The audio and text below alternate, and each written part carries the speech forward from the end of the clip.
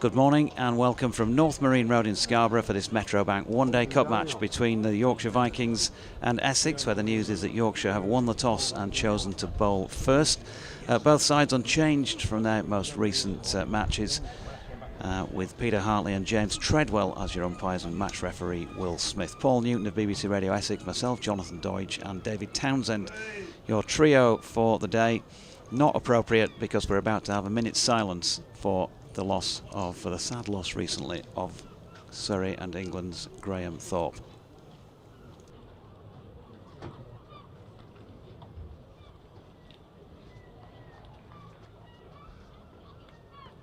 The Yorkshire gathered was saddened to learn of the passing of former Surrey and England batter Graham Thorpe yesterday.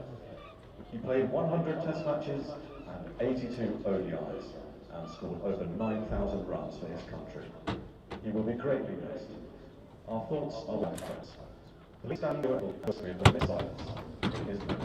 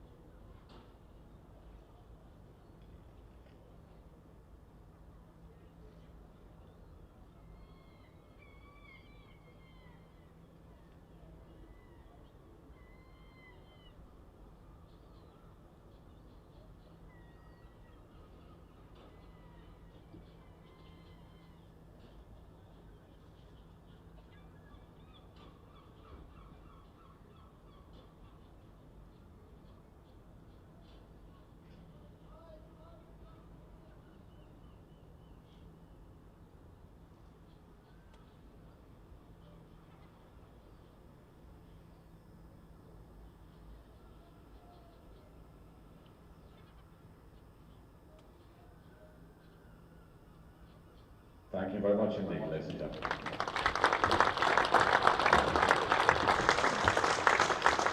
Yeah, memories of Graham Thorpe, a great player, and back in the dark days of 1990s cricket for England, he was kind of the one man who you hung your hopes on every time he went out to the middle, who could hold and play well against any opposition, and I mean the great size of the time. Paul, good morning, by the way.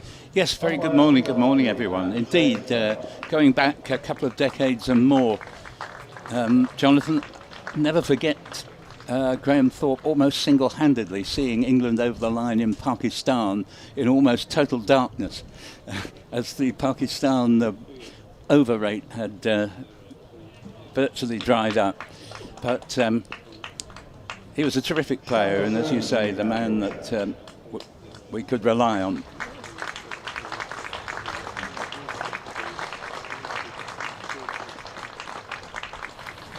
So Yorkshire entering the field of play, bowling first here. So Will Luxton, Finlay Bean, James Wharton, Shan Masood skippering, George Hill, Harry Duke keeping wicket, Don Bess, Matthew Revis, Ben Coad, Ben Cliff and Dan Moriarty is that unchanged Yorkshire 11. And Messrs Nick Brown and Feroz Kushi making their way out to the middle for Essex, who are also going to include Tom Wesley as captain, Robin Das, Luke Benkenstein, Noah Thane, Simon Fernandez keeping wicket, Shane Snater, Jamal Richards, Ben Allison and Aaron Beard, and also an unchanged 11 for Essex, who are 1 from 4 in terms of wins in the comp so far. Yorkshire 2 from 4, of course. That thrashing they took by Nottinghamshire, having got themselves into a good position, was maybe one to put a line through. But last week's game did feel like it was winnable, the one that they lost on Friday at York against Gloucestershire. And so at the outset, well, Essex clearly going to struggle to qualify. They're going to have to win all their last 4 matches, including this one. And Yorkshire, they probably need to win 3 out of 4 if they are going to get through to the knockout stages. And the last time, of course, they did that was in a defeat by Essex at Chelmsford in 2021. Ben Coade's going to open the bowling from the Trafalgar Square end of the ground, and to take you through the opening over, here is the man himself, Paul Newton. So Coade is on his way in now to bowl for the left-handed Brown with 2 slips, and Brown shoulders arms to the first ball of the innings. 0 for 0 remains the lack of a score, and Brown just going down suspiciously, prodding at the pitch. With him is Feroz Kushi. Essex unchanged, as you've heard from the team that lost against Glamorgan on Wednesday. No, it wasn't Wednesday. In fact, it was just a couple of days ago on Sunday at Chelmsford. Not a very distinguished performance by Essex on that occasion, as Code's in. Bowles, who I think he was having a nibble at that. He would have us believe he was taking the bat away, but it moved off the pitch. And a good bit of bowling from Ben Code, because he's right arm round to the left-hander, and the ball pitched off stump and moved away off the seam, leaving Brown rather groping at thin air in that defeat to Glamorgan I was just mentioning. They only lost by 32 runs, which doesn't sound like too heavy a defeat. Problem was the last wicket put on 68 of those, as Code comes in, bowls to Brown, and again he's playing at that, and again it goes straight through his defences. Brown virtually motionless in the crease, rather just held the bat in front of him there, and I suppose you could say he had the moves covered. Had it gone straight on with the arm, it probably would have hit his bat, but it already looks quite a good toss to win for Yorkshire. Yeah, there was some overnight rain. It wasn't particularly bad in terms of the amount of water on the covers, according to the ground staff. No, I don't think it ever got really heavy. And for the third time at least in the over, Brown is comprehensively beaten all ends up. Another fine delivery from Ben Code, bowling from the Trafalgar Square end. There's lovely ground at Scarborough, with a great backdrop of the houses at the far end, Tenham Flats, and a picturesque scene indeed here. We've got sort of not direct sunlight at the moment, but the sun is around and the forecast is good as Code comes in. Bowls to Brown, taken on the pad, and well, what a terrific over this has been for starters, as Harry Duke runs round to pick up the ball and throw it back down to the mid-off fieldsman. And Harry Duke, of course, had a month with Essex earlier in the season. Essex have had all manner of trouble with their wicket keepers, and for this tournament they've had to sign up a player they had never played in the first team a couple of years ago. He used to play in the second. Brown actually has got the Essex innings moving here with a lovely clip off the pads, as Code for one strayed in direction, and Brown needed no second invitation to dispatch it to the mid-wicket boundary. So it gives a wrong picture of that first over, because Essex put into bat a 4 without loss, but actually it could easily be 0 for 1.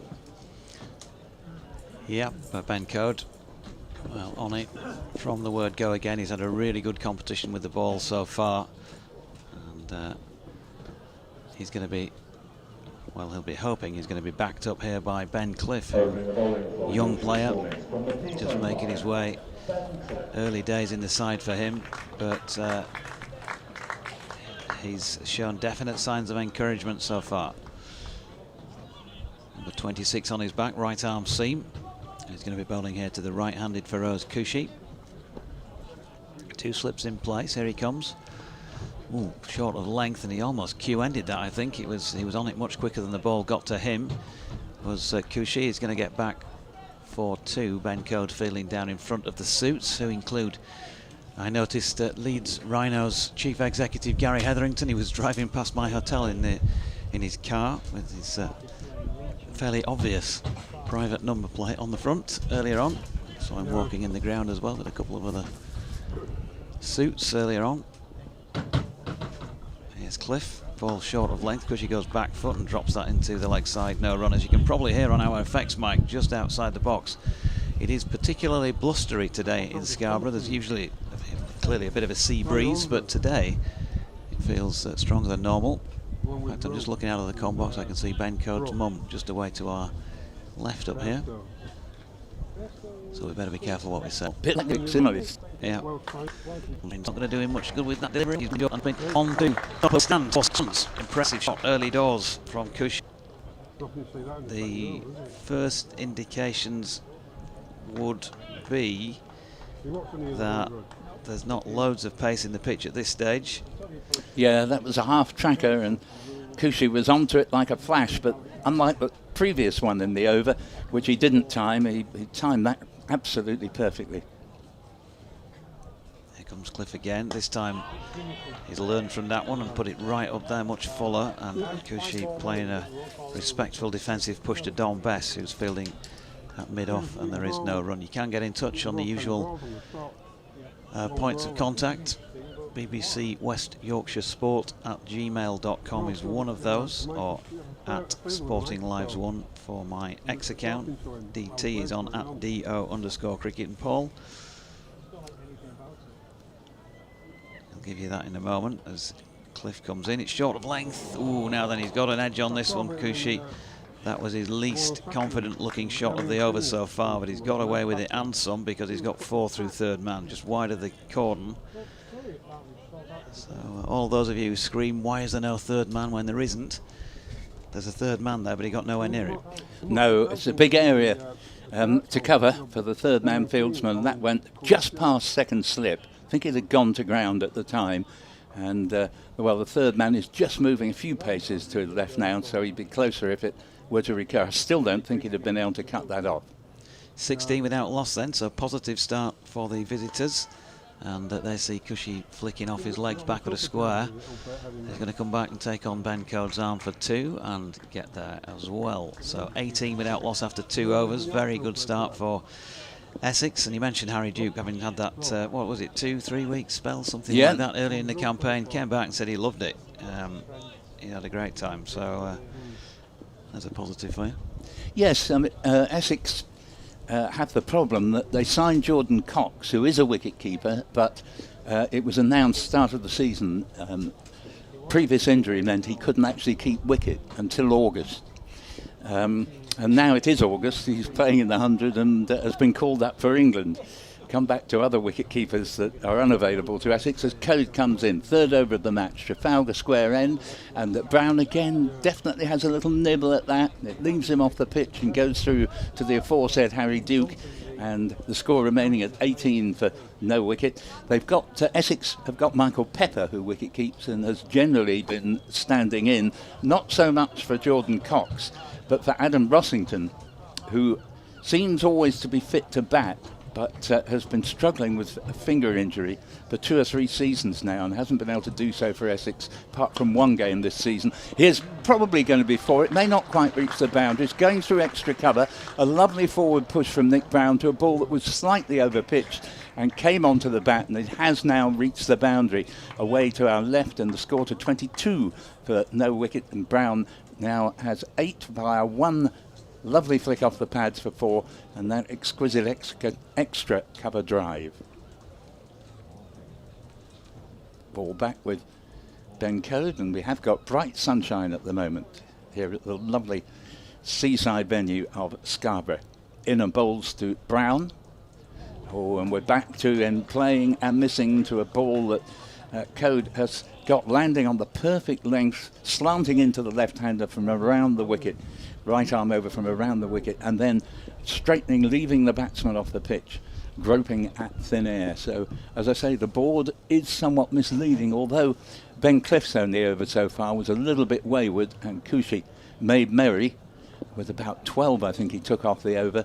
Brown, on the other hand, has been very fortunate on several occasions against this man Code, who comes in, bowls to him, and that one into armpit sort of territory, and he stabs it away just a yard or 2 into the onside, and there is no run. Third over, Essex put into bat, unchanged from the side that lost to Glamorgan on Sunday, and they are 22 for no wicket. Now, I say they were put into bat. Of the 4 games they've played, when they've won the toss and put the opposition in, they've always lost, and the only toss they previously lost, they were put in and won, and now they've lost another toss and have been put in, and it may actually suit them, even though it's not what they'd have chosen. Another ball from Code leaves Brown off the pitch, and he goes down to do another bit of gardening, but it's not doing him a lot of good out there. A superb bowling from Code. 22 for no wicket remains the score.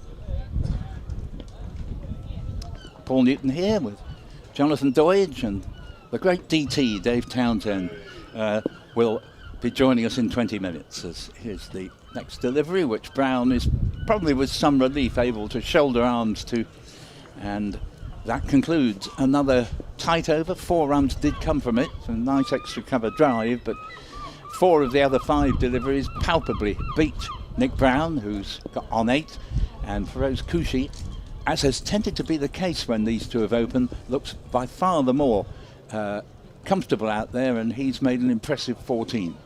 When you say the great, are we referring to the thing that on the side of the road where the water rushes down during wet periods, or where you throw an old apple core as you're walking past? Well, I just think I always called him the great Dave Townsend, to be honest. I don't know how to spell it.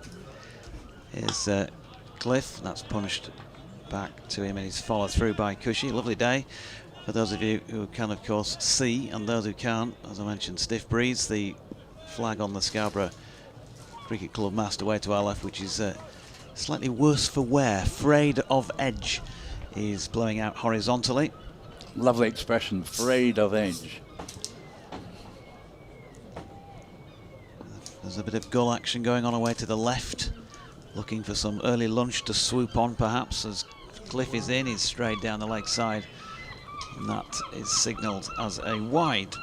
Just a reminder, Peter Hartley and James Treadwell are two umpires standing today, and Will Smith is your match referee.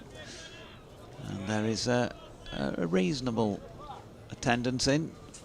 It's always hard to gauge here. I think it'll grow as the morning goes on. Yeah, people may be setting off earlier, but prepared to miss the first hour to see the game as it builds up. Code in, it's wide, Cliff in, it's wide of off stump. And a little bit of jag away towards the keeper's gloves. Harry Duke takes, and there is no run.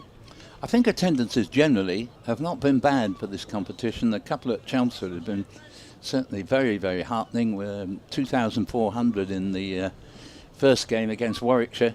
They got a good day's cricket as well, though not the result they'd have been hoping for, most of them. Cliff making his way in once again. Still over the wicket. Cushy opens the face, runs it to point. And the applause will tell you it was a good piece of fielding that greeted that ball. It was Will Luxton with a diving stop. We have got a slightly better view, I guess, from the commentary position here than we did for the 4-day game here against Gloucestershire at the back end of June, because the sight screen is away further to the right, which means they're playing a few strips further down. I'm advised by groundsman John Dodds, who I was having a chat with out in the middle, that they're going to play the championship game a little bit further back up towards the main boundary as Ben Cliff takes out the stump of Feroz Cushy.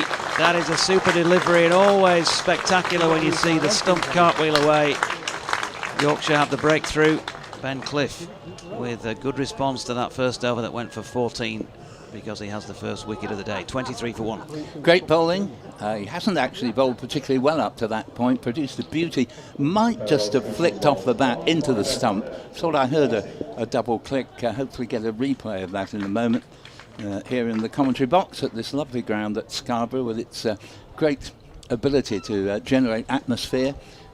Great round of applause went up, understandably, as the off stump was sent cartwheeling there. And after a slightly wayward start from Ben Cliff, he's ironically, the way cricket goes, he's the one who's got the breakthrough, in spite of the fact it's been Ben Code who's beaten Brown goodness knows how many times. Just out of the 12 deliveries, I would play on the but just does put 20 on captain of the championship, and in this competition he hasn't generally had his usual good season for Essex. He got over 1,000 runs in the championship last year. He won't get anywhere near that this time unless he has a sensational end to the season, but he has had a couple of decent knocks in this competition. Made 51 in the game against Glamorgan. He's nothing like as quick scoring as he used to be, and he is coming toward the end of his career now, but a decade ago he used to open the batting for Essex and was a sight to behold. Wonderful array, not only of his trademark leg side shots, but glorious off drives, cover drives. Cliff to Wesley, wide of off stump, and he's able to leave that. So yeah, 14 off 10, including a 4 and a 6 for Feroz Cushy, but it was it came and went like the passing of a comet. His knock, 23 for 1 after 3.4 when he was out, but nonetheless Essex will have had worse opening partnerships in one-day cricket and probably in this comp already so far. They certainly have.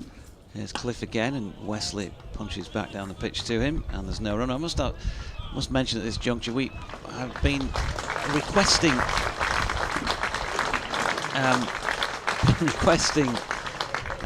some cover in the commentary box for the last couple of years now, and turned up disappointed on numerous occasions when we've arrived and there's been nothing. And you do get burnt in here, Paul, as you can probably imagine now, already getting the feel for things.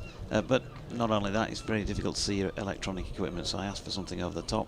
We have, I'm delighted to say, had the fixings of 2 very small blinds since our last visit, so thank you very much indeed to Scarborough Cricket Club for that. In terms of their use, well, we'll make further comment as the day goes on, but one keeps crashing into my head with a bit of a breeze. Code is in. Bowls to Brown, who can leave a ball well outside off stump to the good offices of Harry Duke, and score remaining at 23 for 1 with Cushy. Clean bowl, possibly off an inside edge, off the bowling of Ben Mills for 14. He looked far more comfortable than Nick Brown, but it's Nick Brown who's still there. Now joined by Tom Wesley. Wesley yet to get off the mark. Brown on 8. And Essex unchanged from the side that lost to Glamorgan on Sunday. Here is Brown driving this down the ground. He hasn't timed it perfectly, but it's racing up and over the boundary at long off. And that's his 3rd boundary. All his scoring shots have been boundaries. He's moved on to 12, the score to 27 for 1. Yeah, nicely played, wasn't it? Paincode doesn't tend to offer up much in the way of loose stuff, but that was there to hit, and he took full advantage. Code's already on his way again. Bright sunshine here. As the next ball, not where Brown was intending. He was looking to play that in the direction of mid-off. Instead it goes to mid-wicket off an inside edge along the ground, let it be said, and there is no run to come for Essex. We have Robin Dass, Luke Benkenstein and Noah Thane, Simon Fernandez. He is the wicket-keeper that Essex have had to sign because they completely run out of available wicket-keepers. Here's the next delivery, and Brown has worked this, and this caught at mid-wicket, played a bit too soon, trying to repeat his flick through mid-wicket for 4 earlier in proceedings, and Brown departs for 12, and not for the first time in this competition. Both openers are out in the power play, and this now, we haven't reached the end of the 5th over yet, and they are 27 for 2. Yep, a simple catch for James Wharton it was at mid-wicket. Snaffle into the chest, and good start, well, in the first 2 overs by Essex, but Yorkshire hitting back in the last couple with a couple of wickets, and wickets, of course, always hurt you in these sort of competitions, especially in the power play. Yorkshire have had their own issues in that respect in the last couple of seasons in this competition, so they understand the value of taking wickets early doors. And actually, Jonathan, Essex do have a very, very inexperienced lineup. The best of the young players, in my view, is not available today, and that's the younger brother of the Allison tribe here. His brother Ben is playing. Charlie Allison is the one who I think he must have an injury of some sort. He didn't play on Sunday either, but he's a very fine young player. But even then, the numbers 4 to 7 in the Essex order, Robin Dass, Luke Benkenstein, Noah Thane and Simon Fernandez, are all very young players, a couple of them teenagers, and they have actually done very well, given a good account of themselves in this competition so far. But obviously, with 2 good early breakthroughs, getting rid of the quite experienced openers that Essex have, in Brown's case extremely experienced. He's been plying his trade in the Essex team for a good 11 years now. But they've gone, and certainly a lot of pressure on the Essex middle order. So Robin Dass, who I think was given on websites as number 47, comes out wearing 56. That is Charlie Anderson's shirt. So he is number 47, but he's wearing... right. That's right, yep. Okay. As here is Code in over the wicket. And this is the first time he hasn't been bowling to Nick Brown, having got rid of him. And Das plays the ball reasonably enough, confidently out to short mid-wicket. 27 for 2 remains the score. They do look a bit similar from a distance, Das and Allison. There are similar builds, but the scoreboard assures us that although he's wearing Charlie Allison's shirt, it is the real Robin Das who's out there. 2 slips and a gully now for Code. In from the Trafalgar Square end, bowls, and Das gets behind this, defends it solidly up to short extra. Applause for a successful over from the worthy Ben Code, who might have had the wicket of Nick Brown. Literally almost a double-figured number of times from only about 14 deliveries that he bowled to him, and finally did get his man, ironically not in the way he threatened to get him, caught poking at the ball outside off stump, but caught at mid-wicket. Great breakthrough, 27 for 2. Why would Robin Das be wearing Charlie Allison's shirt?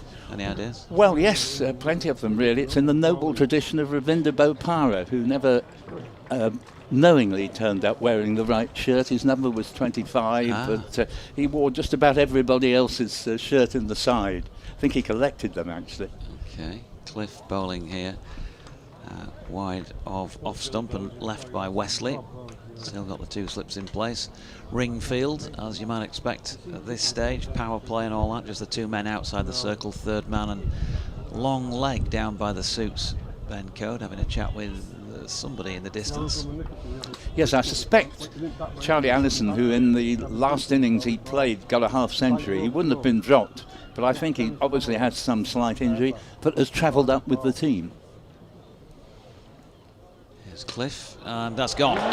He did it straight to Will Luxton as Tom Wesley, and Ben Cliff picks up a 2nd wicket. Luxton at point, cool as you like, with a catch, fingers pointing skyward above his head.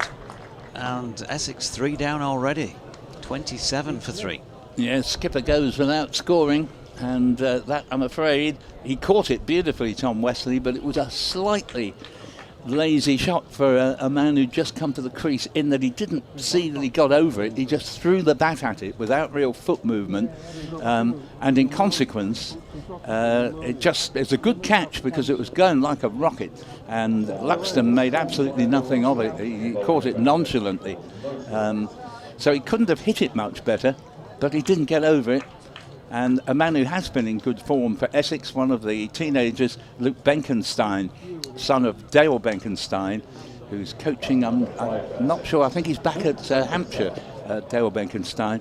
But Luke Benkenstein, who's played very, very well in this competition, top scored at Bristol with 67, made 39 in the game against Glamorgan, and he needs to achieve more even than that if Essex are to post any sort of total for Yorkshire to chase here.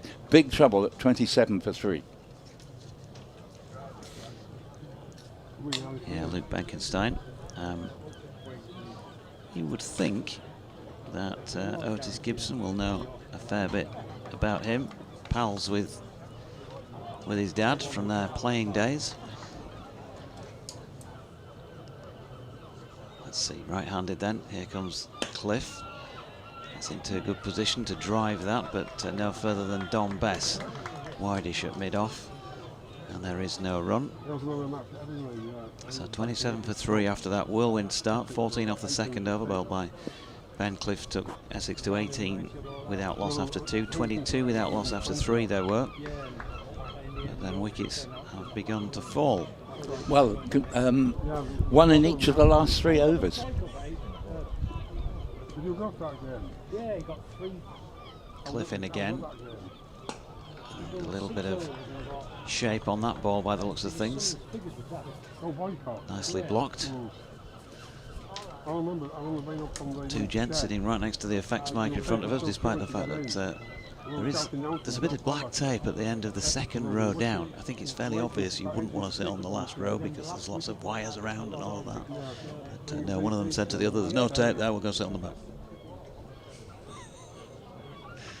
I've never seen anything like that where it came out to finish. So we've got extra members on, extra voices on the commentary team today as Cliff is in, and that's turned backward of square leg. And Benkenstein getting off the mark as a result with a 2. Going back into the ground. Nicely played. Good atmosphere as usual. Well, I hope, yes, I hope for the sake of this very decent crowd that Essex put up a little bit of a better show than they are currently doing, because there's nothing worse than a game that's sort of over halfway through. Bar at the top side of the ground seems pretty well populated in the early stages of the day. That's a lovely shot by Benkenstein. A ball short of length and wide by Ben Cliff, and to be fair, probably got what it deserved, but he held his position really well and just punched that one away through the covers for 4 to complete the over at 33 for the loss of 3 wickets, 6 overs in. There's well, the requisite ambulance away to the left. Next to that, the fish and chip van. There is another van obscured from our commentary position view, but it did look interesting as I walked down. I was going to ask the chap who was setting things up what he was going to be selling today, so I might just give people a nudge in his direction, but actually somebody else came and tapped me on the shoulder and the moment passed, I'm afraid. Got the ice cream tent away to the right, and presumably the coffee shop as well. Code begins a new over to Das, and Das has tried to play the same shot as the one that ended the previous over and was dispatched for 4. This will only be a single, but it gets Das off the mark. He played it safely enough without timing into the covers, and whereas Benkenstein timed his shot perfectly, it went up the slope for 4 from the previous over, but this one only just about travelled as far as the edge of the square. And now it's Benkenstein to face Code. Slip in the gully now. Bowls. Benkenstein plays it cautiously, just back past the bowler to mid-on, and no run. End of this over will bring the great Dave Townsend to the microphone to replace me. Paul Newton here with Jonathan Doidge.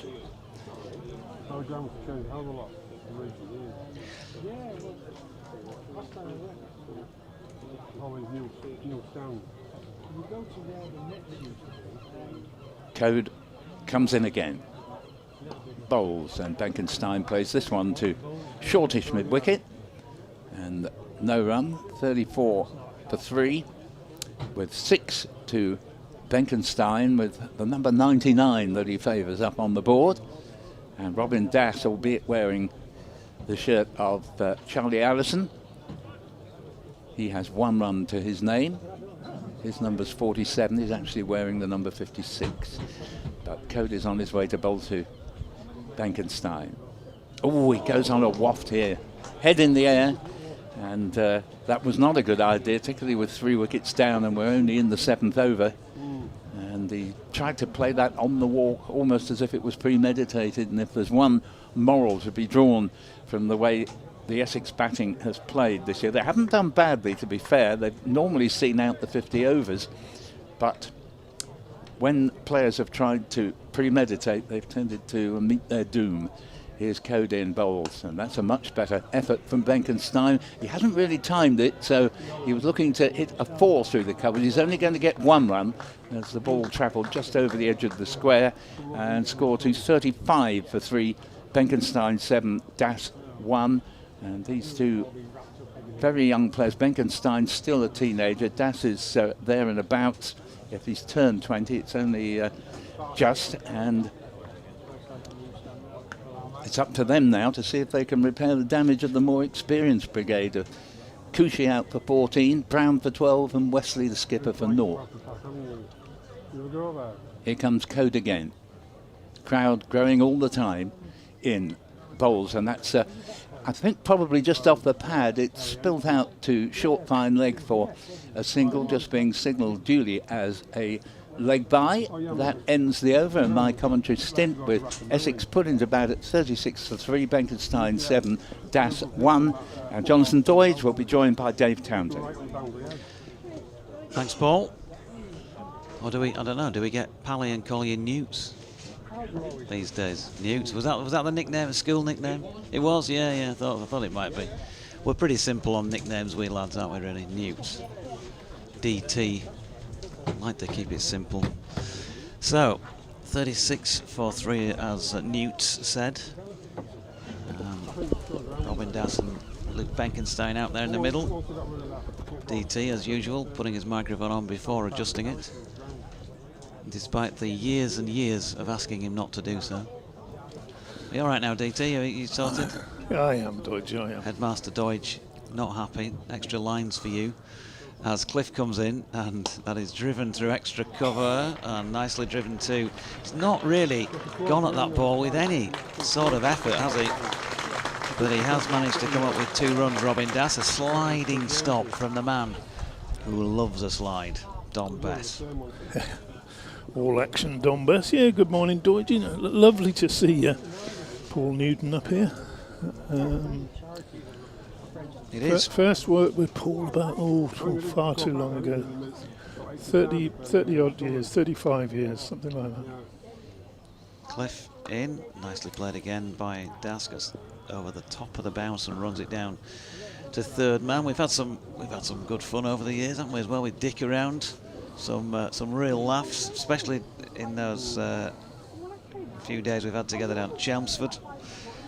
And of course, Paul, a local of Leeds for quite some time back in the day as well.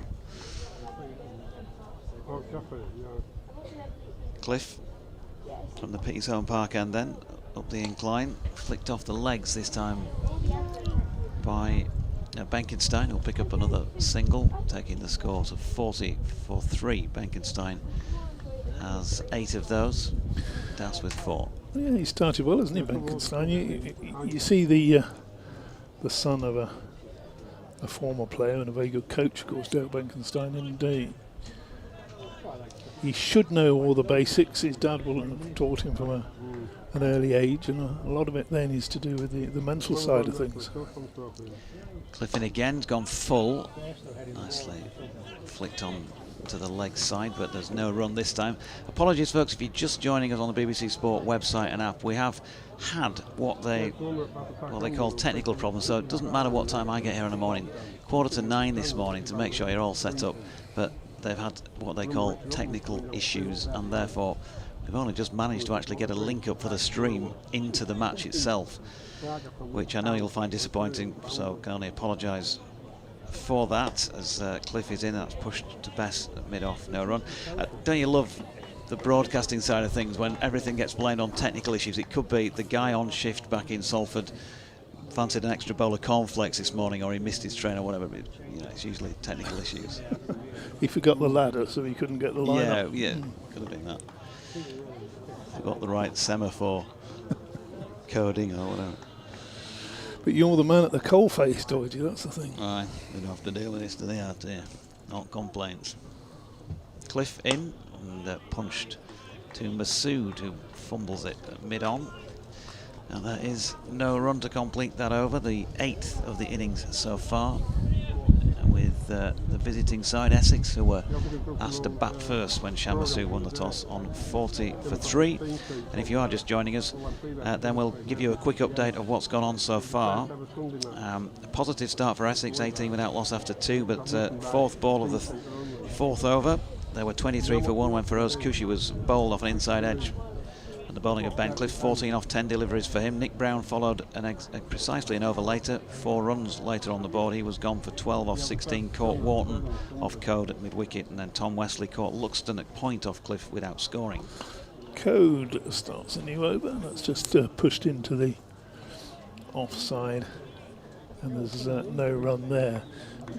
I'm not sure they're going at quite the right tempo, are they, at the moment, Essex? It's a problem, particularly for younger players. I know it's the 3 older players who are out, but sort of differentiating between the T20 matches and the 50 overs. These 2 lads got plenty of time to bat out there and just maybe going dashing a little bit at the moment. Code bowls, but that's a more defensive shot. Yeah, pushed up to mid-on. I had an interesting chat with Finlay Bean about this, and was just sort of saying to him, you used to play in 4-day cricket. Obviously it doesn't play in the T20 side, so different for him. This is a shorter version, but especially on outgrounds when you maybe don't feel like you can trust the pitch quite as much, you probably still got to approach it as if it's a red ball innings. Just build. Code runs towards us, bowls, and a little flick at that one going down the leg side. It's signalled a wide, and well, he got a fair way over. That wasn't far off going over leg stump, but anything down that side now, and the umpire unfurls his arms. 41 for 3.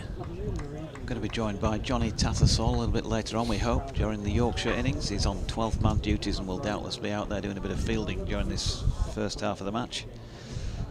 So code again, and that's well, he was looking not to play that down to deep square, but got a thickish inside edge on that one, and picks up a run. Does Ben can start.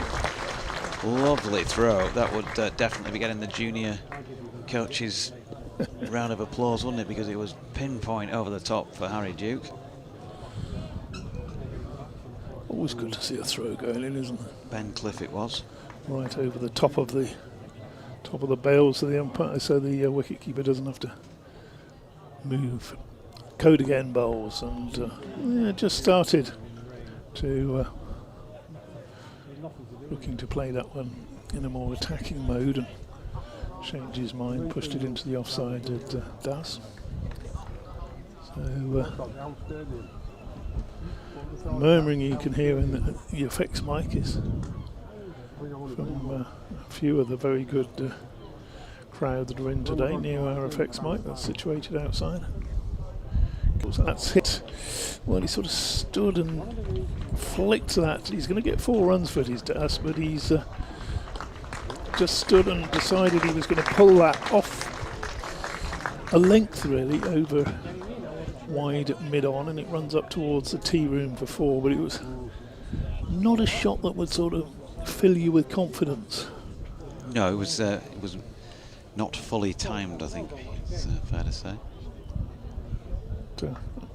Paul Newton was talking earlier about sort of premeditated shots, and I think he decided that if the ball was in that area, that's where it was going.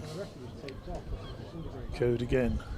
Bowls, and that's a better shot. Crashed away, backward of square.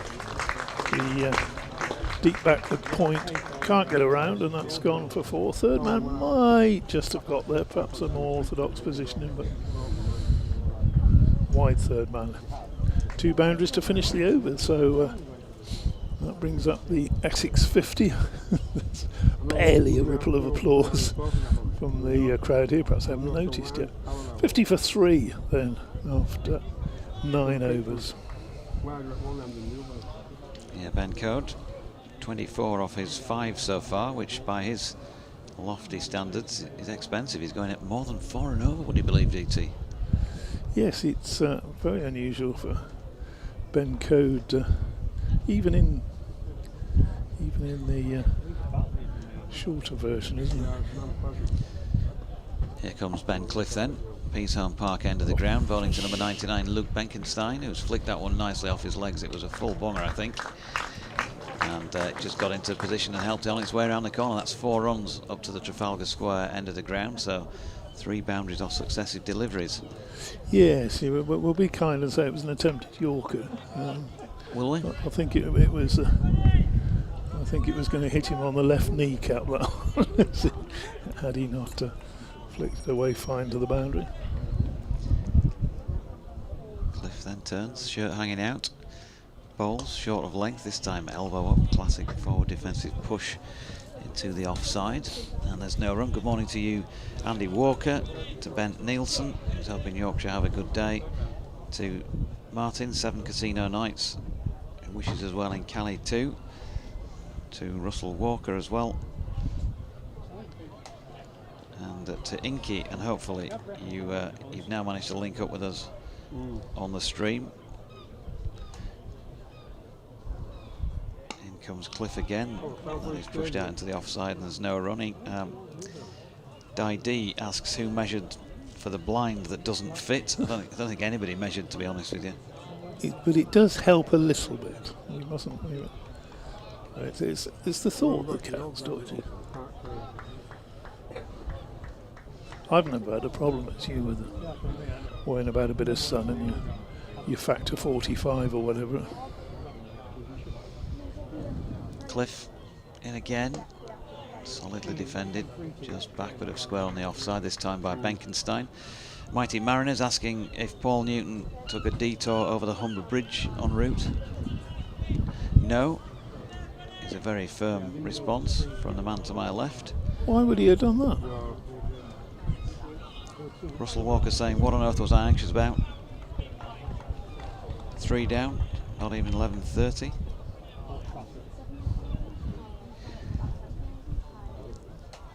Cliff in again, solidly blocked by Benkenstein.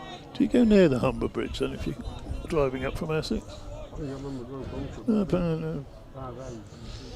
Neil Barraclough asking for a link as well, because nothing should get in the way of 100. There's apparently a link up for that, but wasn't for this match for long enough. There is now. I've seen it myself.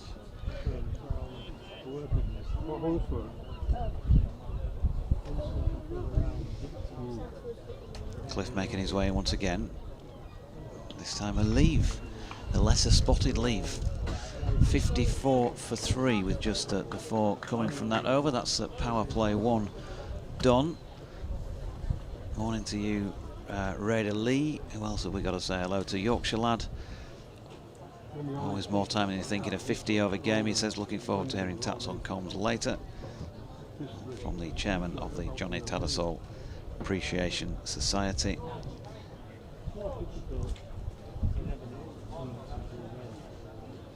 And complete silence, says Dutch Bird Kate, who's clearly not listening to us if she's got complete silence. Complete silence and Dutch Bird Kate are not words that you normally find in the same breath. No, let's try again. 54 for 3. So it's going to be Ben Coe to continue. Bowls, and that's defended back to him by Das. Just past him, actually, goes up to mid-off. No run to be had there. So after that little flurry of wickets and then a flurry of boundaries afterwards. That's 6 dot balls in a row now, for 5 from one end, 1 from t'other. Code to Das, bowls, and a little tickled. I don't think he got the bat on that. I think it was just a bit of pad and dribbled down to leg slip. Harry Duke did the fielding. Didn't take the glove off. Threw it with his big mitt on, aimed at the stumps, nowhere near. Goes out to extra cover. The batsman won't go for a run anyway. Score remains 54 for 3. Good crowd in today, gotta say. Already. Code again, and that's comes back on Das a bit. He was looking to sort of free his arms a bit and hit that one square of the wicket, but had to pull the bat in closer to his body and defend. He's got 12. Benkenstein the other end 13. Luke Benkenstein.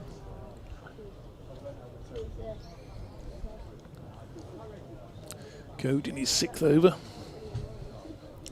Bowls to Das, and that's smashed away backward of point, and a good stop there on the 3rd man boundary and a throw as well.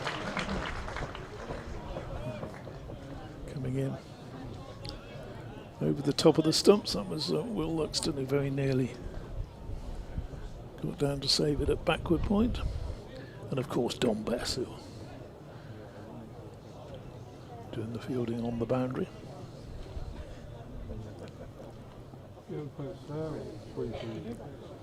Little tap of the crease as Code comes in and beats, that's a lovely delivery, beats Benkenstein. He's wondering what he did wrong. He's pushed forward, ball's left him. Gone through to Harry Duke, number 22 on his back. Finley Bean, the opener, in there at solitary slip, number 33.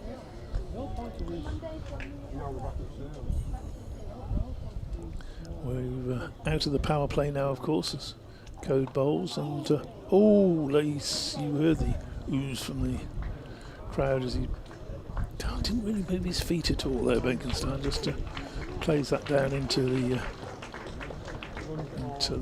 pitch. And that brings up the end of the over. Just the single coming from that then, 55 for 3. 11 overs gone. Don't need your calculator to work that one out, Doidgy. 5 runs and over. Reasonable start, but those 3 wickets are going to count later on, aren't they? They normally do anyway. Now we got Rev It Up Revis coming on for first change bowler. Always seems to do well at Scarborough. Got 100 here in the championship match last year. Talented young all-rounder, big lad. Generates a fair bit of pace when he gets it right. A couple of very gentle little arm over exercises there to mid-off. Keeping the slip in, attacking. Yep, so Revis has just asked Ben Cliff to disappear off. That's going to be difficult. How's he going to do that? Side of the ground. Sorry, Dodgy. He's gone sweeping square, short ball. First up from Revis has gone for 6. Not a great start from Matthew. No. He's already seen what happened to Ben Cliff when he banged one in earlier in the day, and it was pretty much the same result. Didn't quite get hold of it as well as that 6 that went onto the top of the west stand, but it had the legs to get to the boundary from the bat of Robin Das, who is on to 19. He'd even confused the great man, the golden voice, Howard Ferguson, sitting over the far side, who'd announced him as somebody else when he walked out to bat. Not quite sure who he announced, but he did correct himself and say, no, sorry, ladies and gentlemen, it is Robin Das. 47 on the scoreboard, on the scorecard, but 56 on his back. Being bowled out here by 77 Matthew Revis, who this time gets one to go past him just wide of off stump, and Harry Duke makes the take. That should be punishable, really, shouldn't it? Coming out with the wrong shirt on. Well, yeah, I think that it should be 5-run punishment. Sounds like it's obviously some sort of Essex in joke, really, but you kind of scratch your head as somebody who's not in on that joke, thinking, what's the point? What's the point of having numbers if you're not going to wear the right one? Revis is in, and Das works that one out to point. The point. That is Will Luxton. He is the point. Yeah, it's when the reason for putting the numbers on the back is to help the spectators here, and I'm sure there'll still be some in the ground who don't realise it's Robin Das. They didn't pick up the golden tones of Robin.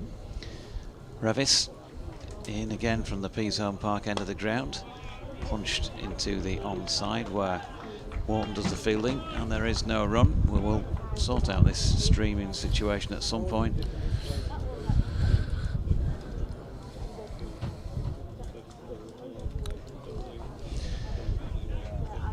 So 61 for 3.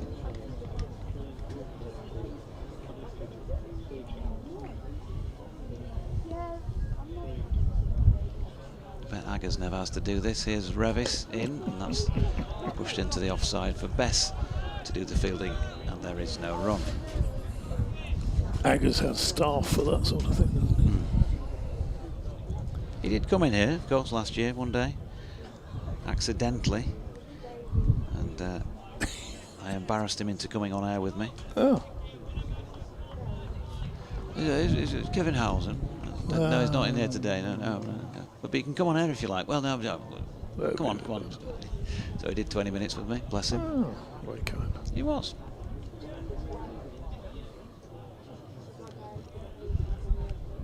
Revis in again, and short of length delivery with an open face. It's run down to third man.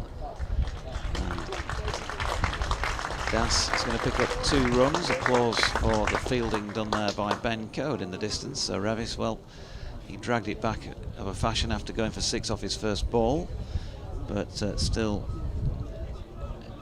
8 in the end off the over, 63 for 3. Paul Newton tells us that he's staying tonight as well, DT, so he's going to join us for a bite to eat. Yeah, well, he hasn't brought Nurse with him on this trip, so he can't go all the way back down there on his own. He brought the usual soft toy collection with him. Yeah, the two teddies have been. How many years have they been with you now, Paul? There must have been at least 47. One of them.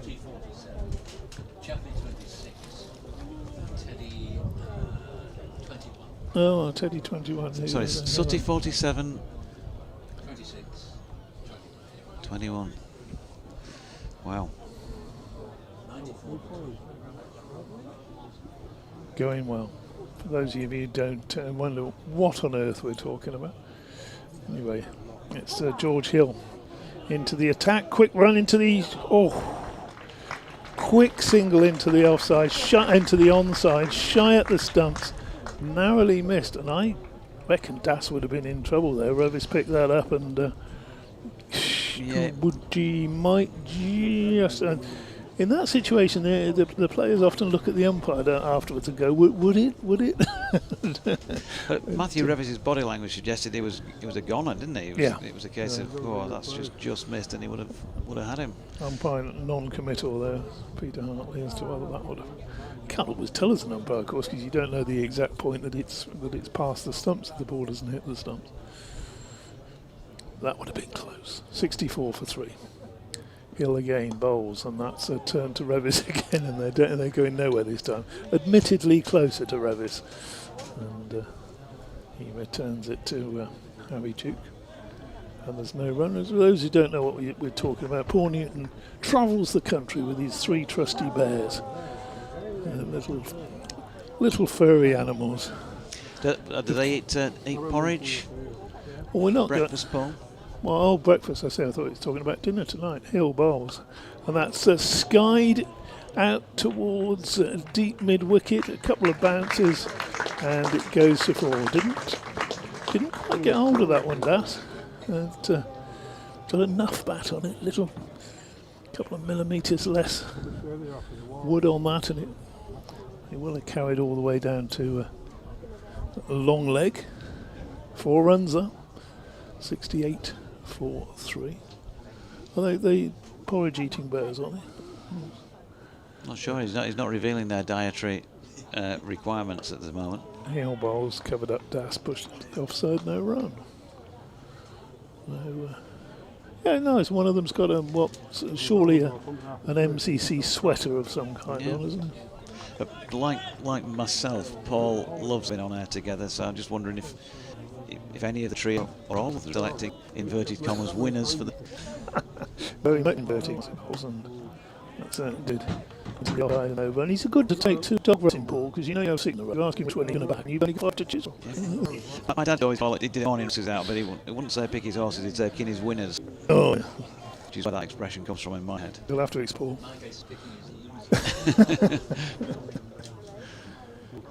Hill was again done that, so driven back past him. A quick run there as Benko was trying to complete the fielding from mid-on. Well run, because it was to Code's left, so he was never going to really be able to pick up and shot at the stumps in one motion. One more to the score. 3 at the end of that over, and Das has powered ahead. 14 to Benstein. Lovely sunny day.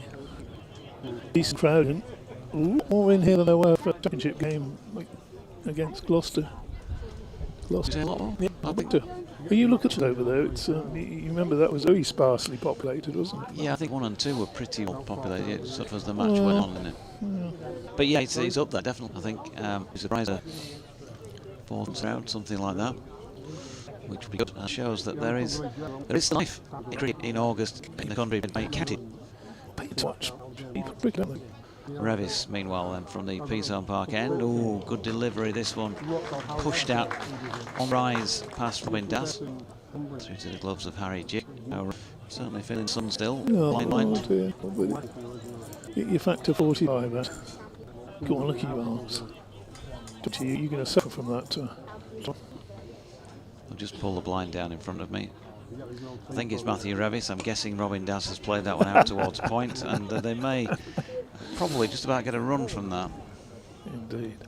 Talking about suffering. How's the old body today? Because you played cricket for the first time for a long time on Sunday, didn't you? Did, yeah. First time in almost 2 years, and I reckon in the last 5 years I've probably played 4 games. Yeah, it is painful. That's lack of using the muscles on a regular basis, and also the age factor as Revis is in. With an open face, that's pushed out to point, and there is no run. But as I said on a tweet I put up on the night, it'll hurt. This hurts now. It'll hurt tomorrow. It'll hurt more on Tuesday. Yeah. With a bit of luck, by Wednesday it might not be hurting quite as much. But still, had great fun just playing the game with a few young ones. No, some aches and pains. They're no problem, are they really? We're able to still enjoy watching cricket, me playing it, and sadly he's not anymore, as that delivery was a dot wide of off stump. Well known around the...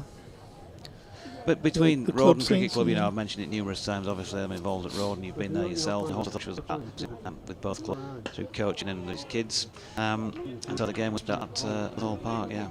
As pushed out to Don over at mid-off. No running, and for me, just special to be able to go back and play on that pitch I used to play at. Hadn't played there since 2000. It's a place where my parents both lost members. Sadly, we lost Dad in March. And so, yeah, there was a moment as well, you know, for me playing there on the day. It was an emotional experience all round, as well as a fun one, and we managed to win the match. It's pushed into the onside final ball of the over, and there's no run. 70 for 3.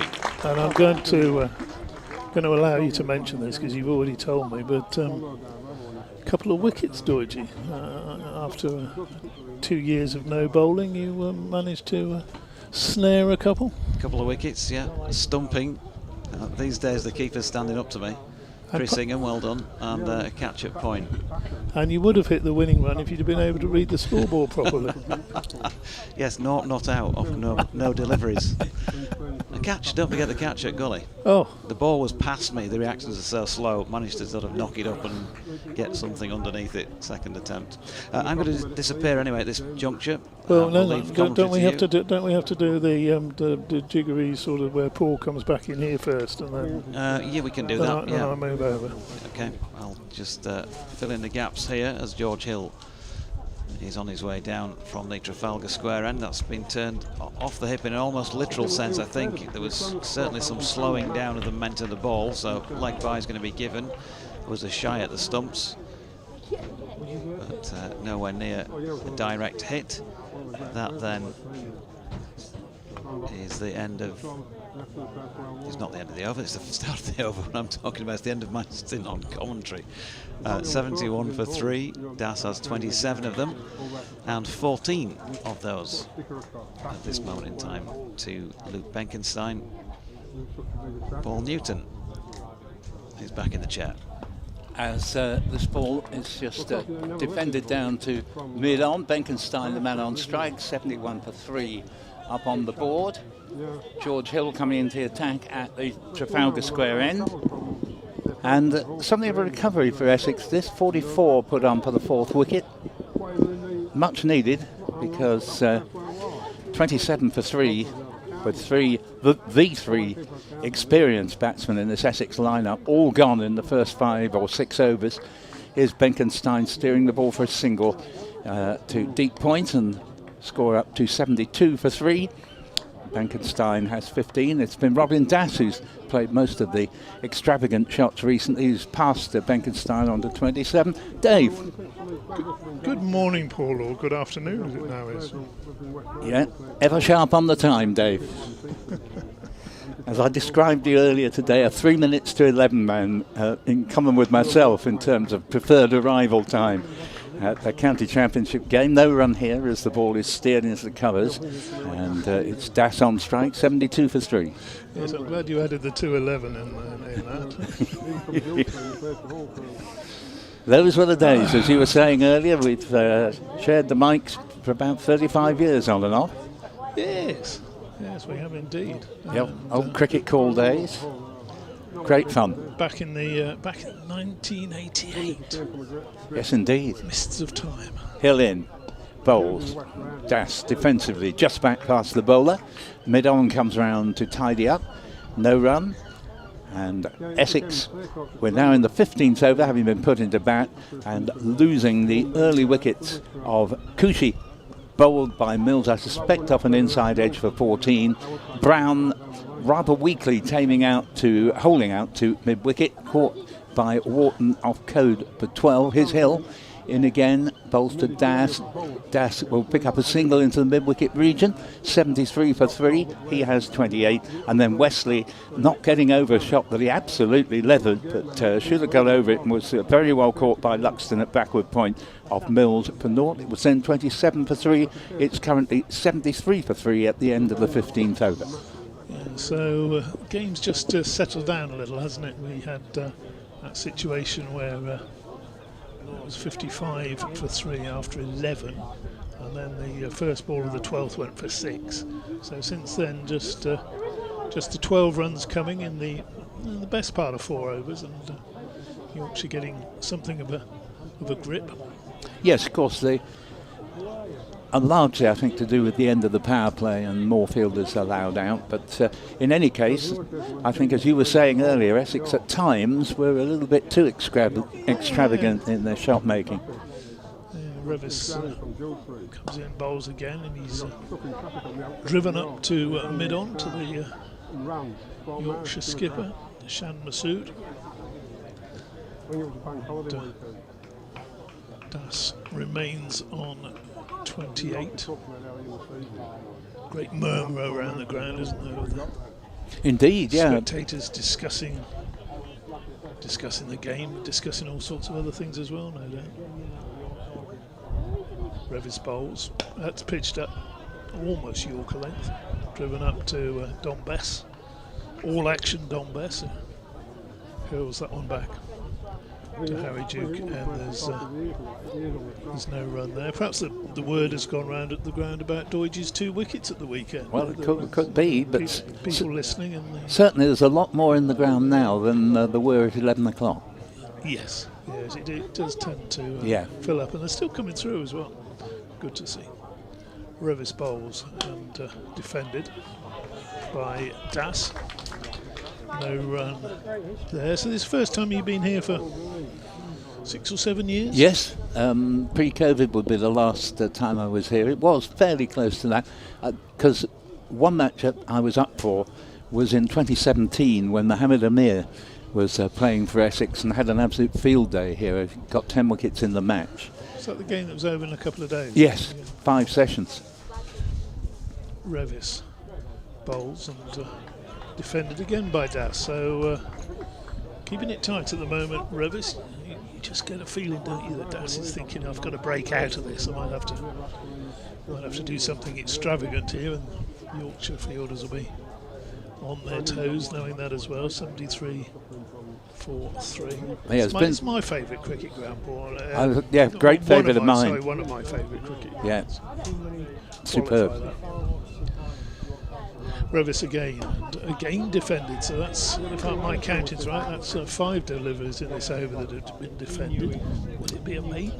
Well, I hope. I did actually interview Robin Dash for the first time at Bristol when he played very well, and I was saying to him, what I liked about your innings today is for the first time you've really tried to build an innings rather than be in too much of a hurry. And of course in 50 over cricket, as you were saying earlier, it's got more in common with 4-day cricket than T20. Indeed. Last delivery, and it's not a maiden. Das pushes that one up to mid-on, and Luke Benkenstein's probably muttering to himself at the far end that he's lost the strike again at the end of that over. Next over will begin with Das on strike on 29. Benkenstein, who's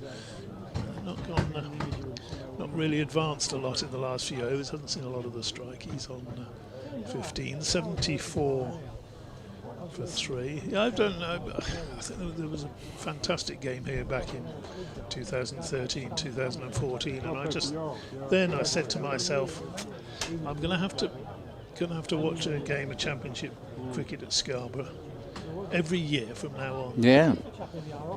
It's a lovely place to watch cricket. I've managed to achieve that, other than obviously the COVID years.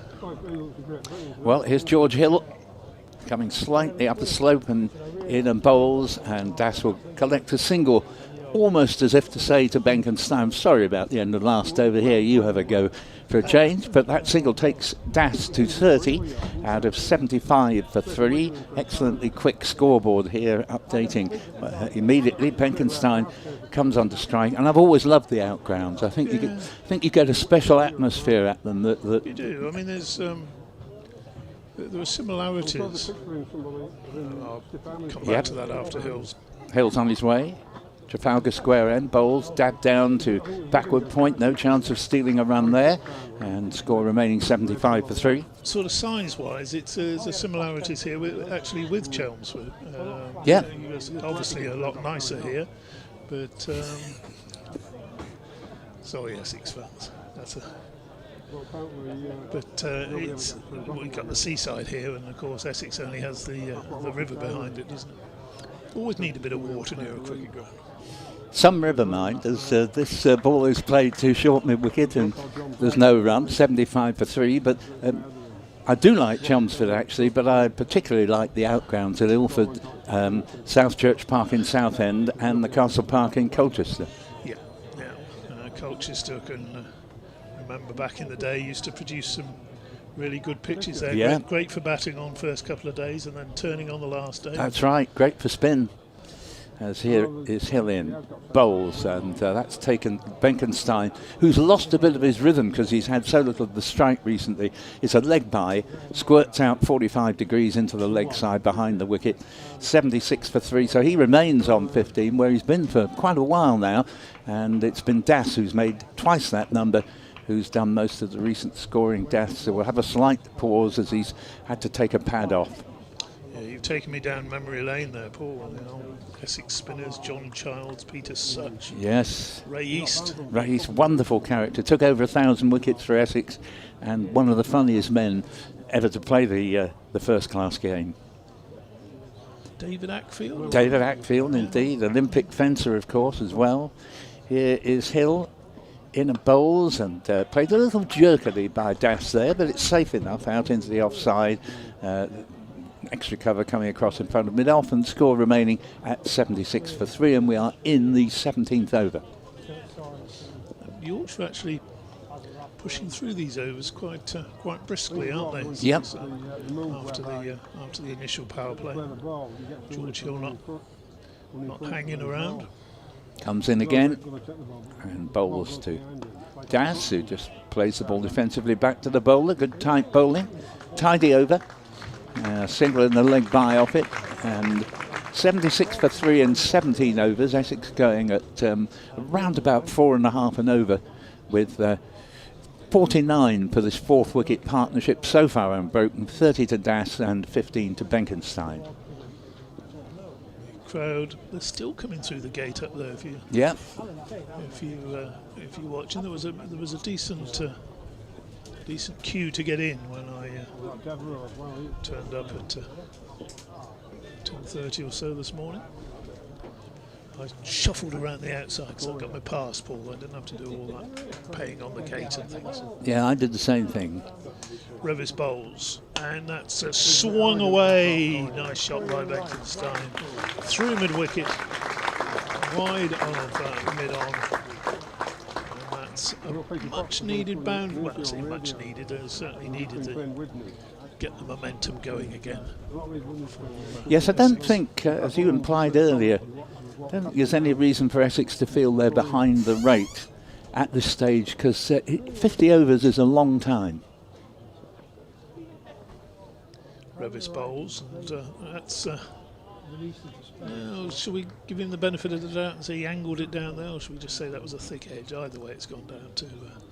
Bit of both, I think. Yeah. Third man for a single. What do you reckon of these blinds they put in there? Doidge is out now. We could sort of talk about them without him hearing. I think they're better than nothing, but. But there's not much in it. Revis bowls. That's pitched up and turned away. Down to they're down to long leg for a single. Might see some bit of spin soon. I think Revis is. Yeah, I think so. Don Bess is looking as if he's expecting to come on before all that much longer. Out there in his well, it could be navy blue, maybe black sun hat. Yorkshire hat. Bowls and dabbed into the offside. Well, I would imagine it's his Yorkshire hat. Yeah, in keeping with his Christian name, the sort of Spanish flavour to him out there. Fair enough. Dominic Spanish, is it? Well, quite a lot of Spaniards abbreviate their Dominics to Dom. I suppose it happens with plenty of other nations. Dominic's quite a common Christian name now. Next delivery is smacked square of the wicket. Out to the sweeper. No run to be had there. Having a look to see who it is out there. I think it's Bean, Finley Bean out on the deep cover boundary. Nice shot that was. And it was, wasn't it? these two have played well because really the way Essex started with their three experienced players all gone, I rather feared the worst from an Essex point of view. That's delivery, bouncer. Nice way to end the over. That was a bit of a surprise. You got a bit of response from the pitch there. Yeah, Matthew Rivers. Good variation, and the batsman was tempted there in having a go at it and sort of withdrew the bat late on. But you're allowed one of those and over, and I thought that was well bowled by Matt Revis. The end of the over, 83 for 3 and 18.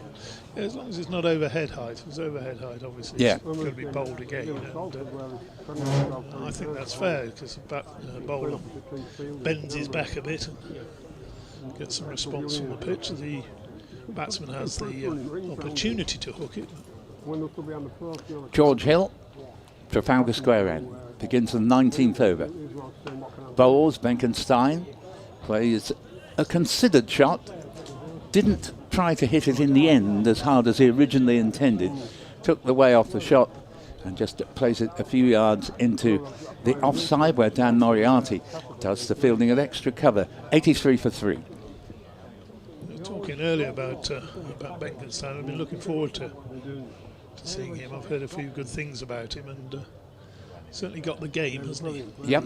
Next delivery, he's played this out down in the offside, picks up a single, and that takes the score to 84 for 3.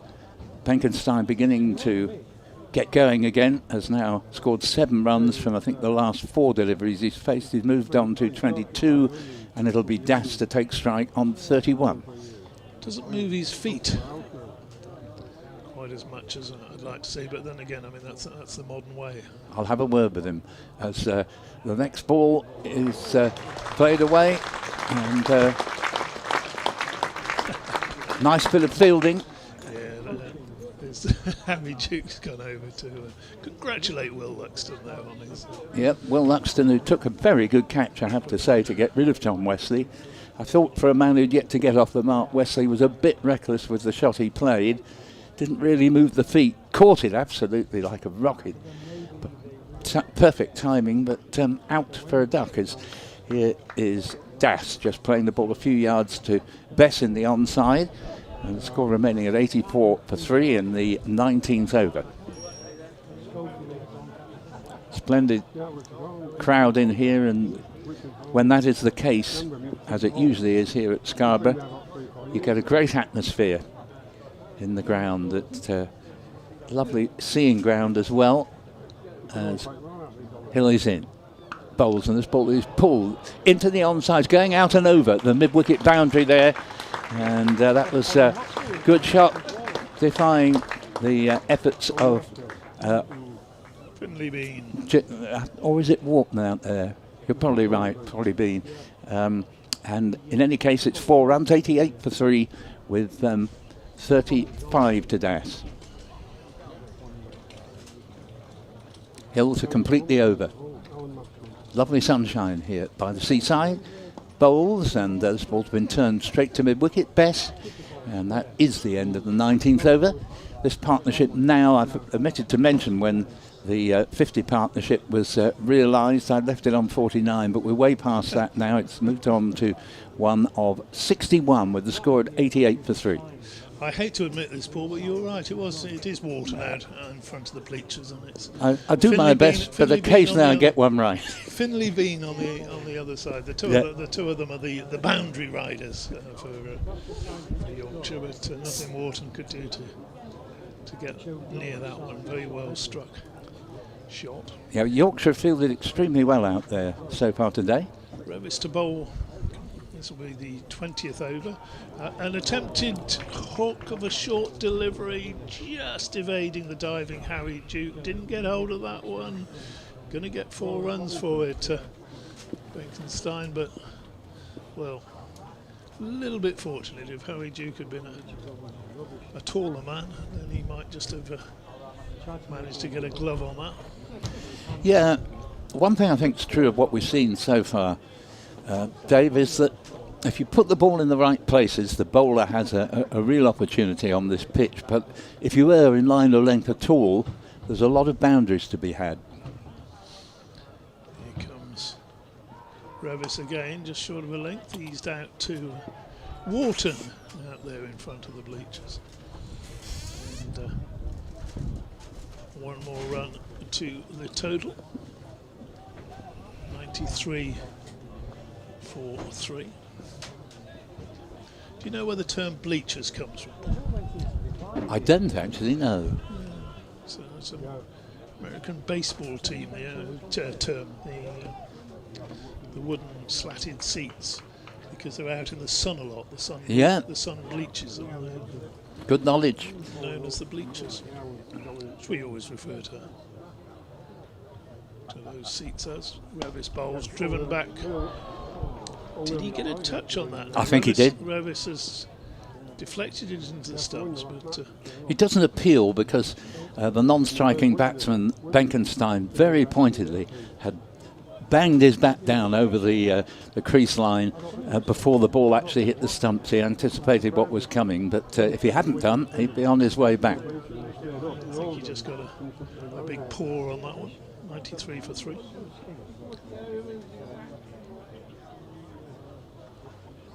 Bowls again, and that's crashed away backward a square. Wharton's around this time, field sends in his throw. That's a bit of fielding by James Wharton. That's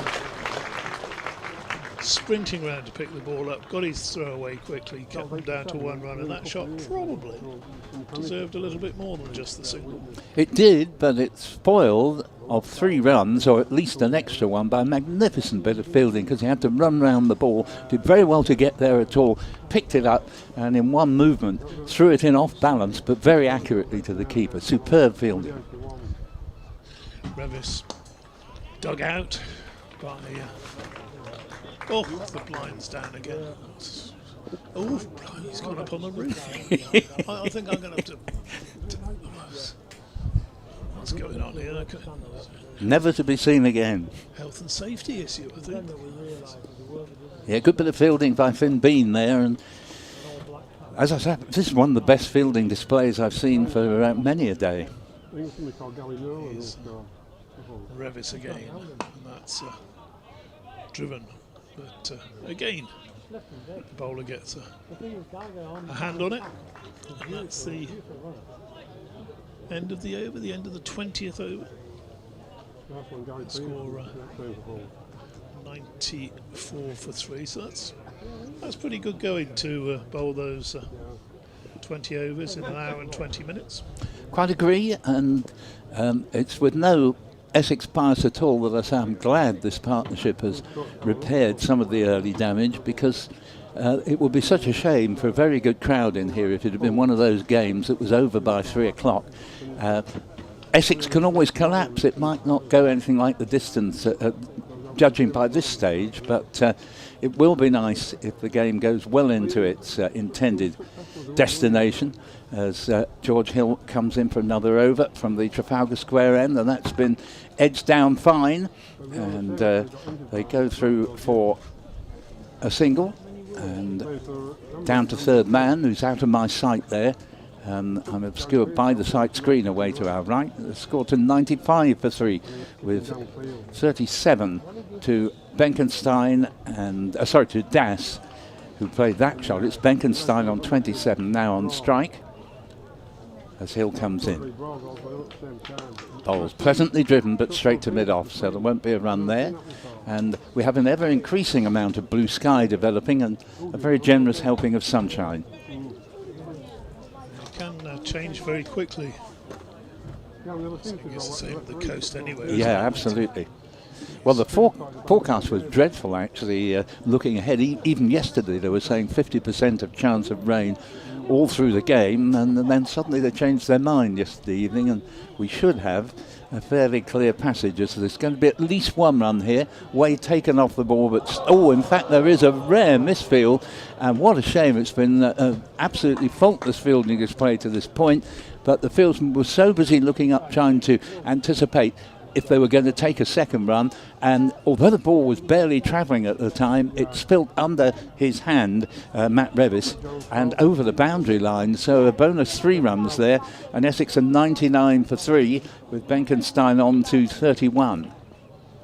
And Hill, doubtless seething after that, comes in, bowls to Benkenstein, plays it straight to Bess at short mid-wicket, and there's no run, and score remaining 99 for 3, with Essex again. I don't know what the details of the non-appearance of Charlie Allison, who didn't play on Sunday either, are, but clearly he must have some sort of injury, because he'd definitely be playing otherwise. And it will be Noah Thane due in next, and then Simon Fernandez, Shane Snater, Jamal Richards. Here's the next ball, and it's just played rather uncertainly out into the covers, and there is no run. And Essex's last 2 men, Ben Allison, who actually is quite a good late order batsman, and Aaron Beard, and they were the pair that put on most of the Essex runs in their defeat to Glamorgan the other day. They were 183 for 9, and in the end that last wicket partnership put on 68, enabling them to get up to 251 to lose by 32. Here's the next ball, cuts back sharply, hits the batsman on the thigh pad. Good end to the over from George Hill. Unlucky in that over with the misfield, the only one I can remember all day so far. And Essex put into bat in 21 overs and 99 for 3. Sun beating down now. Be out there in your shirt sleeves. You certainly need a hat on. There's quite a few down below us without hats. One gentleman there who briefly taken his hat off to reveal so what should we call it, a very wide parting, Paul, and he's put his hat sensibly back on. Yes, I like that, the very wide parting. Several people spring to mind. And they do say parting is such sweet sorrow. Was English one of your specialist subjects at school, was it? Classicist, Yeah. Latin and ancient Greek. It's a very good way of improving your English. Dan Moriarty is coming into play here. Slow left arm from the, just remind me of the name of this end. Pease Home Park. Pease Home Park. Thank you. This is where they have the reenactment of the Battle of the River Plate every year. Yeah. I think it's Tuesdays and Thursdays, I could be wrong. So Moriarty left arm spin that swung away backward a point, and like Matthew Revis from this end, and I think Ben Cliff as well, he started his spell conceding a boundary. Revis has 6 hit off him, and that brings up the Essex 103 for 3 at the start of the 22nd over. So they just about sort of recovered from the loss of those 3 early wickets. 103 from 3, it's got a sort of natural one-day look about it, hasn't it? Yeah. Moriarty again, and that's pushed back down the pitch and no run. It's well worth a look, the old Battle of the River Plate, if you're ever in Scarborough not doing anything. It's great fun, lots of noise. Sometimes you can hear it from up here. Moriarty bowls again and again, very leg side. And push through the gap. One more to the total. It was Das who hit that first ball for the boundary. He's off strike. As Moriarty round the wicket to the right-hander bowls. 3 men in a line. In fact, 4 men in a line, saving the single on the offside, which makes it rather strange that he sort of strayed too much to leg. There's also a man out in the team, so it's a 5-4 field, and that finds one of those fielders on the offside. Indeed, it's the skipper there to extra cover. No run. Mid-off drops back to long off. That's driven the other side of the stumps up to long on for a run to end the over. So again, as Revis did, pulled it back a little bit after that wayward first delivery. 6 runs coming from the over, 105 for 3. And match just about back on an even keel. You'd say maybe 55-45 in Yorkshire's favour at this stage. If I was doing the win predictor that you so often see at the bottom of TV screens these days. Yeah, I think that's fair enough. But fairly even. I think not a lot of batting to come for Essex, particularly with Charlie Allison, who is normally in the team, unavailable for reasons we don't know. As here is Hill continuing his spell from the Trafalgar Square end, bowls, and this ball is just flicked away down to long leg for a single. Revis comes in to do the fielding, mindful of his misfield in the earlier over. He wasn't going to make any mistake about that. 106 for 3, and the misfield was just one of those cases you rarely go a one-day match without seeing, where the batsmen are thinking of coming back from a second run. The fielder looks up to see whether they're going for it and inadvertently just takes his eye off the ball. Here is Hillian and bowls, and Das plays it defensively a few yards into the offside. 42 to Das, 33 to Benkenstein, and these two have now put on 79 for the 4th wicket, and they've gone along quite nicely lately, so there's every opportunity for this pair to try and stay there whilst taking what runs they can, but without taking undue risks. Yeah, building the platform for. Exactly. Next delivery. That ball is stylishly played away to deep cover for a single by Das, who moves up to 43, 107 for 3 in the 23rd. This stage, you'd probably getting towards the halfway stage, aren't we, of 25 overs. You'd reckon, as you say, if it wasn't for the inexperience of the Essex batting, somewhere around 270 from here. Next delivery, flicked away off the hip. Revis, long leg, single. And 108 for 3. And partnership now into the 80s, 81 they've put on. The sun, meanwhile, is getting stronger and stronger, as Dave was alluding to.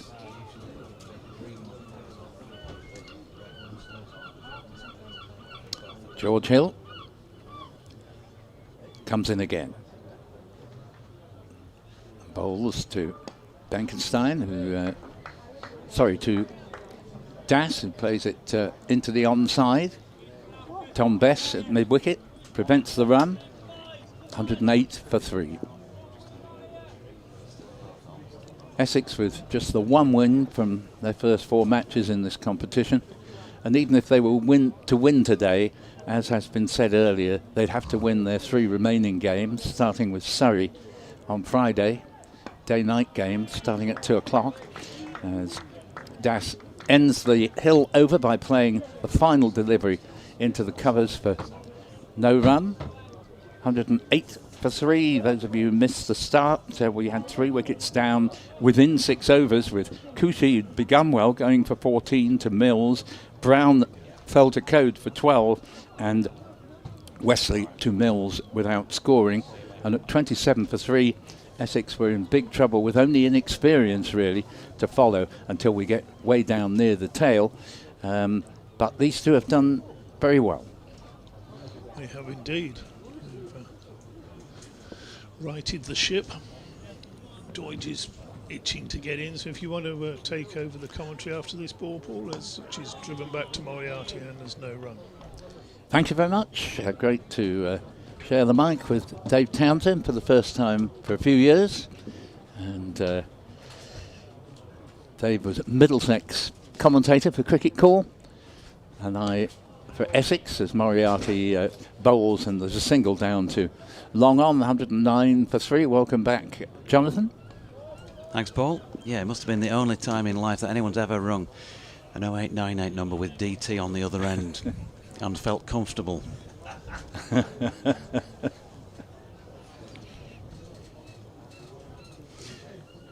Moriarty then, and turned just round the corner for Benko to come in and field, no run.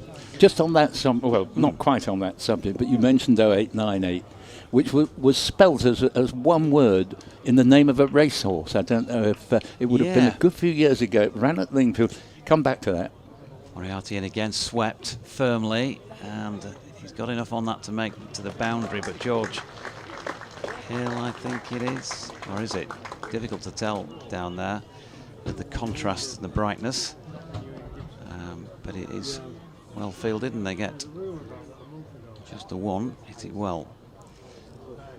So with a left arm spin from Moriarty, he's round the wicket to both of these right-handers, and this particular one, Benkenstein, is pushing through mid-wicket, so that those early wickets that tumbled put Essex in a bit of peril, but these two have done extremely well since then. Came together with a score on 27, taking it to Nelson, 111 for 3, and it's Das on strike. Ooh, there's evidence of a bit of turn there. Certainly looked as though it was from the way he played the shot, and down on his haunches with his hands on his head down Moriarty. Can't believe that delivery didn't bring him a wicket. Apologies again if you're with us on BBC Sport website and app. I don't know, I can't tell you what's going on because I'm not there back in the studio, but there is clearly something amiss, has been throughout today so far, and we have been on and off and lines dropping out and all those horrible technical terms that we dislike intensely hearing, Paul Newton. Yes, and on the similar vein, I haven't been able to get my Wi-Fi up in spite of the assistance of the Yorkshire media man Josh. But despite his good efforts, I still can't get a tune out of it. And if I'm to get an interview up overnight, I think I'll have to zoom back to my hotel where I believe I can get a good internet connection. But that was a great bit of stumping, even though he wasn't stumped by Harry Duke there at the end of that over. He whipped the bails off in a flash from the bowling of Moriarty. Here's Hill beginning a new over in what's been a long spell from him. Dot ball to start with short mid-wicket. 111 for 3 remains the score. 44 and 36 respectively, Das and Benkenstein. Yes, this horse called 0898, totally bamboozled. I think the commentator at Lingfield that day in the late 80s was one of the oldsters, Robin Gray. And he clearly struggled mightily to work out how to pronounce this strange name, and eventually alighted on 0898. As here is the next delivery from Hill. Bowls and gets on top of the bounce here, Benkenstein, making sure he keeps it down just as well, because backward point was there to field the ball, but it was along the ground. And that's Will Luxton, who's been outstanding in that position today. Took a splendid catch, quite nonchalantly. Ball going like a rocket at backward point from the blade of Wesley, who was dismissed without scoring. Do you recall the horse that Alex Murphy, the great rugby league player, owned when he was, I think he was coach towards the end of his coaching life at Huddersfield? Come back to that in just a moment, but here's Hill already bowling to Benkenstein. Single, I don't think they'll go for a second, to a deep square leg coming in about 25 yards to slightly behind the wicket. That's James Wharton, and the score to 112 for 3. It was called Fartowner because Huddersfield Yes. traditionally Yes. played at Fartown, of course, before they moved to where they are now, the football stadium. But of course, when you saw it first on paper, and if you weren't aware that Huddersfield played at Fartown, it could have been deemed to be Fart Owner. Yes, indeed. That's very good. And I'm sure Alex Murphy knew perfectly well. So there was a double entendre there as this ball is played into the offside. One of the great characters, Alex. And there's no run there. 112 for 3, 25th over. So the halfway point will have been reached by the end of this over. Yep. It's another one of these 50 over matches that, at this stage you've no idea who's going to win it, which is great. And it's bubbling up into a potentially really good contest. Hill comes in again. Bowles, and that one, not sure what it's come off. It's going to go for 4 runs. And just looking there, the score has gone up to 116 for 3, and there was an inside edge there from the blade of Robin Dass, and it just eluded Harry Duke. Nothing he could have done. It was just out of his reach and went down to very, very fine leg, virtually into the boundary just in front of the sight screen. So 116 for 3 in the 25th, and a bit of bad luck there for Hill. Yeah, it is, by the way, Ben Cliff, who's actually come on to replace George Hill at the Trafalgar Square end. So Cliff, who earlier had bowled from our end, as it were, bowls, and this ball, the Peasham Park end, I should say, and this ball has just steered into the offside for no run. So Ben Cliff, my apologies to him, completes that over with Essex put into bat on 116 for 3. The partnership now worth 89, and there are 48 to Dass and 37 to Benkenstein. And at halfway, as usual, we're going to get a pause for drinks. Yeah, I mean, it's not always bad, is it, when you are... when you're mistaken for somebody else, Paul. I was walking around the ground at the Yorkshire warm-up game for this competition at Shropshire a couple of weeks ago, and a couple of lovely spectators called me across and said, "Though I recognise you, it's Martin Moxon, isn't it?" And I laughed and said, "Well, there's a few years and about 19,000 first-class runs between us." But you didn't tell him which way the bias was. No, I did correct them, but nice to be confused with a much better player. Hope you noticed that I slipped in the name of another very distinguished Yorkshire cricketer when I mentioned the word bias in that statement. A couple of emails to get to. Martin Bloomfield says, with regard to the new blind facility that we have here, loving the new blind. Great to see that Scarborough has your welfare at heart. Shame it couldn't span the width of the window. However, reckon my portly girth could beat that into second place. Here's hoping for no weather interruptions, with due respect to Mr. Newton, and a win for the White Rose County. That's Martin down in Nottinghamshire. Thank you, Martin. And Jonathan Bit of reading matter for you. says... Our friend who passed away recently. Okay. Part of our cricket game for 25 years. Jonathan says, enjoying your commentary and a pleasure to hear the Essex standpoint. There we go, getting things passed through the comm box while broadcasting. Enjoying your commentary and a pleasure to hear the Essex standpoint from Mr. Newton. One of the best features of the BBC commentaries is the dual perspective. Glad you think so. With regard to the sight screen at the Peasham Park end, why don't they just get rid of it and use the white seats behind it instead? Maybe throwing a white tarpaulin over it if the seats aren't deemed good enough. The visibility of the crowd at that end can be quite severely restricted at times. It can, I don't know, but there you go, it's gone out on air, so maybe that suggestion will be picked up. It's difficult from up here to know how high they need that screen to be down at the ground level without going down yourself and having a look. If you've got a tall bowler on, would the seats be high enough in the background, or would they need, is because the screen is closer to the batter that height right or not? You know what I'm saying? It's hard to tell, isn't it? Yeah, it is. I think it's a perfectly fair point made, but I think that probably the authorities would say, well, we see the point, but there are one or two snags about doing it that way. And of course, the snags can vary from depending on which ground we're talking about. But the great thing is we've got cricket here where if you looked at the forecast only yesterday when I checked it at lunchtime, on the BBC website, of course, it was anticipating a very different scenario to the one that we're able to watch now in the glaring sunshine. Still, we're getting over the interval for drinks, so you're not missing anything. Indeed, they were predicting roughly 40 to 50% chance of rain going right through the morning and well into the afternoon, and I was thinking it's a long way to go to watch it rain, and particularly galling when I think everybody coming to Scarborough thoroughly looks forward to it, and rightly so. But what we have instead, I was delighted by the time I watched the forecast on the 10 o'clock news last night to see that apart from a little early rain, we should get through without any further interference. A lovely hot sunny day we've got. And there is, we're told, just a slight possibility of a lone rogue shower, but it shouldn't greatly interfere with play even then. So the situation is Essex put into bat at 1 point, 27 for 3 after the dismissals of Brown for 12, Cushy for 14 and Wesley for 0. 2 wickets to Ben Mills and 1 to Ben Code. Have recovered to 116 for 3 with 48 to Robin Dass and 37 to Benkenstein, 2 youngsters in the Essex lineup.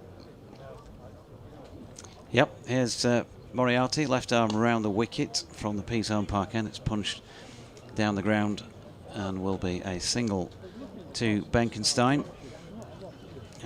Richard Malinder, good afternoon to you. Says afternoon, Doidgy and all. Despite the result, we had a cracking day at York on Friday. Great setup. With Shah Massoud leaving for international duty, has any word about a temporary replacement for him, particularly in the Champo? Moriarty in and punched off the back foot to Bess. At point, there is no run. Well, the long and short of it, Rich, is no. Difficult to know what will move in that respect now with the announcement of the departure of Otis Gibson. Here is Moriarty. They're smothering this one and dropping it into the offside, and there is Masood coming in to pick it up from the gloves of Harry Duke. No run. Yeah, I mean, hard to know, isn't it? What it's a sort of little bit of a strange conundrum in some respects. Lovely shot off the back foot. He's hammered that one. Even Bess couldn't get down quickly enough for it. James Wharton has fielded it well. And they've got back for 2. That's a really good piece of cricket all round, I think. It's not a bad delivery from Moriarty, maybe just a little bit of width. But well executed shot, super piece of fielding. And good running between the wickets. 119 for 3, 50 up for Robin Dass. And we'll let him take the applause. And they've almost put on a ton, this pair then. Just 8 runs shy of it for this 4th wicket, 38 on the board to Benkenstein, who's watching on from the non-striking end. We'll bring you the stats for Robin Dass in a moment, so it'll take our computers a ball or 2 to catch up. He's turned that latest delivery into the leg side, and there is no run. So good over so far by Moriarty, who turns again. And that is pushed into the offside. And again, there's no run to complete that over. The 26th, I should say, with Essex having been put in on 119 for 3. The chap who pushed me the book through the window, I'll tell you more about it. It's called The Corridor of Uncertainty, the official, unofficial England cricket fanzine. And it's the Andy Clark Tribute edition, all proceeds in aid of Parkinson's UK. Clearly, unfortunately, not got enough time to read it out for you, but I'm sure that if you get out into the search engines, you'll be able to find the Corridor of Uncertainty, the official, unofficial England cricket fanzine. Pencliffe begins the 27th over, concedes a single as Benkenstein plays the ball off the hip down to Wharton, patrolling the square leg boundary. 120 for 3. Dass just to his 50, 39 to Benkenstein. And these two batsmen aggregate 41 years between them. 22 Robin Dass, 19 Benkenstein. Very young partnership, perhaps showing a couple of the more experienced players who got out early. how to build an innings here. Now, having said that, this has gone a long way up in the air. The sight screen's in my way, so I can't see. And it's gone for 4, in fact. Third man unable to get round there. It wasn't particularly convincingly played, although I think it was a deliberate uppercut. And the batsman has every right to turn around to me and say, well, what are you grumbling about? It was clear of the fieldsman. I think it did go quite a long way up. They get the 4. Das 54 now. Yeah, and I think this now is his best score of the season in this competition. He has got another 50, but he was out straight afterwards as he faces the next delivery from Cliff, and this ball is played back down the pitch, and there's no run there, and score remaining 124 for 3. And Cliff, who started untidily when he bowled with the new ball, but to be fair to him, he produced a beauty to see the leg stump of Coochie possibly off an inside edge shooting out of the ground, and he also picked up the wicket of Tom Wesley. Cliff in from the Trafalgar Square end, bowls, still got lovely sunshine here at Marine Parade, and the ball is played to Don Bess at mid-wicket for no run. 124 for 3, and the particular significance of the partnership from an Essex point of view is there's not a lot of batting to come. Noah Thane played a good innings for a half century, not in the last game but the one before that. Then we have the very inexperienced Simon Fernandez, wicket keeper at 7, who'd been batting at 11 until the game on Sunday. As here's the next ball, and that's a short one which is ducked out of the way of and goes through to Harry Duke. Perfectly legitimate delivery. And then we have the bowling brigade of Shane Snater, Jamal Richards, Ben Allison and Aaron Beard. And the score is 124 for 3 in the 27th. Bit of Shane Snyder. Yes, indeed.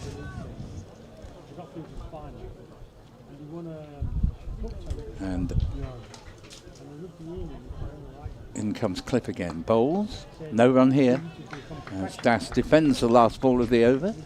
So 124 for 3. Partnership remains on 97 with 54 to Das, 39 to Benkenstein. And as I've been saying, from the point of view of the match and entertainment for the crowd, this is probably a good thing, this partnership, in that it guarantees, or at least makes far more likely, the game going fairly close to the full distance.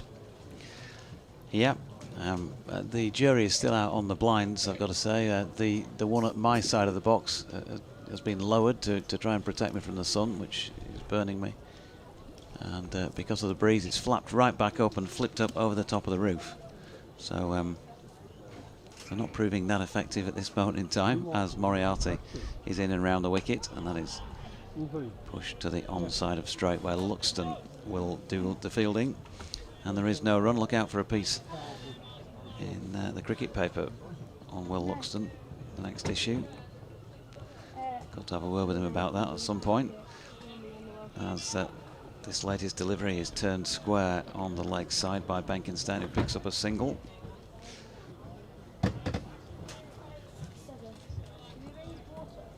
So 125 for 3. 98 this partnership. Floated up by Moriarty. Helped on its way around the corner by Das, but well fielded around the corner too by Ben Code. Another fine bit of fielding. Probably should have fielded, but still did well to get to it. I thought it was 4 if he'd missed it. Moriarty again floats this one up. Can't tempt a rash shot though from his opponent, and Masood feels that in the covers. There is no run. Yorkshire still sounding chipper out there, despite the fact they've not taken a wicket for quite some time. Revis just dispatched out to long off, and Moriarty, who is consistent with where he lands the ball. Another one round about 4th stump, just pushed to Don Bess at point, and yep, you guessed it. If you can't see it, he's on the ground again. He loves it. A little bit of a roll.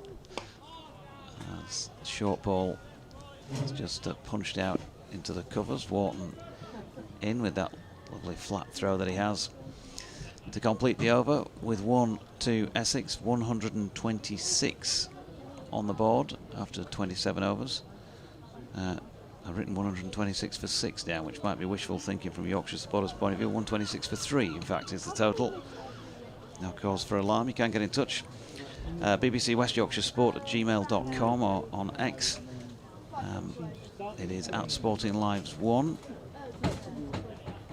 And do you have an X account, Paul? I can't remember. Twitter, X? No.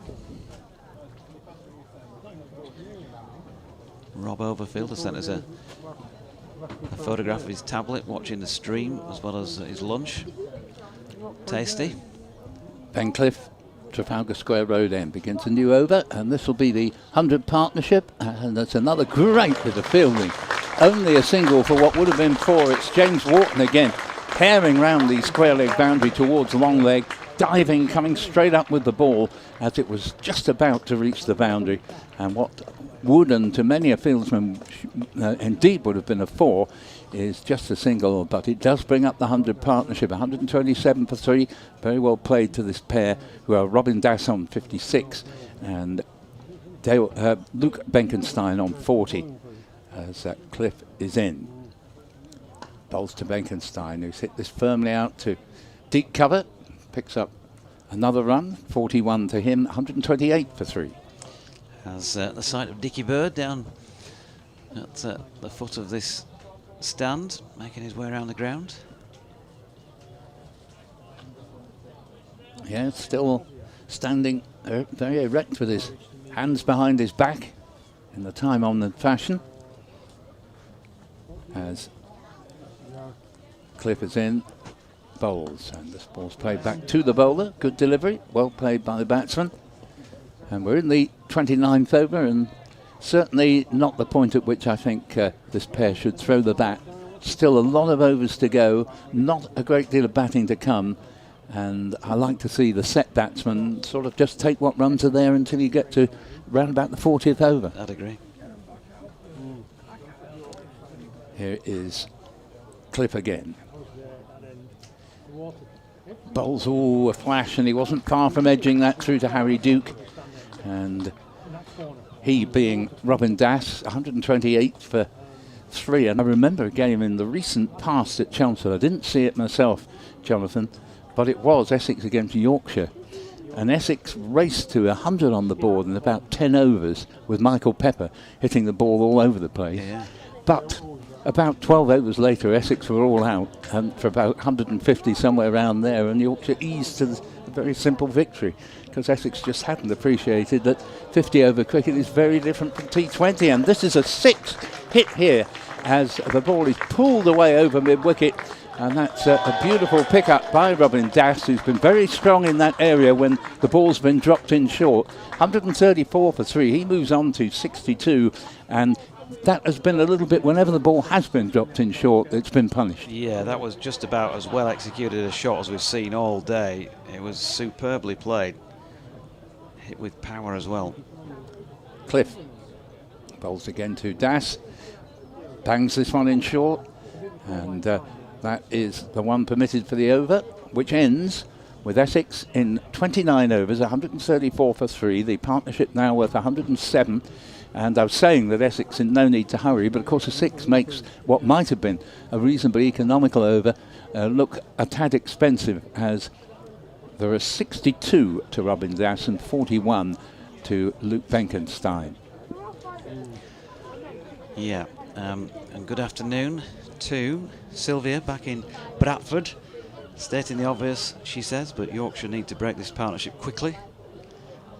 Annie Chave, good afternoon to you. The beauty of your own team not playing means I get to listen to other commentary, she says. Welcome on board, Annie. Good to hear from you. Jay Grover.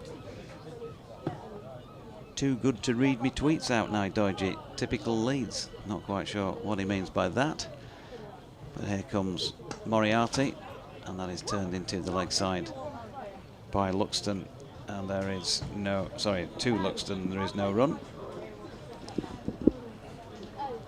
It is at Sporting Lives 1. As Moriarty is in, and that is punched through mid-wicket. And there is a single. Can't be doing with people getting wound up about whether their tweets are read out or not. Can we, Paul? BBC West Yorkshire Sport at gmail.com if you want to have the opportunity possibly to have an email read out.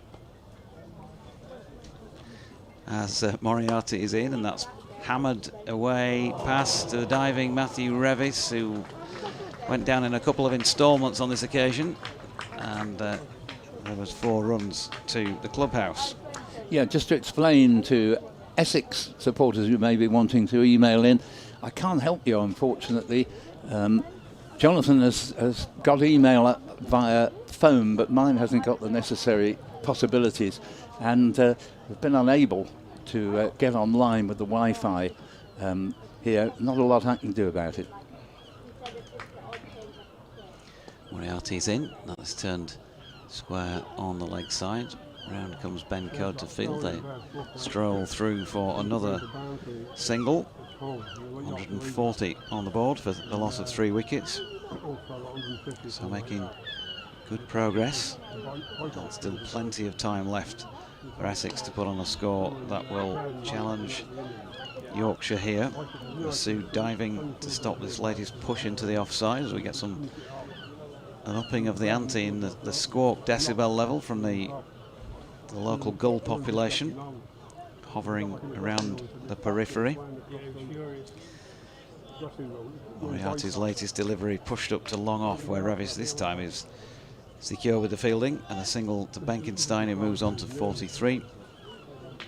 141-4-3 come the end of the 30th over. 7 runs coming from that Moriarty over. Yeah, I think they're probably the same seagulls who kept me awake for quite a part of the night just gone.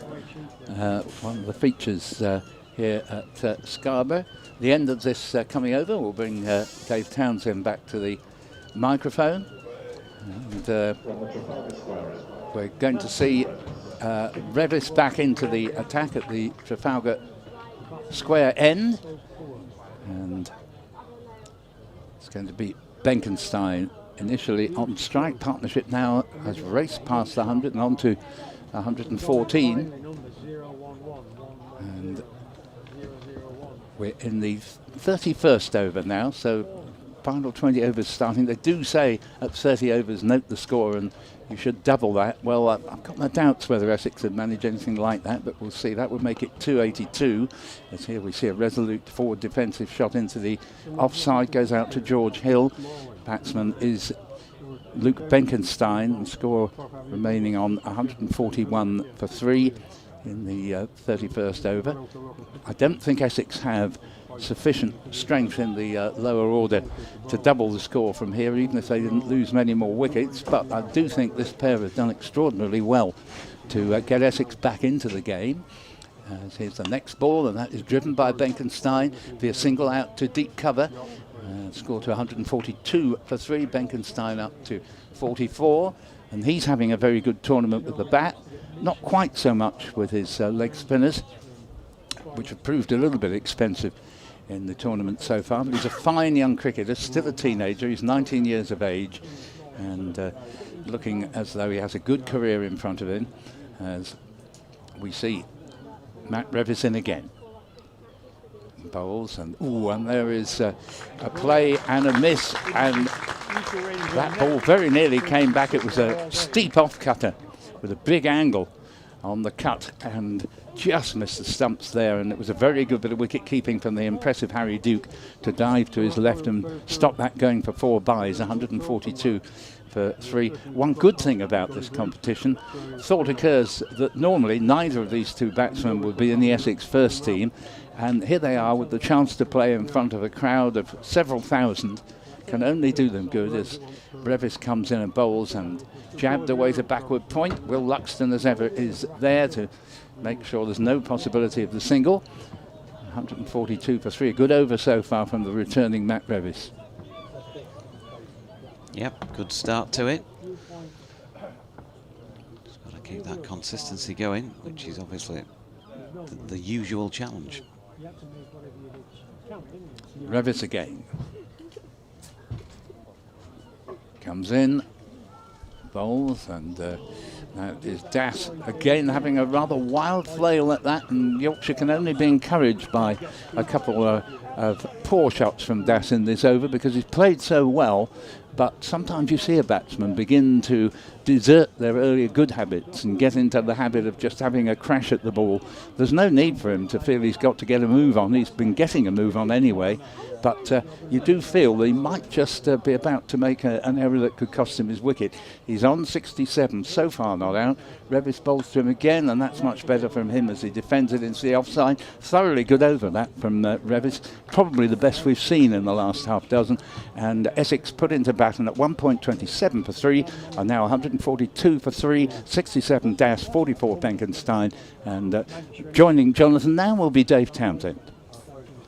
Yep, and Moriarty going to continue from this Peasholm Park end of the ground.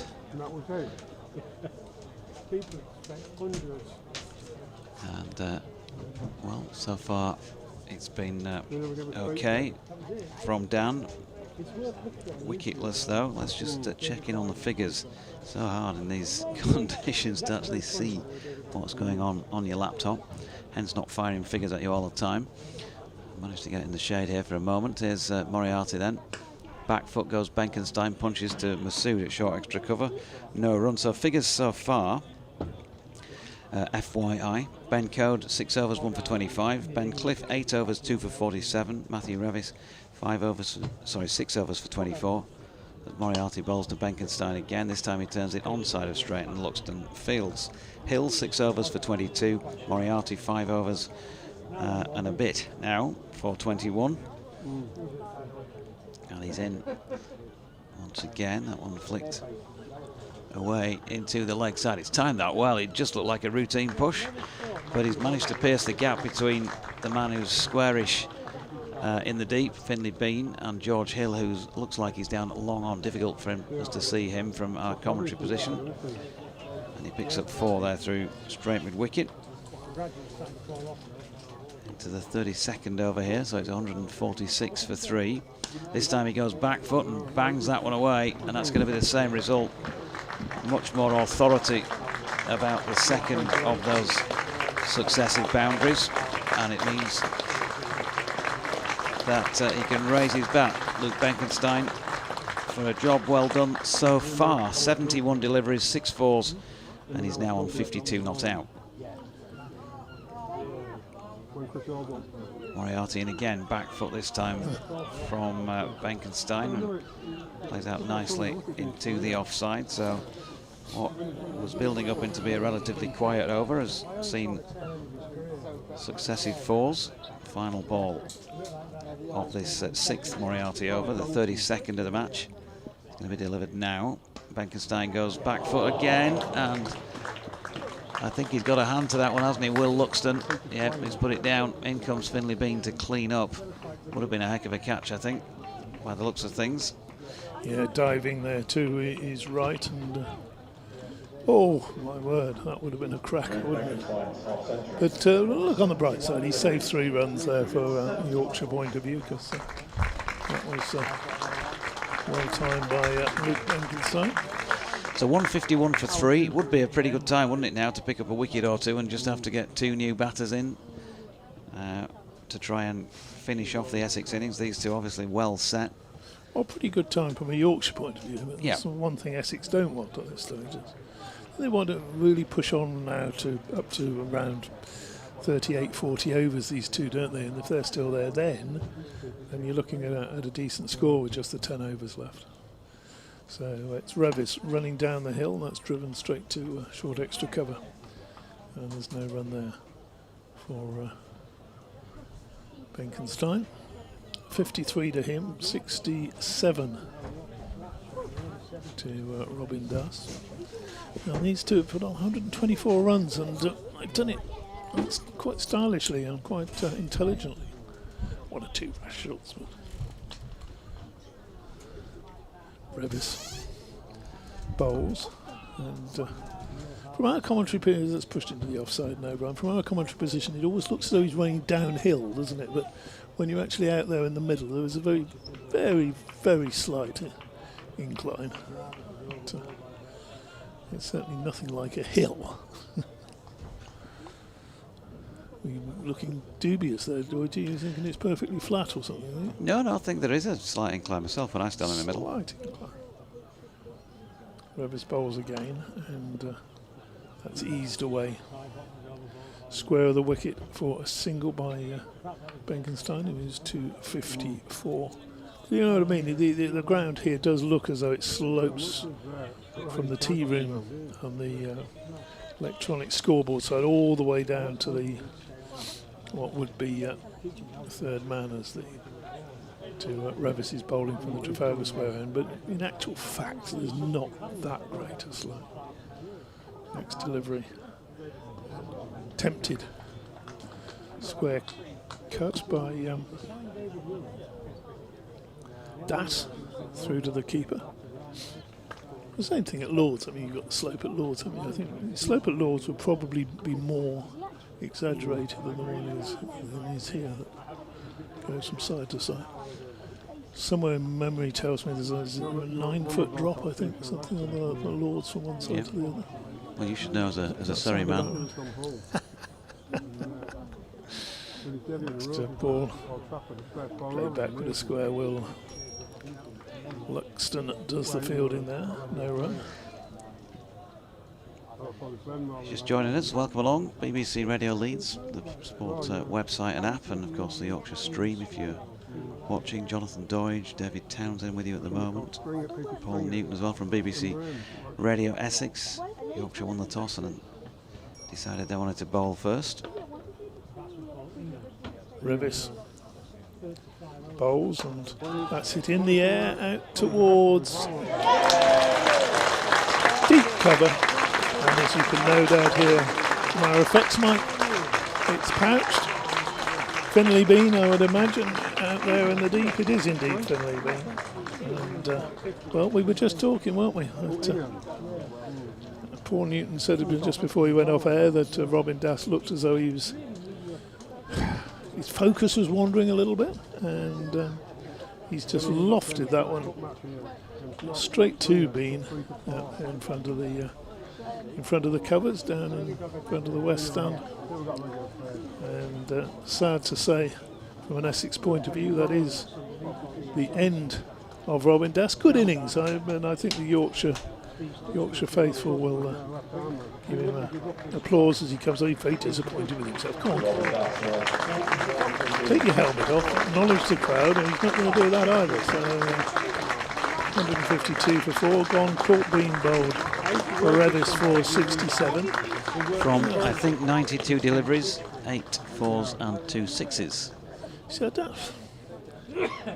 he's getting applause as he walks off. He's not bothered to raise his bat or take his helmet off. That's obviously he's disappointed, but come on, acknowledge the fact that you played a decent innings. Nobody likes getting out.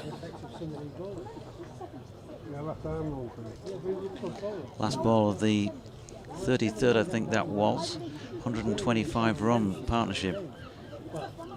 Invaluable, really, as far as Essex are concerned, from the difficulties of 27 for the loss of 3.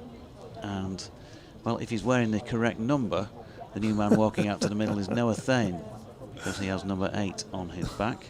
First time I've covered a game with Noah involved, so interesting to see what he has got to offer.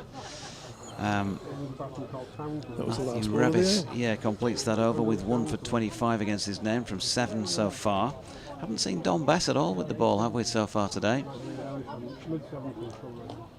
And 152 for 4 at the end of that over. They can, of course, get through the 50 overs without using Bess, but usually like to have that little bit of a variation, don't you? As in comes Moriarty, and that's punched up to long off, where Revis does the fielding. Single to Benkenstein takes him to 55. Not quite sure what Jay Grover's on about in his tweets here, and he knows all too well how irate I get when my pearls fall on stony ground. And thou will have to listen to Leeds, but... Well, as long as you know what you're talking about, Jay. As Moriarty is in, that's turned into the leg side. Luxton fields no run. Has he been done by? Has he been done by autocorrect or something? No idea. Do people get irate when the messages don't get read out? Can't imagine that. But anyway, Luxton does the fielding to a shot turned into the leg side. And there's no run.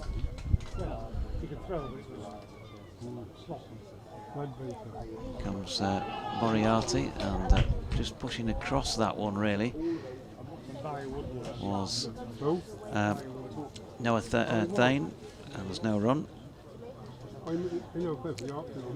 Moriarty in again, trying to follow up with a second wicket in quick succession for Yorkshire. This one, he looks like he pushes it through. There's a bit of extra kick off the pitch as well, and Thane drawn into playing what looked an injudicious stroke.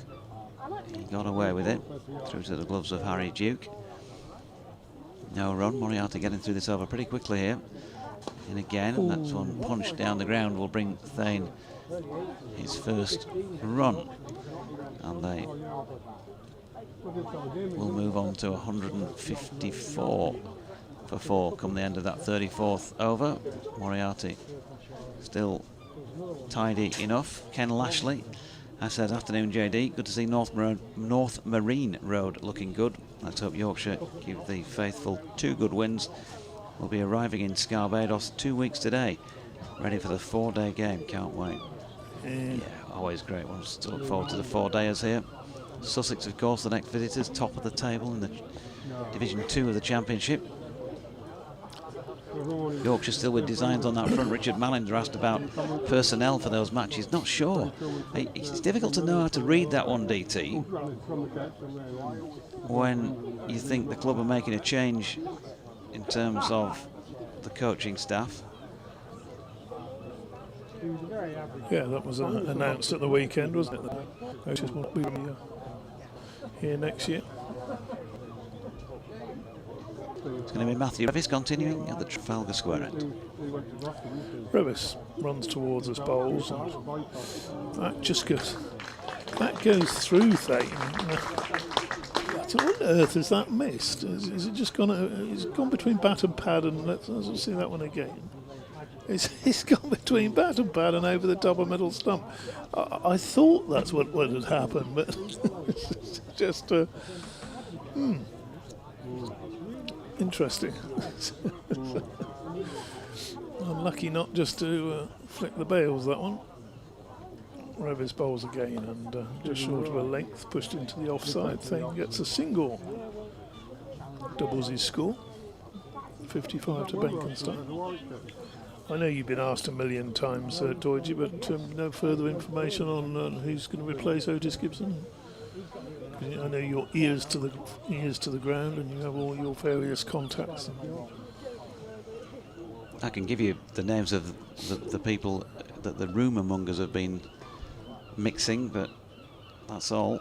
Don't know any further than that myself. Revis bowls again. Benkenstein pulls up and out to deep mid wicket for single. Wharton doing the fielding there. But, I mean, the names that have been bandied around for a long time are Anthony McGrath, Chris Silverwood, both with Essex connections, of course, those two, and Yorkshire connections. Oh yes, sorry. Revis bowls, and that's a push back down the pitch towards him. That's worth saying. But, you can throw in Damon, aren't you, as well? Yes. And Jason left editions a while ago. Apart from the great man himself. But he would like to come back at some point. His future career, he can see himself working for Yorkshire again at some point. Next delivery is driven again through the inner ring and out to deep cover for 1 run. Those are the only 4 names that I have heard linked, and you often get loads of names, don't you? But it's been consistent. Certainly 3 of those 4, barring the one who's ruled himself out. That was even before the decision, I think, was made with regard to Otis Gibson. Revis Bowls, and that's pulled not convincingly by Benkin.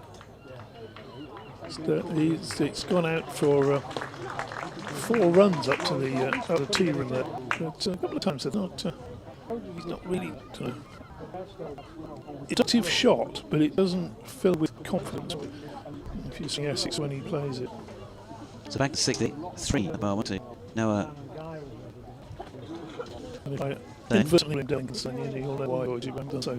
I don't hesitate with written down Noah Thane to start the match, and for some reason when he walked out about written Noah Twain. They shall meet.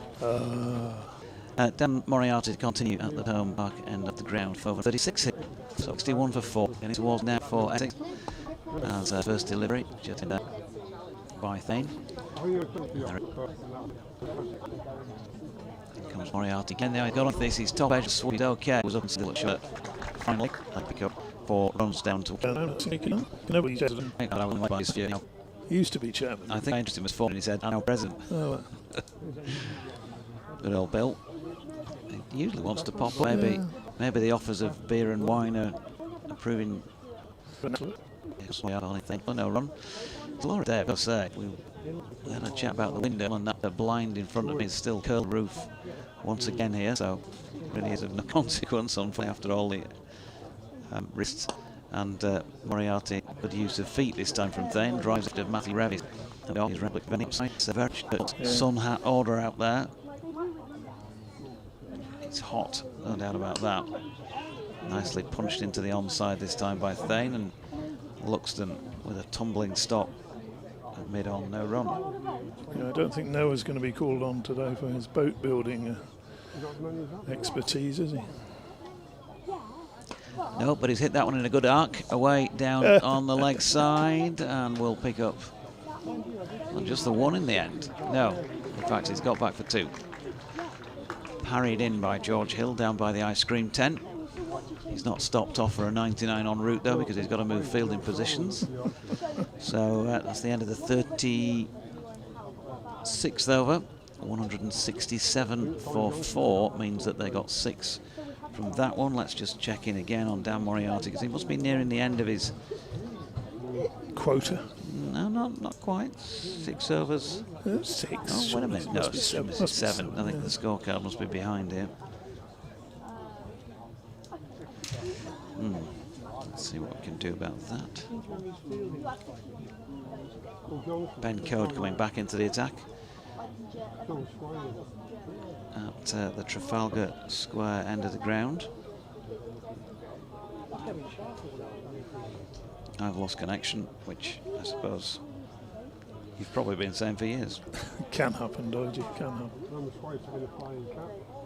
Ben Code bowls, and that's driven, but no run to be had there. Benkenstein, yes, I'd not noticed that before with his 99 on his back. He's a perfect number for today. There's a fair bit of ice cream being eaten around the ground. Paul just doing a bit of penalty shootout practice with my water bottle on the floor here. Code in the 37th over, just short of a length, and that's again fielded in that important position. Will Luxton backward a point, deep gully, whatever you want to call it. It used to be one of the positions where you used to hide a fielder, didn't it? And I think they, an old fellow in the side. But nowadays I realise it's actually put one of your better fielders there to stop the ball going either side. Code bowls, and that swung high and mighty by Benkenstein, and it's cleared mid-on. Bounces a couple of times over the ropes, 4 runs. So again, that area in front of the wicket on the onside proving productive for him. That was perhaps a more convincing shot, but he's well, we can't criticise him, because he has got hold of the deliveries and has made a good portion of his 65 runs in that direction, but it doesn't look good. Next delivery from Code. Covers up defensively. Doesn't look as though he's quite in control of those shots over the onside. He seems to be in control of most of the rest of his game, and after a bit of early flamboyance, he's settled into this innings nicely.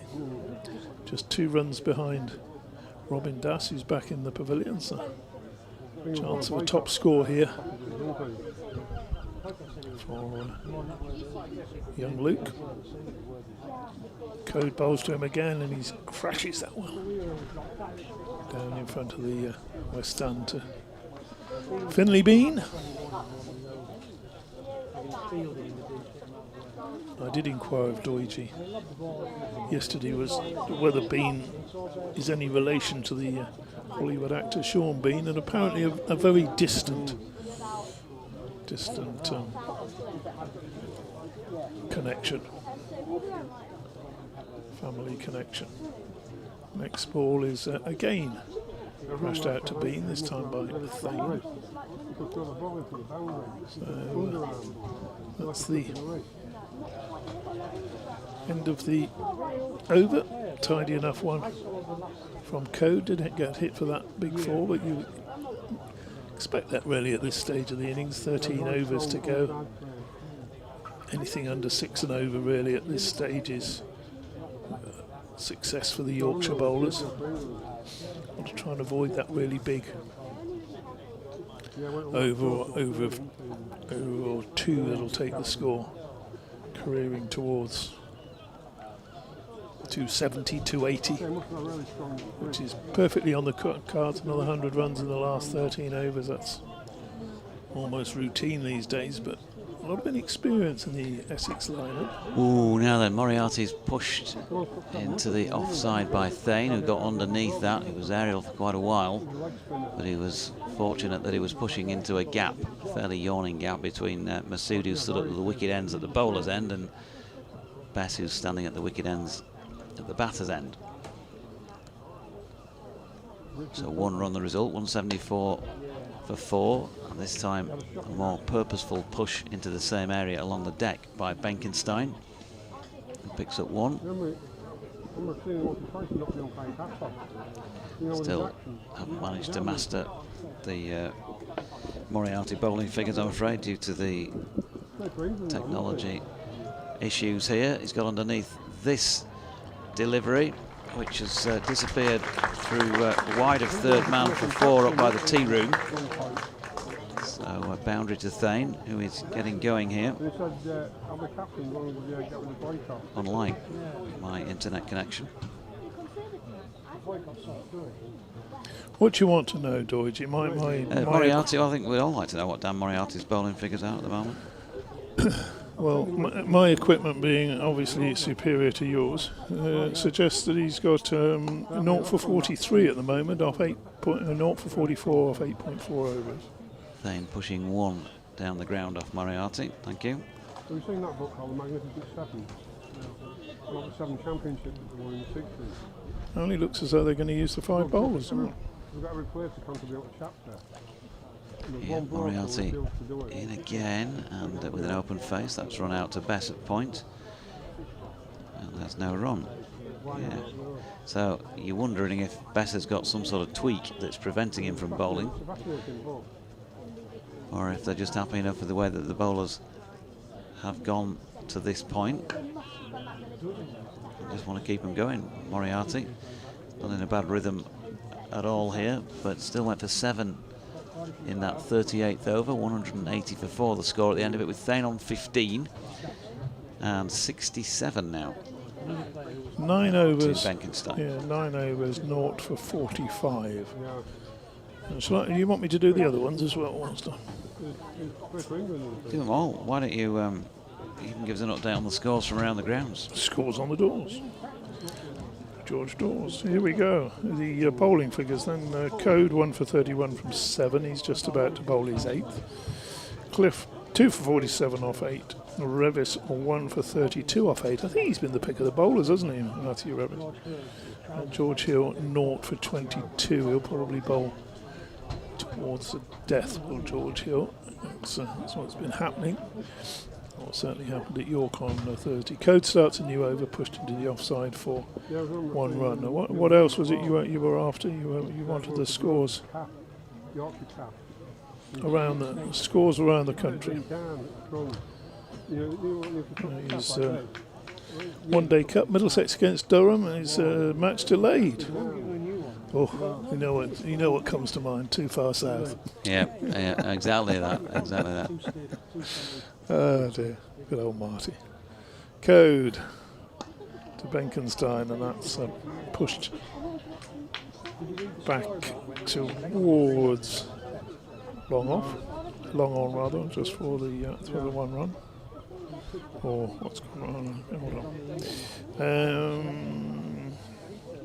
Surrey 198 for 1 against Leicestershire. That's after 37 overs. Yorkshire, we obviously know. Code bowls, a little nick running away quickly down to third man. Just the single to be had there, and that's all that's in action today. Brilliant. Got a couple of 100 games later on. Crisp, clean, clear, concise. Everything you'd want from a consummate broadcaster. Code bowls, and that's going to be a little bit high, I think, that LBW shout. Ball nipping back. We must mention the women's 100.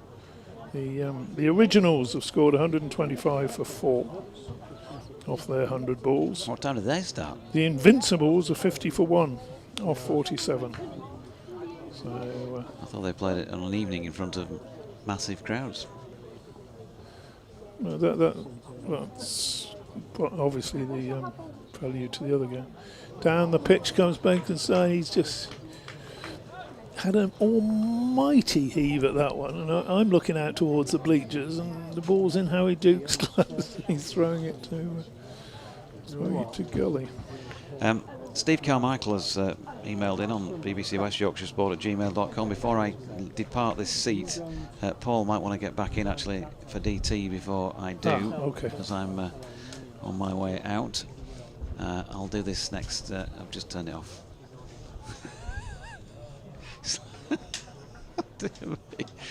Where's Private Godfrey when you need him?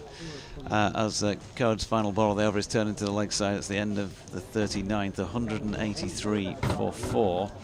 And lovely little ditty from Steve Carmichael which says, JT rustling, bowlers bustling, seagulls tapping, new blinds flapping, wickets tumbling, members mumbling, Dickie signing, posh folk dining, all on live stream for your pleasure, along with Truman, national treasure. Marvellous. That's Steve San in Bempton recovering from the decorating yesterday. Thanks, Steve, for that. Great few lines. I'll disappear now and leave you with Paul.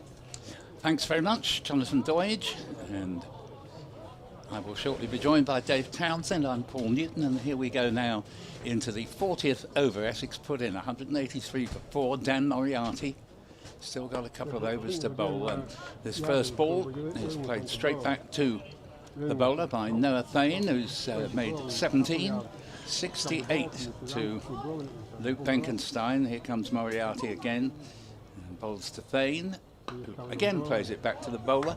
You haven't been concentrating, have you? This is Moriarty's last over. We went through all this. I got my equipment working perfectly. But I wanted to give you the chance to show your superior knowledge, although you do have a phone in your favour, which I don't on this particular this occasion. is Moriarty's last over. Right, thank you very much. And here he is now, bowls, and again, third time running.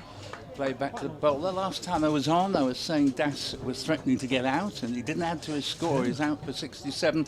And the reason I mentioned that is that Benkenstein is also in that the last over he received having a bit of a blind swipe, so I think he needs to have a chat with himself. As here's Moriarty now. Thane has clubbed this ball, but it's in the air. I think it's going to land safely. Goes down in the direction of long on. It's well parried just out of my sight by George Hill, and prevents the ball going for 4, gets a very appreciative and deserved hand from the crowd here, and they get that for 2. Yeah, I think a attempted catch there from Hill. As you said, we couldn't quite see it.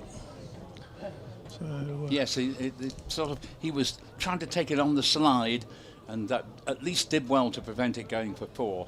As Moriarty bowls, reverse sweep coming here, and that ball's been hit in the air. It could yet be a catch. It's magnificently taken. A wonderful catch by James Wharton, tearing around the originally offside boundary, but remember this was a reverse sweep, so it's the leg side boundary, and that is the end of the partnership there for the 5th wicket, and Essex subside to 185 for 5 as Thane departs, and he caught it quite well without quite middling or timing it, but it was a terrific catch. I should think he made 45 to 50 yards even to get to the ball, and took it on the tumble. Magnificent catch, and Thane's reprieve from the previous ball didn't do him a great deal of good. 40th over, Essex 185 for 5.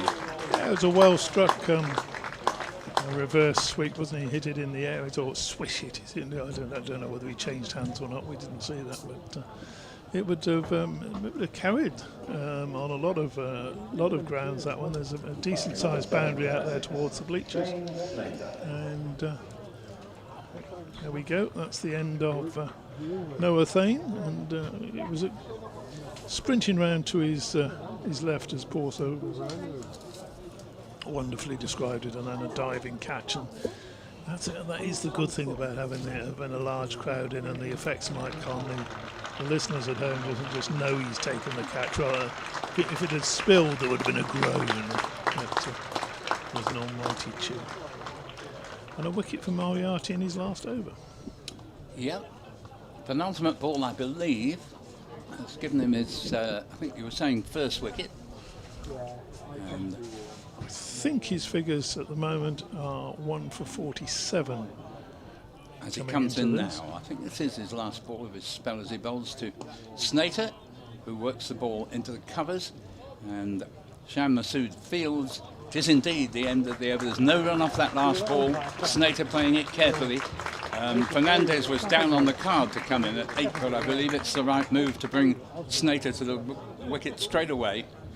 And in 40 overs, Essex with 10 overs therefore to go, 185 for 5. Benkenstein, who didn't like to see him premeditating in the previous over.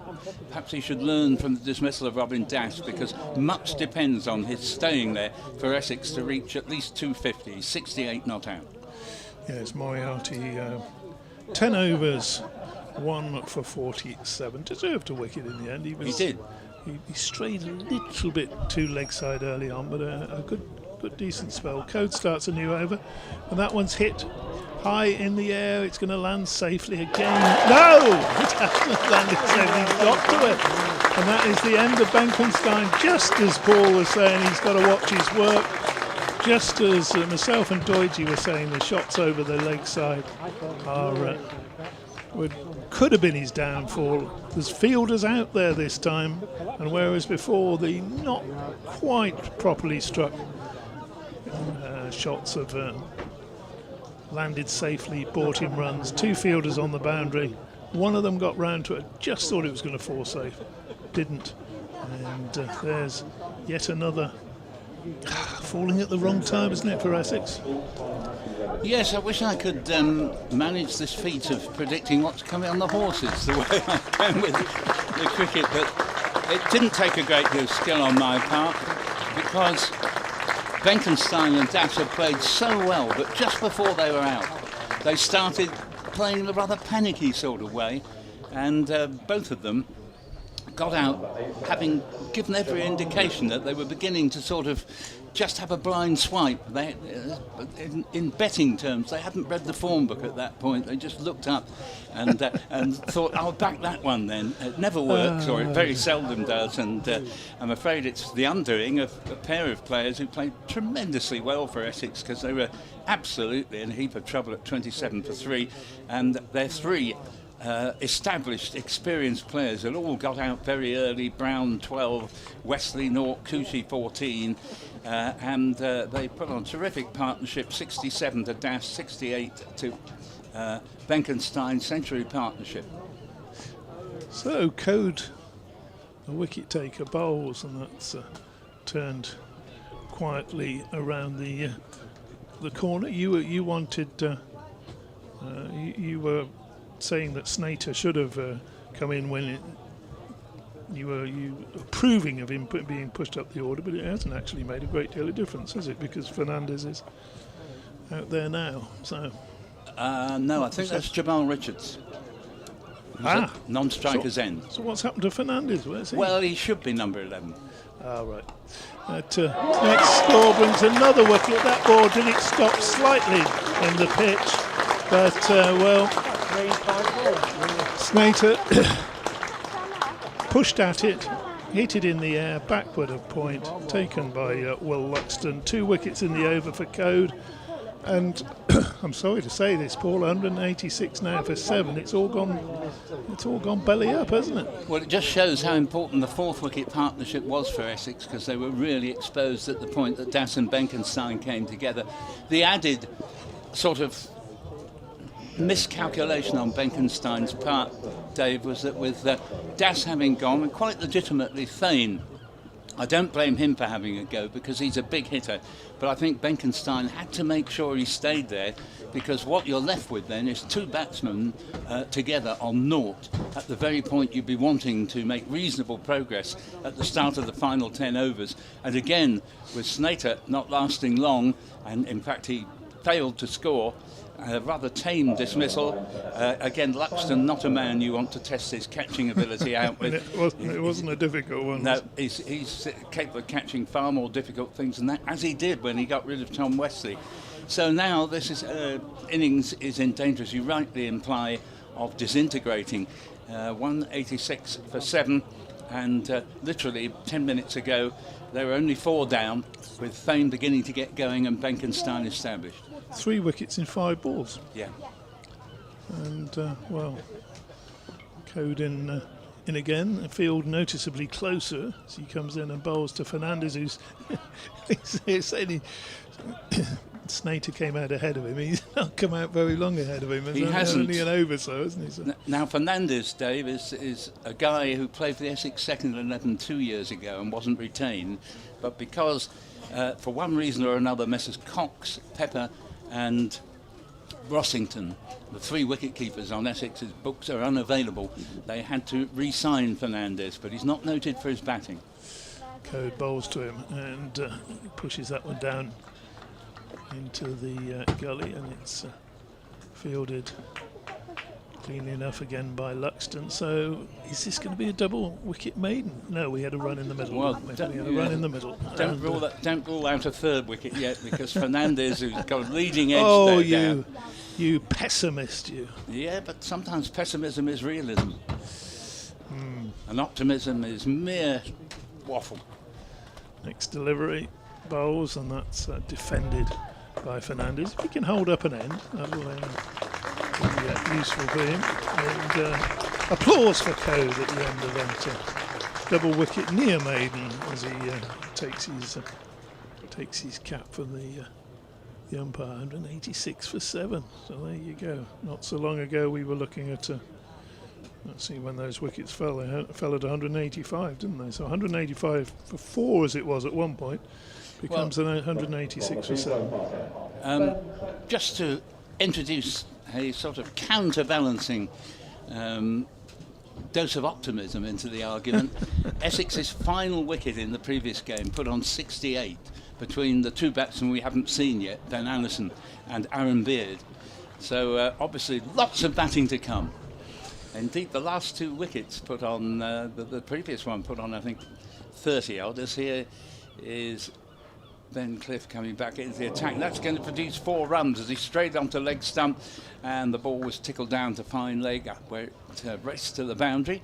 190 for 7 now, and 4 runs to Jamal Richards. And again, to introduce unwarranted optimism, there was a point 2 years ago that this lad Jamal Richards, another recruit from the Essex Academy, was averaging over 100 in this very competition, because he had a whole series of sort of 20-odd not outs. As here's the next ball, he very nearly didn't get any further than that as he struck on the glove, and to be fair to him, that was a vicious delivery that got up off a length virtually, and although he's wringing his right hand, Richards actually did well to fend that ball down to ground, albeit not with the bat. Yeah, just got a bit of life there, didn't he, Cliff? Yeah, certainly did. And 190 for 7 in the 42nd. Cliff again from the Peasholm Park end bowls. Defended into the covers, and that's Dan Moriarty there is now completed his spell, definitely, and it's 190 for 7 on the board. Yeah, he's as indeed, and it's not that long ago we were talking about Essex possibly, well, I was possibly getting up to 270. Yeah. Now I think if you offered them 230, 240, they'd snap your hand off. And here is Cliff again. Bowls, takes Richards on the pad, and I don't think I need to tell you what the decision is. Very much going the home side's way there, and it did look as if he'd stepped right in front of his stumps. Just possibly a hint might it have gone down leg side, but nevertheless, he's out. LBW. Oh no, that's just had a look at the replay, Paul. It was yeah, fair enough. Well, it was missing leg. Do you think so? It was missing off as well. Oh right, yeah, and yes, I take your point. It doesn't leave a lot, but I'll have a guess at middle. So he won't be averaging over 100 in the competition this year. And once again, optimism is mere waffle.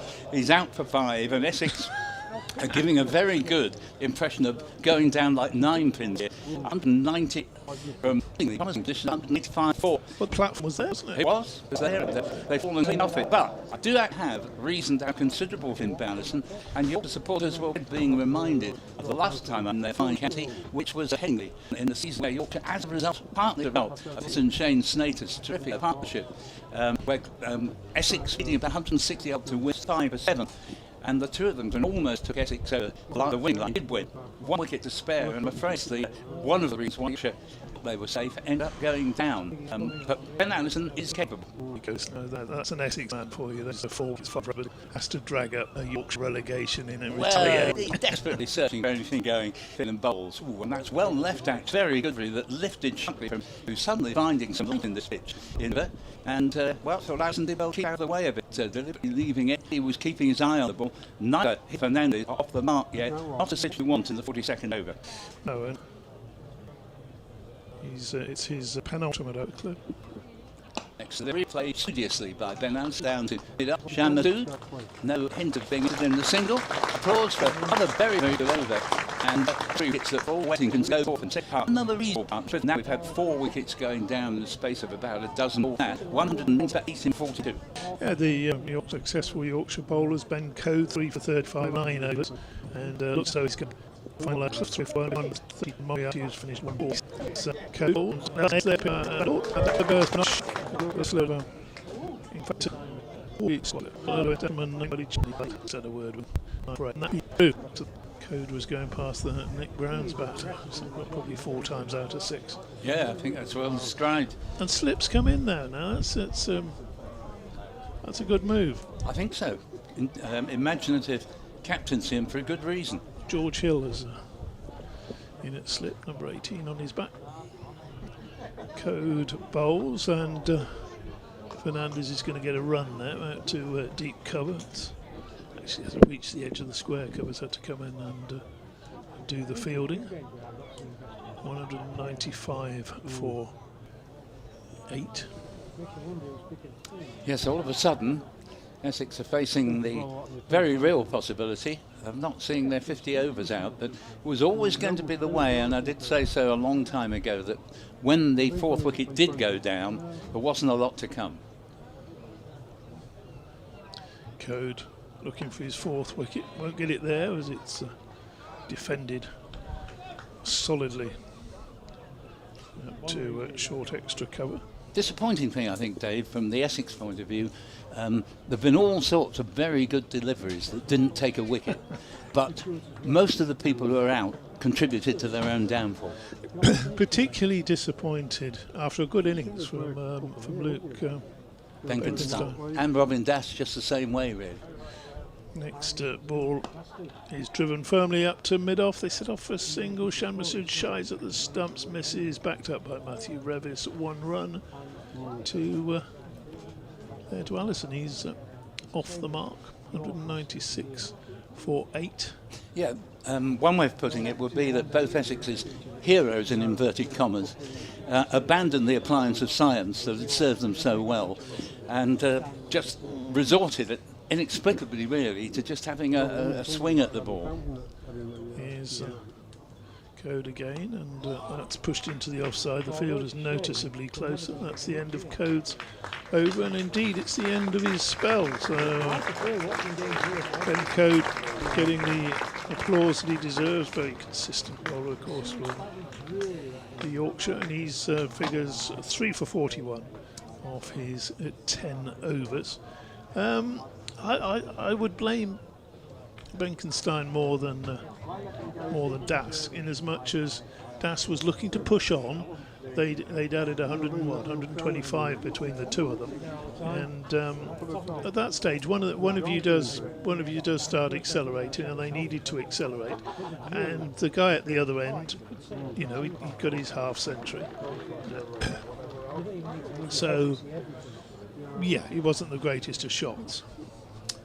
As Ben Cliff continues from the Peaceholm Park end, single to third man.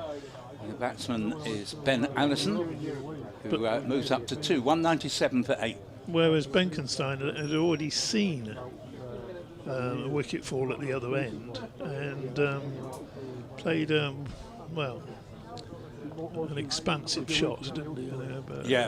With fielders out, a safe shot if the fielders are in, but fielders are on the boundary. Yes, the percentages just weren't there for that one, Paul. Indeed not. And this next ball is steered into the offside. There's no run. Yes, I take your argument completely. And the other thing about Benkenstein that was poor, and I give him full marks for the rest of his innings, but at that stage, having lost that, it was up to him to make sure that as Thane just threw the bat, because he's a big hitter, he should have been more circumspect. Yes, it was, as I was saying, there wasn't a lot of percentage in that shot. It was like one of your horses. It was never going to win. Yes, thank you for that. As Cliff is in and bowls, and Fernandez gets solidly in behind this to give him his due and plays it back to the bowler.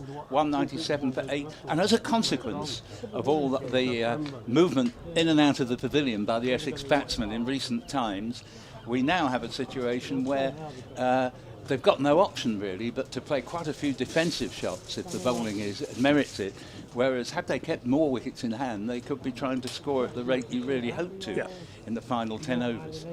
Cliff is in and bowls, and it's played into the covers and there's no run. Of course the other argument is that it's not easy to score at a high tariff per over for new batsmen coming in, and it's why those who are set do have a certain responsibility, I think, even at the risk of seeming not to be scoring quickly enough when they've had plenty of time to play themselves in. But it does help if you've got a couple of top batsmen in the final 3 or 4 overs. Here is Cliff again. Bowls to Fernandez. Fernandez, nice shot this actually. Not going to go for 4, but he might be able to come back for 2, and indeed does, as the quite brilliant James Wharton does another fine piece of fielding, running to his right along the cover boundary there towards extra cover, and Essex are within 1 of 200, and that's the very minimum you feel they need to end up posting, and Fernandez goes up to 7. Indeed, it's disappointing from where they were. Cliff to Fernandez, 43rd over. Plays this one again, nice looking shot, fielded on the tumble in the covers by Dan Moriarty. That's the end of the Cliff over, and Essex put into bat in 44 overs now completed, are 199 for 8, 7 Fernandez, 2 Ben Allison. With a couple of balls left of the 40th over, so sort of just prior to what we call happy hour, the last 10, they were just 4 down for 185, and you think last 10 overs, got at least 8 and over from the last 10. If you've got 6 wickets in hand, I think that's reasonable, isn't it? And in actual fact, the wickets started to tumble, started with Thane going first, then Benkenstein literally 2 deliveries later, and Snater rather tamely pushing one into gully, and all of a sudden, you know, that 8 runs and over, as it actually translated to what, 14 runs off the first 4 overs of this final 10. Yeah, and I must be fair here and say, on behalf of Messrs Benkenstein and Das, the two of them, in everything but their dismissals, played tremendously well here, and it's at least the third time the pair of them have rescued Essex from an unpromising situation. And when you think there are only 41 years between them, although I don't go along with the argument that somebody's young's got no right to be doing well, you hope they do, and those two have. They've been an absolute credit. So going to have a bowling change, a forced bowling change, because Code has finished his spell. And it's going to be Don Bess. And the reason it's going to be Don Bess for his first ball is because, with 6 overs left, George Hill has got 4 to bowl. And I don't see a way that they can quite fit in George Hill 4 to bowl, Matthew Revis 2 to bowl. It's can that be done? No.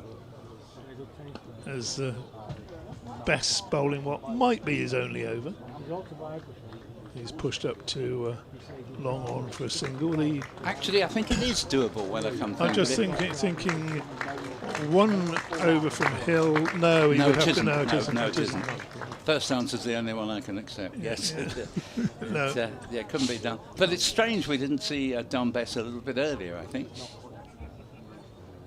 Bess bowls, and that's pushed into the offside for 1 run by Fernandez. So they had to find an over from somewhere, which means that George Hill won't get to bowl his full allocation of 10. I'm almost certain we'll see 2 more from Matthew Revis, probably from that end. George Hill will come from the piece on Park end. Next ball is just worked into the onside. Huge gaps there, as there so often is, isn't there, at this stage? Scoreboard's been excellent today, but I do spot a mistake they've made. They've got George Hill up on the board to be bowling at the moment, and it should be the 47 of Don Bess. Next delivery, an attempted reverse sweep by Fernandez. He's obviously determined to prove Paul Newton wrong in the fact that he is not known for his batting. Good wicket keeping. Then he missed anyway. Yeah, good wicket keeping from Harry Duke again, but batsman, he whipped the bails off, but the batsman hadn't left his ground. Best bowls, and that's swung away, and that's going to be just 4 runs. In fact, the way Fernandez looked after that, I think he thought he caught and got enough of it to make it a 6 ball, but he's going to have to settle for. Yeah, well, actually, it's good to see him score a few runs. I think on the way suddenly was out from a 7. He's been going well in. That's it. Next ball to long off for a single. Runs every ball of that over. I believe obviously the first wicket one off that. No. So the 207 now see George Hill bowling 3 overs up slope and 2 overs Matthew Revis at the far end. I think that worked. Super good, good for him. Oh, that means get out of my way, apparently, as George Hill has put the runs of 4 that went down in next to no time. And those who illustrates my experience. As all ultimately 2-1-4, the man is not fond of Hunter. Single, that's a listen. Knowledge is gone now, and this into strength on 14 to make better. Thanks. He's on. Not 8 to the head, and umpire signaling without down. and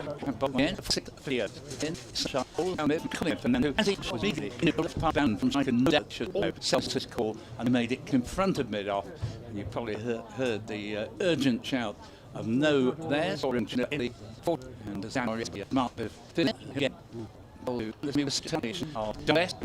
After a good Yorkshire start, wish I was there. Well, you should be. No excuses. It's not far from Brighton, is it?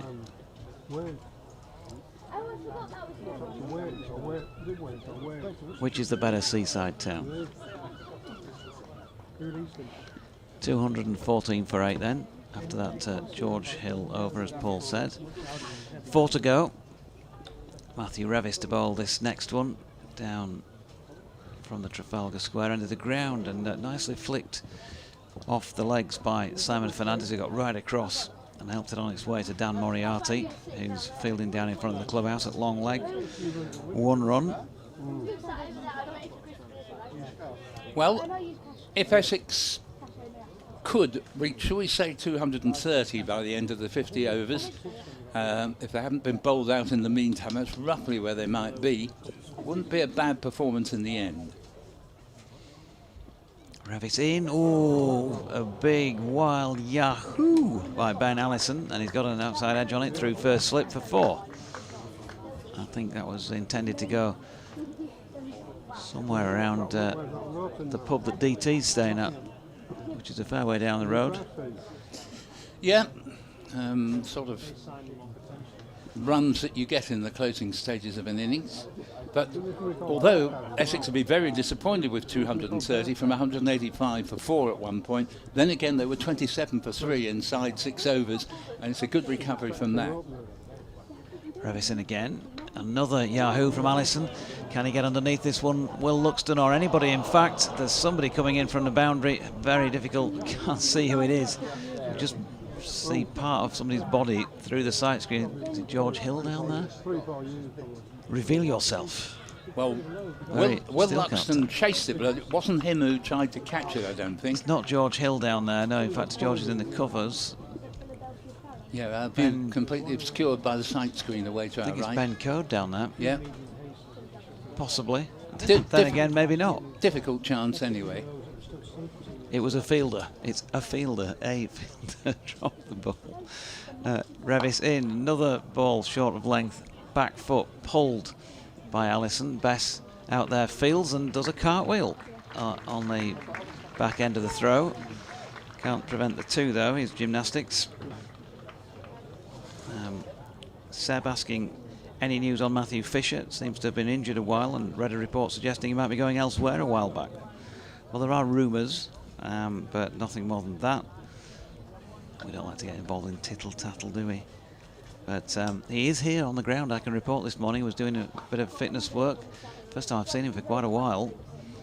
Short ball. That was pulled by Allison, who picks up a single out to mid-wicket. First slip, says Luke Benkenstein, or Sylvia I should say. Luke Benkenstein following in the footsteps of his father Dale. Always a thorn in Yorkshire's flesh when playing for Durham. Dutch Bird Kate moaning about the fact that we don't have to rely on electronics or the internet. As this is flicked into the leg side by Fernandez to mid-on, and they pick up 1 run to complete the over at 224 for the loss of 8 wickets. Is that the same Dutch Bird Kate DT that didn't come to Scarborough for the 4-day fixture earlier this year because it was too cold and went to Spain instead?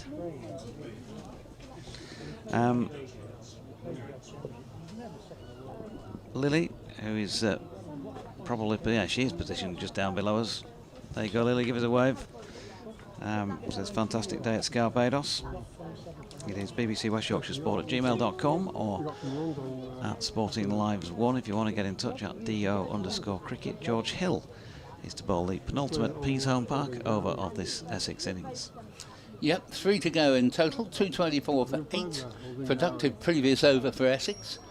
And down the track, and that ball has cleaned out.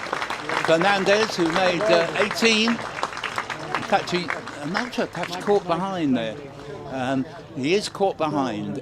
I was partly obscured by the batsman after I thought he'd edged and got away with it, but the wicketkeeper snaffled it. And so Essex declined to 224 for 9. Useful partnership, though, of 34 for the 9th wicket, after Essex had subsided from 185 for 4 at one point to 190 for 8. 4 wickets going down for the addition of 5 runs. Decent effort from Fernandez there. But again, having sort of generally kept his eye on the ball and played well, he just had a real blind swipe charging down the wicket to that and just nicked it through into the gloves of the excellent Harry Duke. So now we have the partnership which, to cheer up Essex supporters, is fresh from putting on 68 for the final wicket on Sunday, as Aaron Beard, who...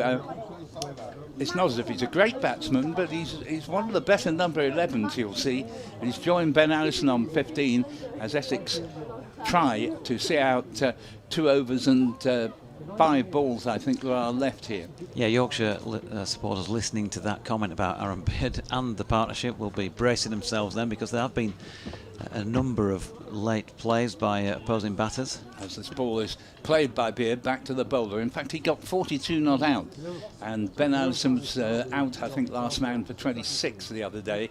But the pair of them rescued Essex from total oblivion, and there were even a few feelings that maybe Essex could get the 32 runs they needed, I think, from the last 20 deliveries, something like that, when the last wicket finally went down. Here's the next delivery from Hill, and doesn't go where Beard was aiming it. There was a misfield there, and they've got 1 overthrow, and very nearly were able to come back for what would have been a 3rd run there, where there should only have been 1, and score to 226 for 9 now, and those 2 runs get Beard off the mark. Yeah, George Hill again proving to be just on this occasion, but Yorkshire's tightest bowler on the day usually goes to Ben Coe, but George usually thereabouts as well. And coming in at under 4 and over, the only Yorkshire bowler who is at the moment. Hill bowls to Beard. Beard works it off the pads. He's going to get 1. He might look for 2. Be a risky one if he goes, and he doesn't. Bess was closing on the ball. Correct decision, with no wickets left if another were to go down, to say let's settle for the single there, because it can make such a difference if you do at least see the 50 overs out.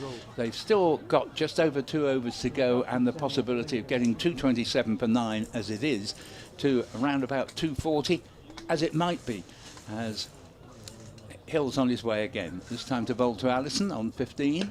And Allison keeps his eye on the ball, works it into the onside. They just get the single out to long on, and that brings the score to 228 for 9 in the 48th.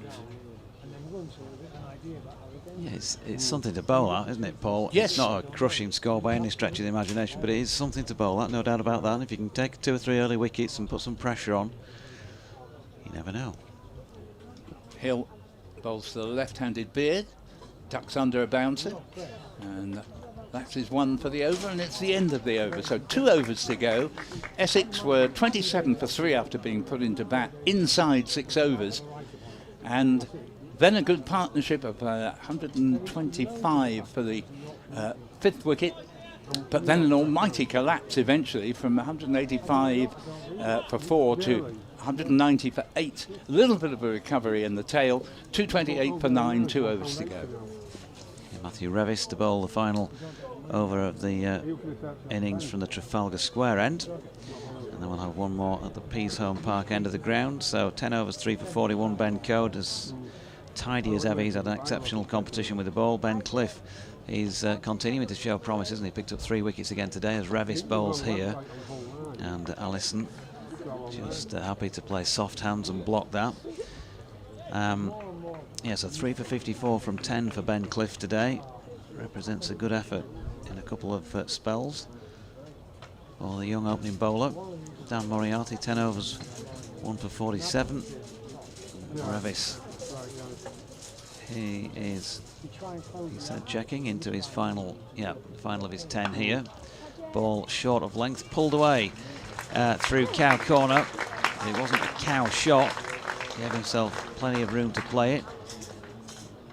That was and good, flat batted it away. Good shot, and it's been the moral of the bowling we've seen so far today, some of which has been outstanding. But if you drop it short on this pitch, particularly if it's sort of on the stumps or down leg side, it's given away a lot of runs. 232 for 9. Revis in short this time, climbs on Allison, and he was looking hopefully at the square leg umpire, saying, is that going to be a wide? But no, it was only really just over shoulder, maybe about helmet height. Through to Duke, it was deemed legitimate, so dot goes in the book. A few people burning out there today. You can see a fair bit of pink. Yorkshire lobster for dinner, perhaps. DT's getting stuck into his already. He's got crisps all over his face as Revis is in, and that's pushed out square on the offside by Allison. He'll pick up a single as a result. He's a mucky pup. So we've got Paul Newton in the box today to raise the tone. Yes, there's a good deal of irony in that statement, but I was saying earlier that Ben Allison is far from the worst of tailenders, and he's made a very useful 21 not out here. It's just asking for a little shuffle round in the field, bringing a couple of players closer actually. Will Luxton and Dom Bess, bowling now to the left-handed Aaron Beard, who swings at one as it's nipping away from him slightly. Good delivery, because it ends up in another dot, and they're all what you want at this stage of the innings, or any stage of the innings. No, it's the case, I think, Jonathan, that although we have seen some lofted drives come off, particularly when the mid-off and mid-on were up, which they are actually, but more often than not, that hasn't even made contact with the ball. Ball short of length. Beard looks as if he's trying to get underneath that and ramp it somewhere. And misses out. So Revis is done for the day, in a bowling sense at the least. And he will finish. We'll try and work these out. He'll finish with 1 for 48 from his 10 overs. That's another really good return from a young player, and it's 233 for 9 then, Essex, with 6 balls remaining in their innings. Yeah, it was a good over, that bar the one that was belted to the mid-wicket boundary, long boundary out there, but it got over the rope, and that's because it was a little bit short of the length on the stumps and therefore easy to pull. But apart from that, some good variation from Revis, and as Jonathan says, you know, a good spell from him today, 1 for 48. So 233 for 9. Here comes George Hill with the final over from the Peashome Park end. Bowls, and that ball has been driven away. They should be able to come back for a second here, because it just evaded the diving Will Luxton at backward point. Wharton did his usual and ran 50 yards from the cover boundary round towards third man. He's done quite brilliant work out there all innings, and but there was no way he could have prevented a second run. 235 for 9. Allison, probably whom Essex would want on strike at the moment. He's been in a lot longer than Beard, on 23 now. Next delivery is a full toss and hammered away for 4, and just probably looking for the Yorker there and not managing to pull it off. Full toss, and that went straight through the gap between cover and mid-off for 4 runs. 239 for 9. So Essex are going to get up to that mark, very nearly anyway, of 240. There are 4 balls left, and Allison has 27. So Shan Masood, the skipper, is just trotting across for a quiet word with George Hill. First 2 deliveries of this final over produced 6 runs. It comes in again and bowls. And Allison has an enormous yahoo at this, and like most of the yahoos we've seen in this Essex innings, it didn't work at all, but they do manage to scrape through for I think that was a leg by. I missed the signal slightly there. It's 240 for 9. Yes, it was, because Allison remains on 27. And Aaron Beard, who's quite capable of giving the ball a good belt, but hasn't really had time. He's probably faced about 5 deliveries. Now looks to face, for the first time this over, George Hill, who bowls to him, and he's pulled this ball around to fine leg and will pick up a single. It's probably the best he could do, short of hitting it for 6, because He is not in the sort of touch that Allison is. 2 balls there, 241 for 9, Allison on 27. Yep, and well, 1 boundary off the over so far, which is a pretty good effort. Final over of the innings. Usually about damage limitation at these stages. Look at DT, he's got breadcrumbs everywhere. All sorts of stuff on his face. Hill bowls, and Allison taken on the pad again. He was having an enormous heave into the onside. They get a leg by. 242 for 9. Moral of the story for me, though, is whenever Essex have gone to try and hit the ball out of the ground, they're very seldom convincingly connected. When they've played through the line of the ball, they batted quite well at times. And that's maybe something for Yorkshire to reflect on at the end of this before they go in and have a go themselves. Absolutely. But very often cricketers don't learn from others' mistakes, but we'll see. George Hill to bowl the last ball. And Beard has an enormous swipe at this. They're going to get through for a bye. Enterprising running from Ben Allison. There was nothing that could have been done to prevent that. And the innings closes with Essex 27 for 3 at their lowest point, 185 for 4 at their highest point, going into the 40th over. Then a collapse, but in the end, a good recovery from 190 for 8 to reach 243 for 9. Where I do give Essex credit this season is that they've generally managed to bat the full 50 overs, something that wasn't at all true last season. The batting has not been the problem for Essex as much as the bowling, which tends to lack penetration, and I would say Yorkshire have to be favourites from this point, unless Shane Snater, who bowled superbly at Bristol in Essex's only win and got 3 wickets in the power play overs. I think he needs to do something very similar here if Essex are to gain their second win and prevent Yorkshire gaining their third. Okay, so Ben Allison not out 27 off 23 deliveries. Aaron Beard not out 4 from 8, and Essex finishing 243 for 9 from their 50. Ben Code 10 overs 3 for 41. Ben Cliff 10 overs 3 for 54. Matthew Revis 10 overs 1 for 48. George Hill finishes 9 overs 1 for 39. Dan Moriarty 10 overs 1 for 47, and Don Best 1 over for 8. There was 1 bye off that final ball, 5 leg byes, and there were 3 wides. It was a good disciplined bowling performance from Yorkshire today all around. And they have, as Paul suggests, set things up here for a win. That doesn't mean to say they will get it. They will have to bat well. But it does look a good pitch, although maybe just still a little bit, feels like it's a little bit on the slow side the way things have been played out there. They will need 244 runs to win from their allotted 50 overs. And we'll be back to see how they go on in just under half an hour's time. Bye for now.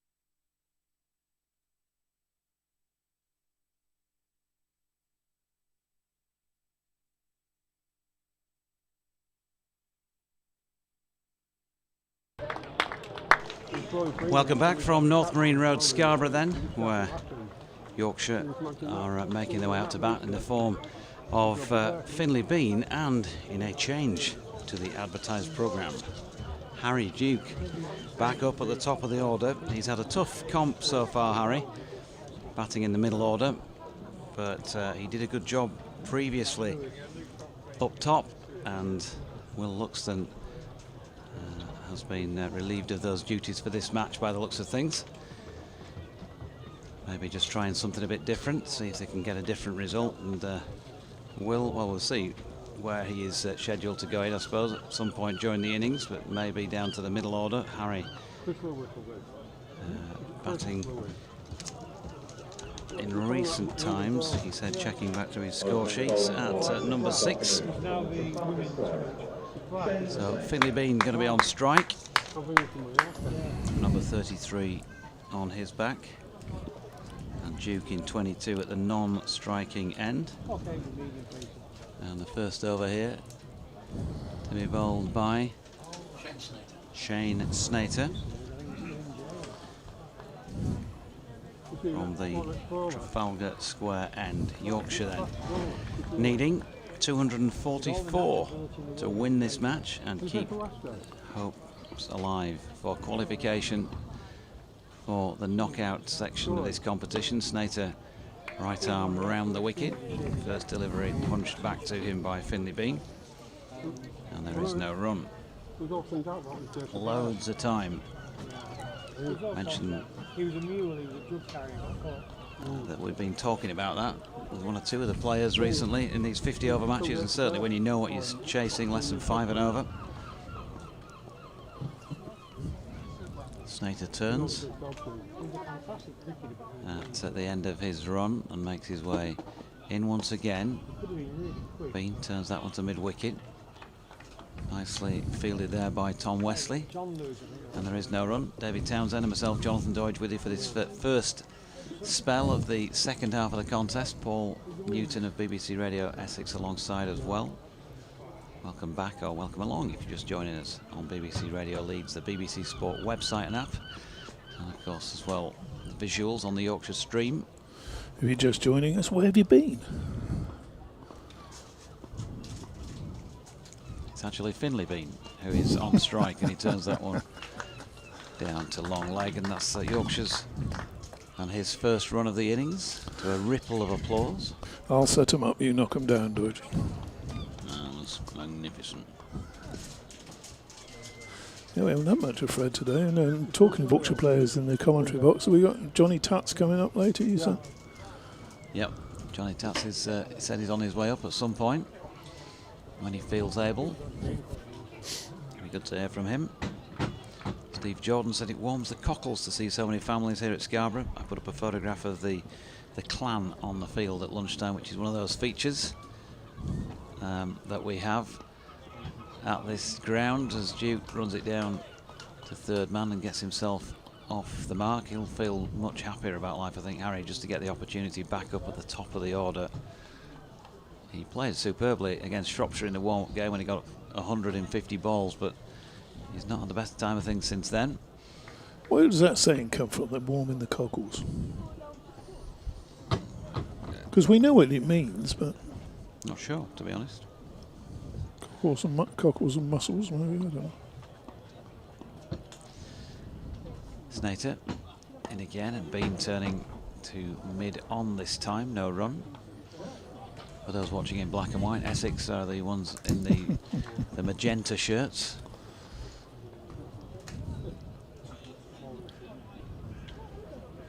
Get in touch on @Sporting Lives 1, BBC West Yorkshire Sport @gmail.com. Thanks to Bumble, who's reposted the commentary link, so that'll put word around for us. Great to have him on board on Friday at York. Finlay Bean back foot, punches back to Snater in his follow through to complete a fairly quiet start to that Yorkshire innings, 2 without loss after the first over. It was the usual Scarborough fare, wasn't it, today? Sandwich, pleasant sandwiches, bit of I've done it again. I've eaten that sausage roll. I do it time after time when I come in. Then I remember afterwards that I shouldn't have eaten it because you always get heartburn. Right.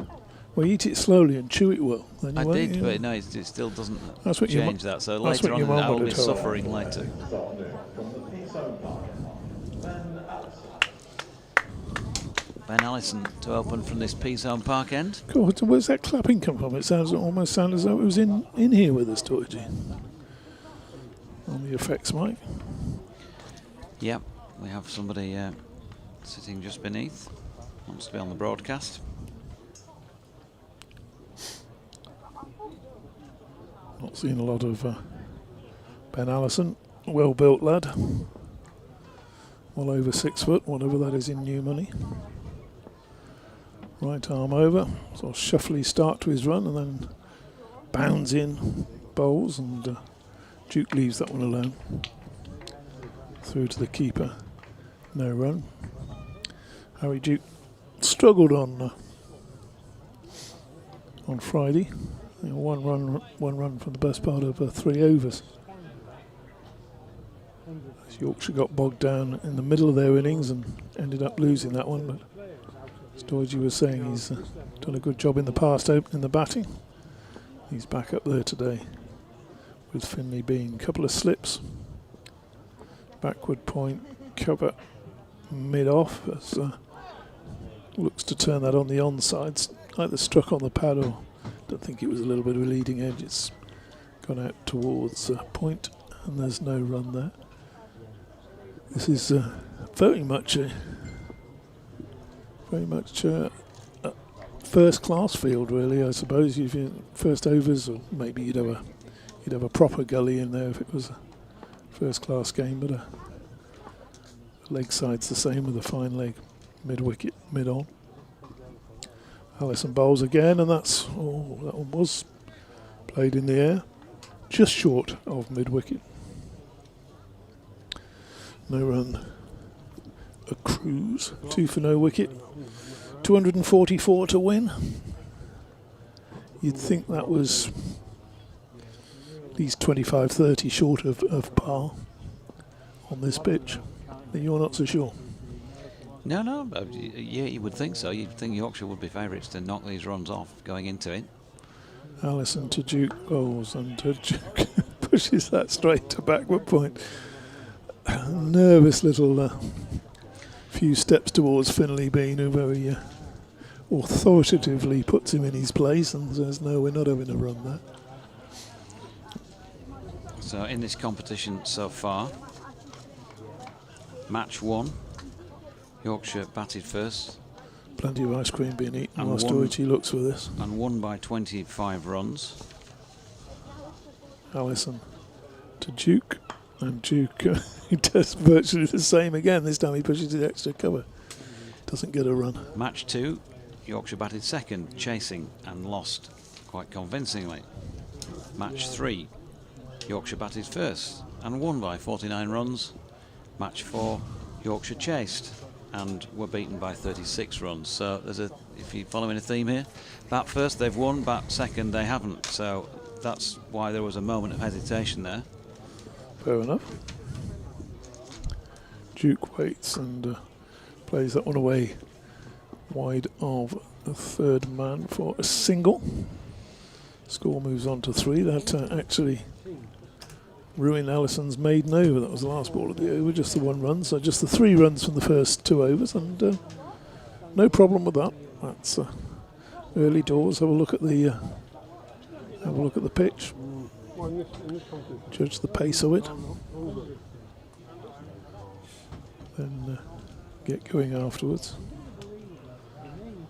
Bit of discussion between the 2 openers in between overs there. Yeah, I think we'll just be saying loads of time. 48 overs to get another 240. Snater from the Trafalgar Square end. Over the wicket to the right-handed Duke, who turns that into the leg side. It's fielded at mid-wicket, and there is no run. Shuffling and movement down beneath as people return from their... They call it lunch still in this competition, don't they? It's not lunch, is it? Let's face it, it's half past 2, that sort of time. Well, it's a late lunch. It's a late lunch. A couple of coffees being brought in. Gentleman with a fleece on. Goodness me, he's brought another coat back with him as well, so it must be chilly up there in the stand as Snater's latest delivery draws a stifled appeal from the Essex fielding contingent, and there is no run. You sometimes get that here, don't you? That little bit of sea breeze starts to come in and the temperature can drop quite alarmingly. Well, alarming for those who've not bought their fleeces and coats. Here's Snater again. Duke waits, walks into the shot, and once again he's got this way of dropping the ball, pointing his bat forward at his opponent as if to say no, but then he still runs a couple of extra strides, and there have been some entertaining attempts at runs during Harry's career so far. Maybe that's why. Yeah, it's nerves, isn't it? Now that's more healthy than an ice cream. If you're watching on the screen, a nice red apple. Not that I can eat apples myself, but I'm sure it is healthy. Here's Snater in again, and Duke gets the ball short of length and has to be content with dropping that out into the offside, and there is no run. Points of contact to remind you, BBC West Yorkshire Sport at gmail.com, or you may wish to get in touch on X on at Sporting Lives 1 or at DO_cricket. Got an email in from Malcolm in very hot Alicante, which I shall give you the details of in a moment, because Snater is turning once again under more cloudy skies at Scarborough. Duke shuffling across with a big exaggerated leave. So Malcolm says, "Hi JD, good to see a nicely filled ground at Scarborough, bringing back many memories, including running back to my aunt's guest house and saying, Len Hutton spoke to me. What he'd said was, get back, don't shove, when I was after his autograph." We fielded well and bowled pretty decently. Now we need to show that we can bat a bit better than of late. Come on Yorkshire, says Malcolm.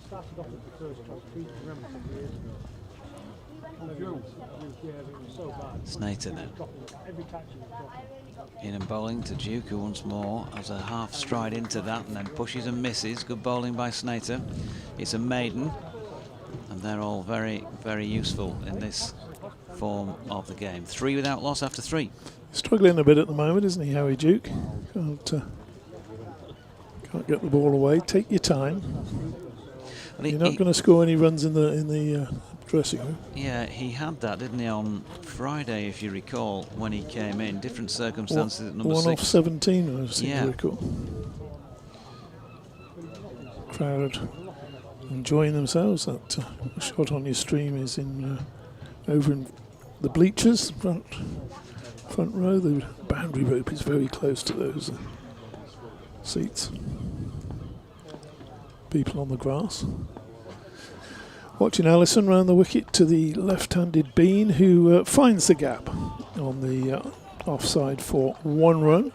I think that's all he's going to get. For once, Harry Duke didn't want a second run, so they settled for 1. How on earth did you recall that Harry Duke had got 1 from 17 on Friday? Normally you struggle with your first name.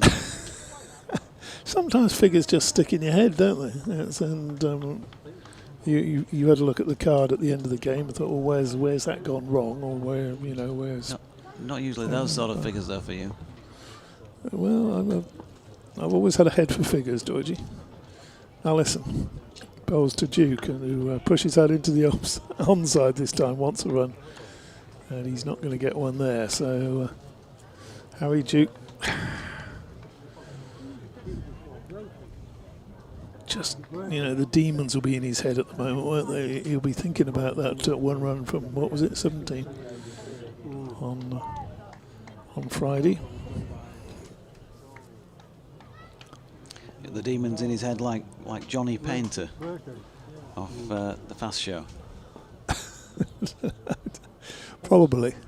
Allison bowls to him, and again he pushes that into the offside. And well, he's got to start doing something here, Duke, hasn't he? Because at the moment he's just eating up deliveries and making it a little bit harder. There's absolutely no panic at all, but he's trying to nudge and nurdle the ball around. And yeah, I think, I'm not sure if it's by design, but you would imagine it probably is. Essex have just encroached maybe a little bit more, a few more yards inside the circle than they would, to not offer him that opportunity to close down that pushed one. Allison to Duke, and allows that one through outside the off stump. But by the time the ball is delivered, it's Tom Wesley at cover. He's already starting a good 5 yards inside the circle, and he's pretty much halfway between the edge of the circle and Harry Duke by the time the ball is released. So he'd be 15 metres or so from the bat. You're not going to take that on, are you, if you're just dropping it and going? So no. He's going to need to try and find a way to get it through gaps. He's going to have to hit it. Ben Allison bowls, and again he just plays that one into the ring, and again Wesley fields, and again there's no run, and the Yorkshire crowd, 4 for no wicket, coming to the end of the 4th over, might just start to get a little bit restless here. It sort of reminds you of an old Gillette Cup tie, doesn't it? Where whoever it would be, your normal opening batter, as it used to be in those days, the bloke who also opened in the Championship would be playing himself in and be all rather leisurely in the early stages. Allison to Duke, bowls, and he pushes that one back with a square. He's got one, he's only going to get one. Great. And that means, of course, that Harry Duke keeps strike. 5 for no wicket after 4 overs. Great sponsorships of our time. And the fact that we still refer to it as the Gillette Cup all these years later. Yeah. There was the B&H. Well, in horse racing, the Hennessy Gold Cup still run at the end of November at Newbury.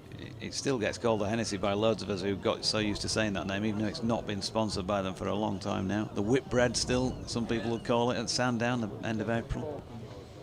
Fantastic. Snater trying to be fantastic for Essex, who have Yorkshire 5 without loss after 4, and he's bowling over number 5 there, and Harry Duke again walking into the shot. Has to be content with dropping that down by his feet, and Wesley he's in. Is he sort of chap who'd have a word, Tom Wesley, as he picked that ball up there? Yeah, maybe have a little couple of words in the shell like of Harry Duke. Might try and just rile him even more than he's already by just a bit of anxiety to keep that scoreboard ticking. Snater in again over the wicket. Duke gets the ball slanted down the leg side, which is not going to be given as a wide. There's the usual appeal from wicket keepers at junctures like this, which suggests there might have been a nick on it. Let's try and deflect the attention from the umpire's decision to signal. He may have got away with one there, but I suspect it was probably just over the top of the stumps, because Harry did shuffle quite a long way across to the offside. Might have just flicked the hip as it went through as well. Maybe. Snater in once again. Duke has gone. Oh, that's a very, very, very good catch indeed at second slip. Outstanding effort from Noah Thane. And Harry Duke, well, under pressure, he got his first opportunity to open the batting of the competition in match number 5. And this hasn't worked for him either. So he's having a bit of a wretched time, having had that 100 in the warm-up match. And he has gone for just the 3, and Yorkshire 5 for 1 in the 5th. My calculations are right. That's 3 off 21 deliveries. So you remember that one on Thursday, Doidgy. Shan Masood now coming out to bat. I'm more likely to remember 1 from 17. The great catch at second slip. It was a good catch, wasn't it? It was. It looked as though it had just got over him, and he's got up late. Was it similar to your catch on Sunday? No, because mine wasn't taken clean like that. It was parried up and taken clean at the second attempt. Taken clean at the second attempt. Oh dear. 5 for 1 then in the 5th over. Shan Masood in now, and that's opening stand has sort of taken the gloss off a little bit for Yorkshire at this stage. The end of the Essex innings got away from them just a little bit. Last couple of wickets getting them up to 243 for 9, and now this slow opening stand of 5 runs in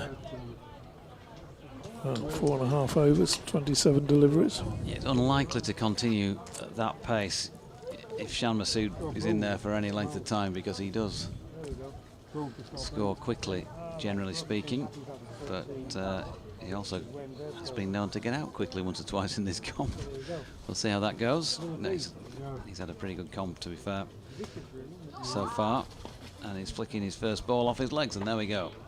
It just looks a different game all of a sudden, doesn't it, when somebody's been out there and struggling to get any momentum going, and he picks up 2 off his very first delivery. That wicket falling, by the way, 3rd ball of the 5th. The thing that Harry Duke's got to do is actually look to be hitting the ball rather than just dropping it and looking for a single or aiming it down to 3rd man or wherever. You know, it's he'll get out of it. He's a good batter. Here is Snater. This one slanted down the leg side, and the wide will be signalled this time.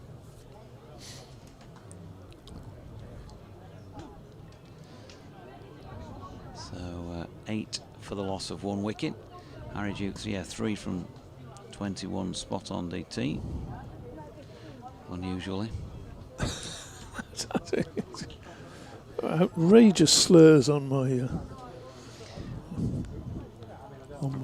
accounting abilities, or even counting abilities. Masood waits, drives this one square on the offside. There's a chase on here. Has he got the legs to reel the ball in? Yeah, good chase, good piece of fielding. And they're going to get back for 3. It was the number 56 wearing Robin Das, I think, the man who has disturbed the boundary rope, so the Yorkshire players are going to have to hit it a little further if they are going to get 4. I always wonder why players don't replace it, or they just leave it. Well, I think you know why, because the next one is going to be harder, isn't it? First result of the day. Should they not put it back when it was? First result of the day is in. I don't know whether you mentioned this on your last commentary. But from Thirsk or Kempton Park or something like that. Ripon. Round the wicket here, Snater, and nicely played off his legs this time by Finley Bean, who will pick up a single. Takes his score to 3 and the total to 12 for 1 after 5 overs, and a successful one for Shane Snater with a good catch by Thane to dismiss Duke for 3. Right, get ready to do your impersonation. No, not that one. Middlesex versus Durham has been abandoned without a ball bowled. What do we say about that? Too far south? Aye, too far south. 20's plenty. That game would have been played if it was at the Roca Riviera. Basking in sunshine there. Start of a new over from Tom Allison. Bowls, and that's outside the off stump and left alone by Finley Bean. So they all sound 12 the same, for 1 don't after they, 5. Oh, you can't call him a Geordie. He's a Geordie. He's a Mackham. Not really, he's a Geordie, isn't he? Mackham Marty, isn't he? Wants to be a Geordie, doesn't he? So,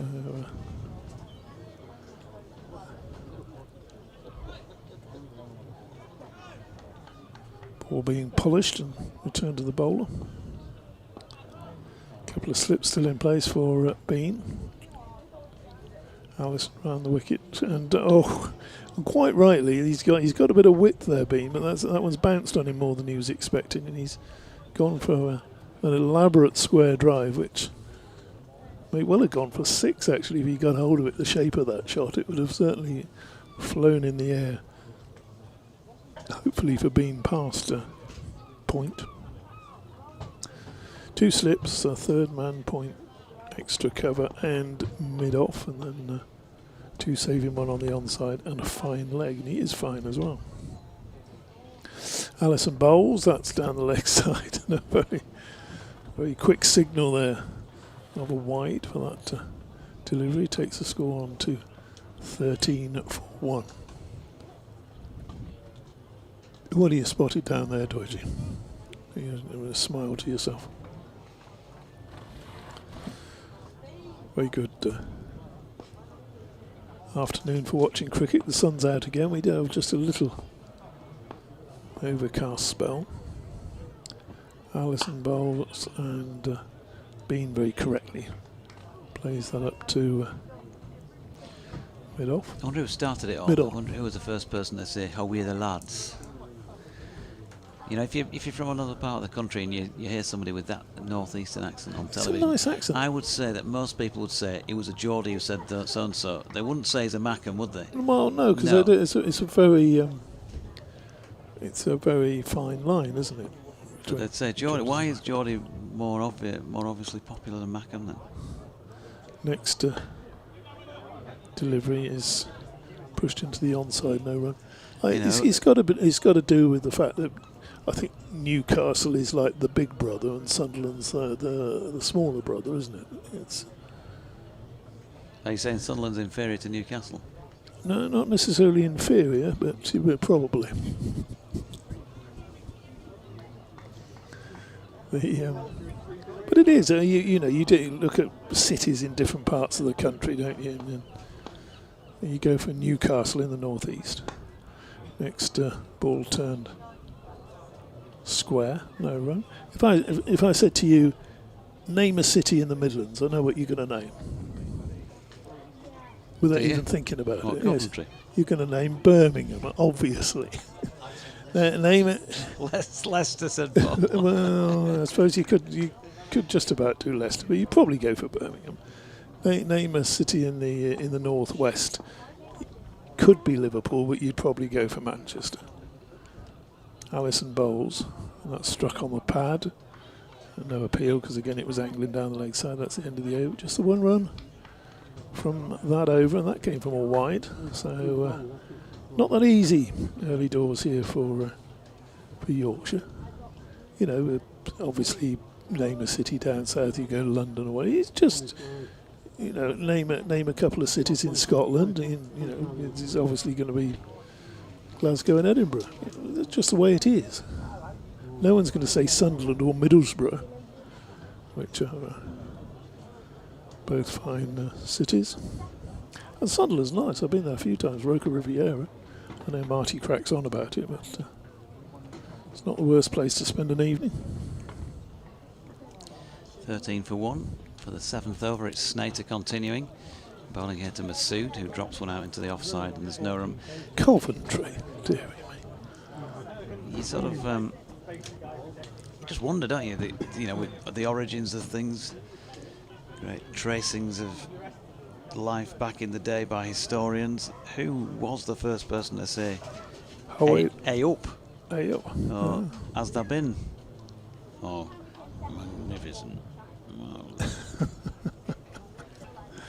Magenta.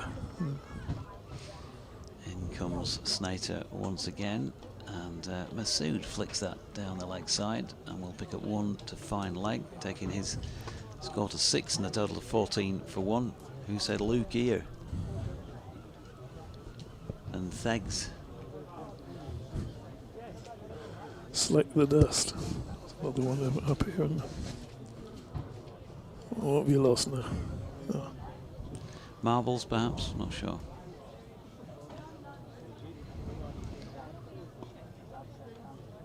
Down the incline comes Snater once again.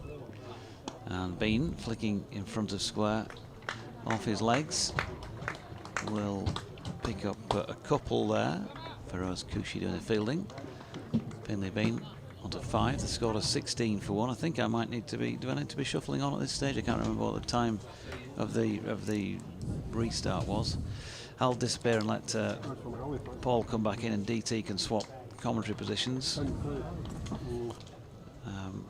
in a mo. just get you through to the end of the over.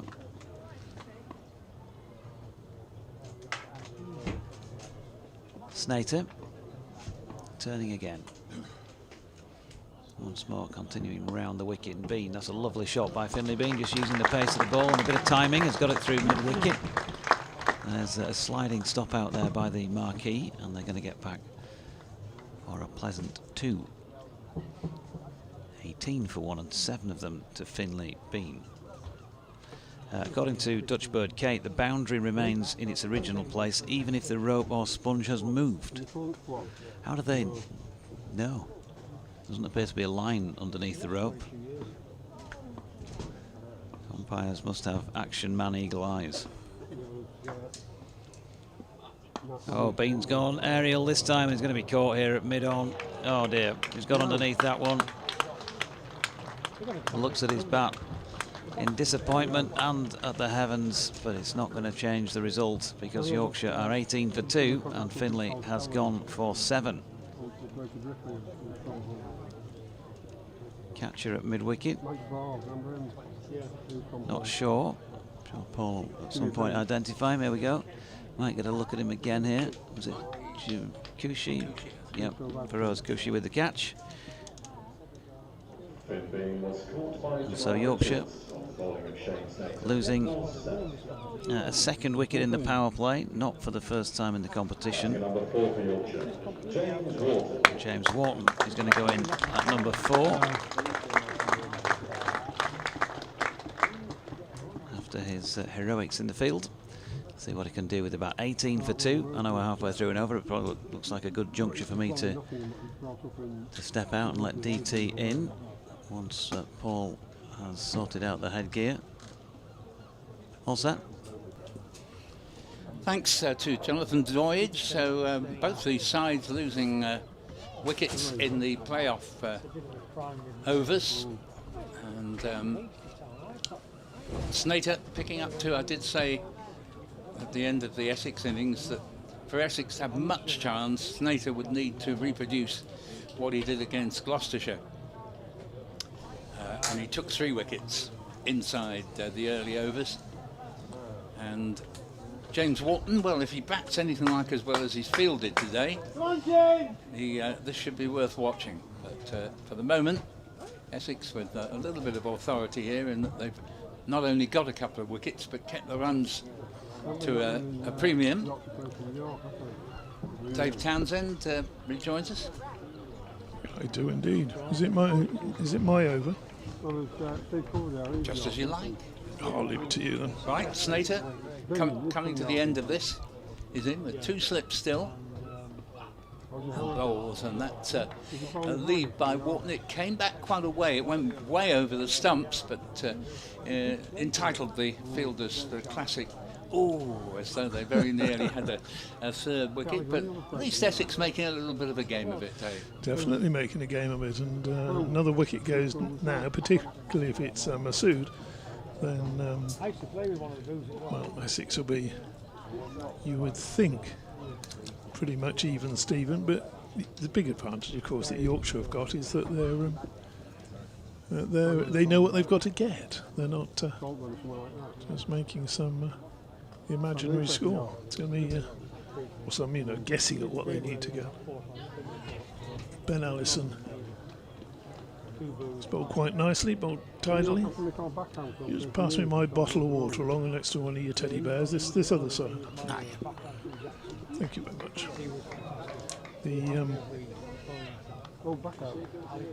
Lots of talking and chatting going on there. Masood, he's not faced a delivery from that end. I would imagine he's just taken his guard again anyway. Next delivery is just he's just such a lovely batter. He's smooth, eased it through the onside, not timed it absolutely perfectly, but he timed it well enough to get a couple of runs and take the score on to 20 for 2. Yeah, Ben Allison, more than decent bowler and can bowl some genuine wicket-taking deliveries, but he does have a habit of struggling with his direction, be it too far outside off or too far outside leg, and that was a ball very invitingly half volley on leg stump. Probably got away with something there for it not to be a 4. Allison around the wicket again to the left-hander, and again playing that one into the onside. But no run to be had there. Just the couple of men out, of course, at this stage of the innings. Couple of men out, I mean, in both senses, actually. Yes. A couple of men outside the ring and a couple of Yorkshire batsmen. The two openers already back in the pavilion. Allison runs away from us, and that's striking Masood on the pad. There's a big shout for LBW there. There's a few cries of derision in front of us. I reckon that might have been a little bit close. Yes, I do. Watch on the replay, and yeah, maybe height was an issue. Yeah, I think so. It was one of those that might just have flicked the bails, or it might not. So Yes. doubt to the benefit of the doubt to the batsman. But good bowling from Allison. As I say, he has the ability to take wickets, but could just do with tightening up control over direction more than line. Actually, it does give away a few in wide. Here he comes again, bowling, and Masood up on his toes, angling that one close to his body down to third man for the one run. There was also a sort of little guilty hop, wasn't there, from Masood? Yes. After he was struck. I think it was fair to say he was struck in front, but quickly sort of hopped away as if to say, "Oh, I think I was going down ump," but wasn't going to be given. No. Allison will now come over the wicket to right-handed James Wharton, who very much impressed Paul Newton with his fielding today. Allison bowls to him, and that's a beautifully timed. I think he very much impressed Paul Newton with that shot. Lovely shot. But again, Beautifully timed past square leg. Again, Allison straying onto leg stump there and making it easy for the batsman. It was a lovely shot. Got exactly what it deserved. Of course, it is a right-hand, left-hand partnership, but then again, that's what you have to learn when you're going to be a bowler, that will happen. Isn't really an excuse for straying in line. No, you can't. You can't pick who you're going to bowl to, can you? No, and I'm only bowling when there's two right-handers in skip. You know. I mean, I took a lot of schoolboy cricket in my time, and hopefully by the time they get to even under 15 level, you get it through to your 4 or 5 guys who are going to bowl. You know, some will be to right, some will be to left. You've got to make that adjustment and not give runs away. Indeed. Two slips stay in place. Allison bowls, and that's going to be a less impressive single, just eased away down to third man for a single. 26 for 2. You've been impressed with the scoreboard in the distance there as well, Yeah, Paul. It's almost as quick as that old man you won at the Oval used to be. You know? Very, very quick. Which is always good to see, because once you get used to it and realise that they have put the run up you've just been watching, then you can count on it. Snater will continue to be his 5th over, the 9th of the innings. Bowlers, of course, restricted to 10 in total, but in the power play, Snater persevered with, got the 2 wickets to have fallen, bowls, and this ball is stopped in the crease virtually there by James Wharton. So much for Essex depends on Snater. He didn't play in the first game against Warwickshire, and Ed Barnard, opening the innings, continued his great season with 173 not out. And he came in, Snater, for the second game at Bristol, got 3 wickets. Essex won the game. And he has got the 2 wickets here. Maybe if he can get another one, Essex will feel that they've got a chance of winning. But elsewhere, there's not a great deal of penetration in the Essex attack as Snater's in bowls, and that's a good leave outside off stump, and the score in the 9th over remains at 26 for 2. Yeah, they picked it up a little bit from that very slow start.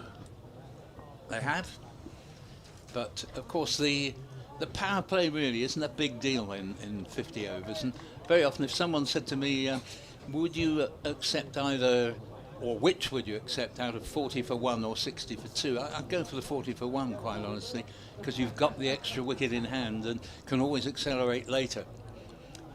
Snater's in. Bowls, and the ball's just dropped a few yards into the slip sort of region. Goes to be fielded by Noah Thane, who took a blinding catch there to get rid of Harry Duke a few minutes ago. It really was a fine slip catch. Yeah. Got up very quickly, didn't he? They're hard to take, those they ones. They are. Well above your head. And I thought what was particularly good is that he was clean off his feet when he caught the ball, fell over backwards, but he managed not to let the ball slip out as he went to ground. Here's the next delivery on its way from Snater. The sun for the moment behind a cloud. Bowles is driven out to mid-off. No chance of a run there.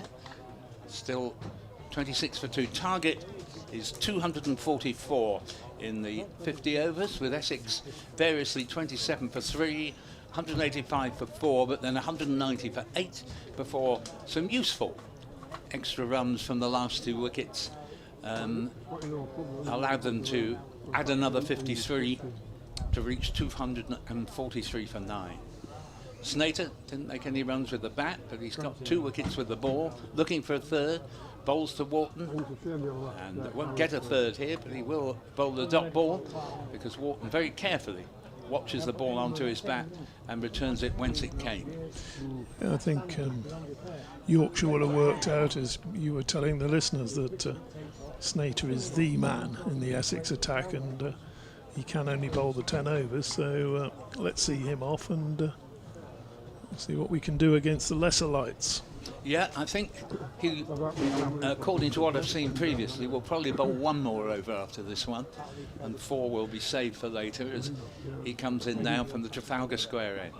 Bowls, and that's a lead by Wharton. The end of an economical over, not one that really threatened to take a wicket, and Yorkshire needing 244 to win, are 26 for 2 in 9. So very much in the balance this game.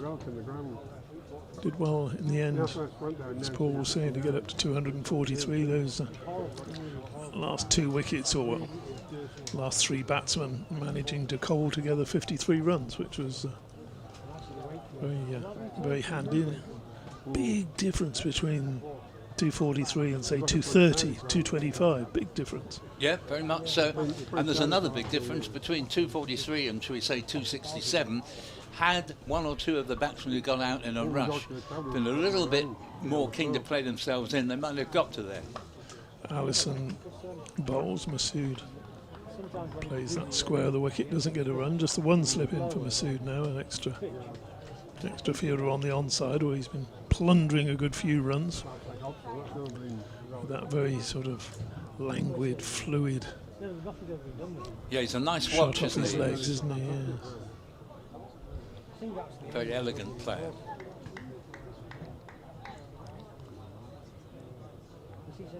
Here's Ben Allison.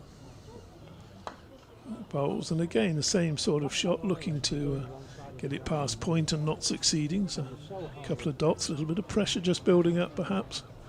But Masood's got enough experience just to ignore them. Does have a very elegant way of playing.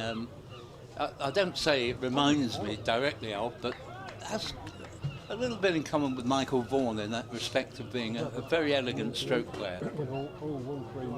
Michael Vaughan, for me, one of the outstanding batsmen I've seen in the last 3 decades or so. Bowls again, and a little bit more width this time, and Masood's got that pass point, and I think he's going to get 4 runs. Indeed, he is going to get 4 runs. And, just to the right of the covers as we're looking at it. Just that difference of just that 3 or 4 inches. Yeah. And, but that's where Allison lets himself down, in that there is this width in his bowling, and Masood, who'd been nicely contained in the previous balls of the over, lost no time. This is it when you bowl to good players. The moment you err in length or direction, they punish you. Allison again pitches up, and that's good tumbling stop. Is that Wesley? No, it's Nick Brown. Oh, he's 10. out of slips, is he? Yeah. Just Thane in the slips at the moment. Brown will field very enthusiastically. Had a great start to his career in the first team when he made hundreds in both innings in a match at Derby in 2014. But the hundreds have tended to come once a season. He usually gets a very big 100 when he gets one. Certainly didn't get anywhere near today. Allison bowls, and that just shapes back in a little bit. Masood looking to play it square, doesn't succeed in that. In fact, just knocks it to the onside of the pitch, a few yards. Rare false shot from Masood, but not one that threatened to get him out. Lovely scene here at Scarborough, one of the most picturesque and atmospheric grounds in the country, without a doubt. Did you know they played a one-day international here? Yes. Next delivery from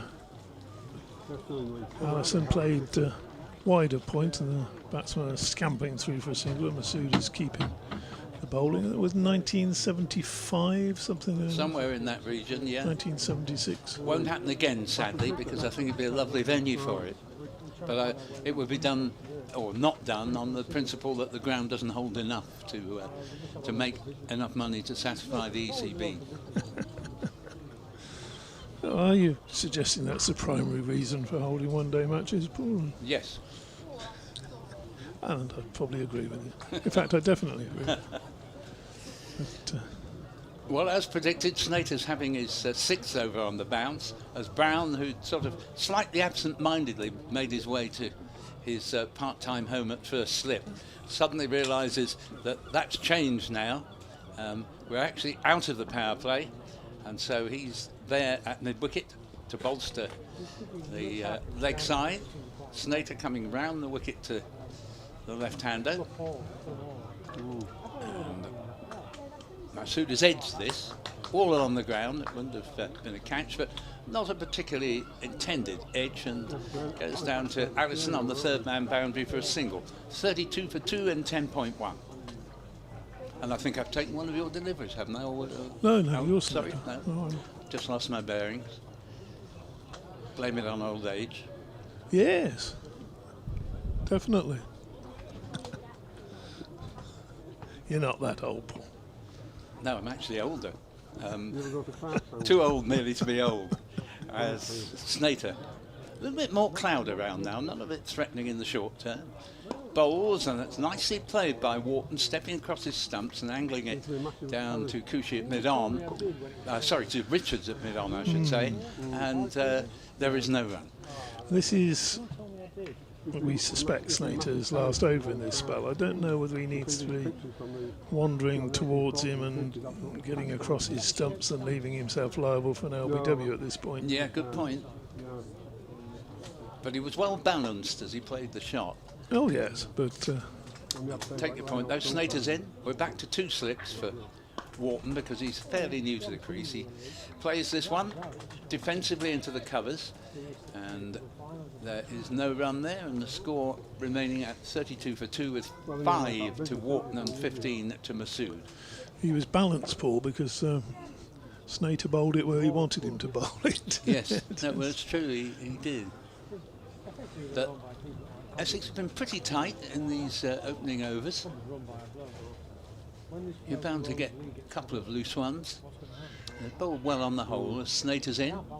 Over the wicket to the right-hander. Wharton forces it into the offside, but straight to Cushy at backward point. Oh, beautifully timed that was, wasn't it? You could just, that lovely noise it makes when it comes. Yeah. Comes off the bat when the timing's good. Yeah, that's quite right. I mean, as you're listening on the radio, you can hear the sound of the shot very often before the commentator has said what's happened, and think, I bet that's gone to the boundary at times. It makes such a good sound. I think as a kid it was always one of the things you loved to hear when you went to a cricket ground, wasn't it? Because you watched club cricket, it wasn't there. Yes, the next ball is very well played by Wharton because it was slightly slower delivery and it got up a little bit and he got well over it, steered it to Cushy again.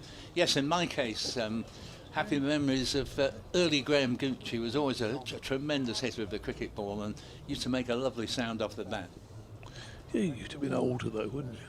Yeah, I You wouldn't buy watch. them. You wouldn't watch Gucci as a No, kid. well, let's give you a different example then. Ted Dexter, you know, was Oh, a yes, definitely. lovely player to watch. Tom Graveney, absolutely superb, lovely timer of the ball, very graceful. Here's Snater again, bowls, Wharton back to the bowler, Sensible. and I think that's probably going to be it for Snater for the time being, but I may be proved wrong. He's got both the wickets to fall, chasing 244. Yorkshire are 32 for 2.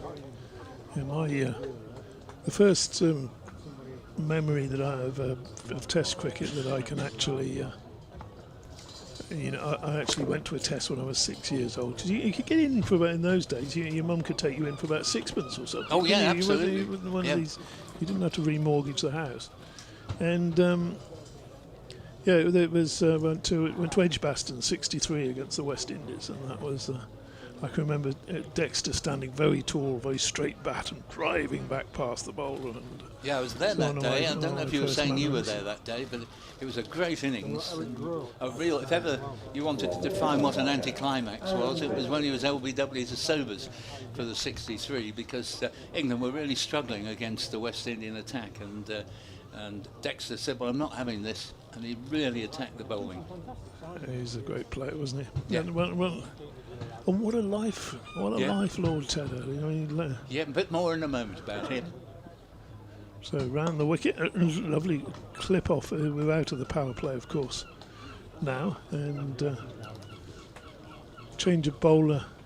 Yeah, Aaron Beard. And we got Aaron Beard on at this Peashorn Park end, bowled round the wicket to the left-hander. Tends to be rather expensive, Aaron Beard, strays in line and length. Back to Ted Dexter, huge racing fan, captain of Sussex, and one day, while Sussex were batting, he disappeared to the racecourse and said to his vice-captain, "Give me a ring and tell me when you think it's time to declare." Next delivery is pushed into the on the side.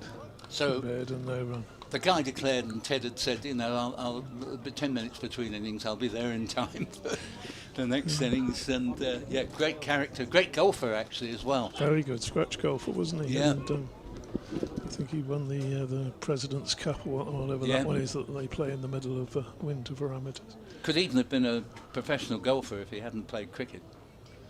Here's Beard. Bowls and honest medium pace, I would describe Aaron Beard, and that's a push square the wicket for a single. And he used to live in London. He lived in Victoria. Yeah. And he got the train down to Hove every morning. Yes. He was first class, had his breakfast, had his fry up. Well, he was a huge favourite of mine, and partly because he just always did things his way, and no one was going to stop him. Yeah, stood for Parliament as well. Yeah, that's right. Remarkable life. Beard to the left-handed Masood bowls, and Masood strikes that one nicely, and it goes through, diving mid-on, who, well, probably should have done a bit better Yeah, there. it's Nick Brown, yeah. And I'm always reluctant to name the fielders when they make a bit of a Horlicks of it. And Yes, as you can tell, I'm not, but well, I know what you mean, he because didn't mean to dive over the No. top of it, did he? he kind of did the difficult thing. I thought he made good ground to the ball, but then got the dive wrong. So 4 runs to Masoodi. 38 for 2.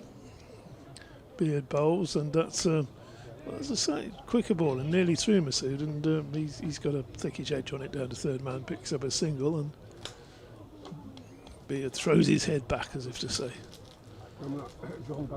nearly threw him there, but he wasn't. No, the moral of the story, though, is I haven't seen Masood before today, but you don't bowl to him on his pads, and which is true of so many left-handers. I know that last one wasn't on his pads, the previous one was. Next delivery is again finding a thickish edge, and again a little bit of a misfield on the boundary. Doesn't cost any runs, but had they run the first one quickly, they could probably have scampered back for a second. Definitely, yeah.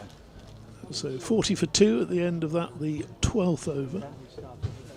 Was he your sort of childhood hero? Was he? He was Lord certainly Ted? Or one was of that them. He and Tom Graveney. Yes, I thought they were different styles, but wonderful players. And I had the pleasure of commentating quite a bit with Tom Graveney when I switched down to London into the commentary business, and he was a delightful man to commentate with.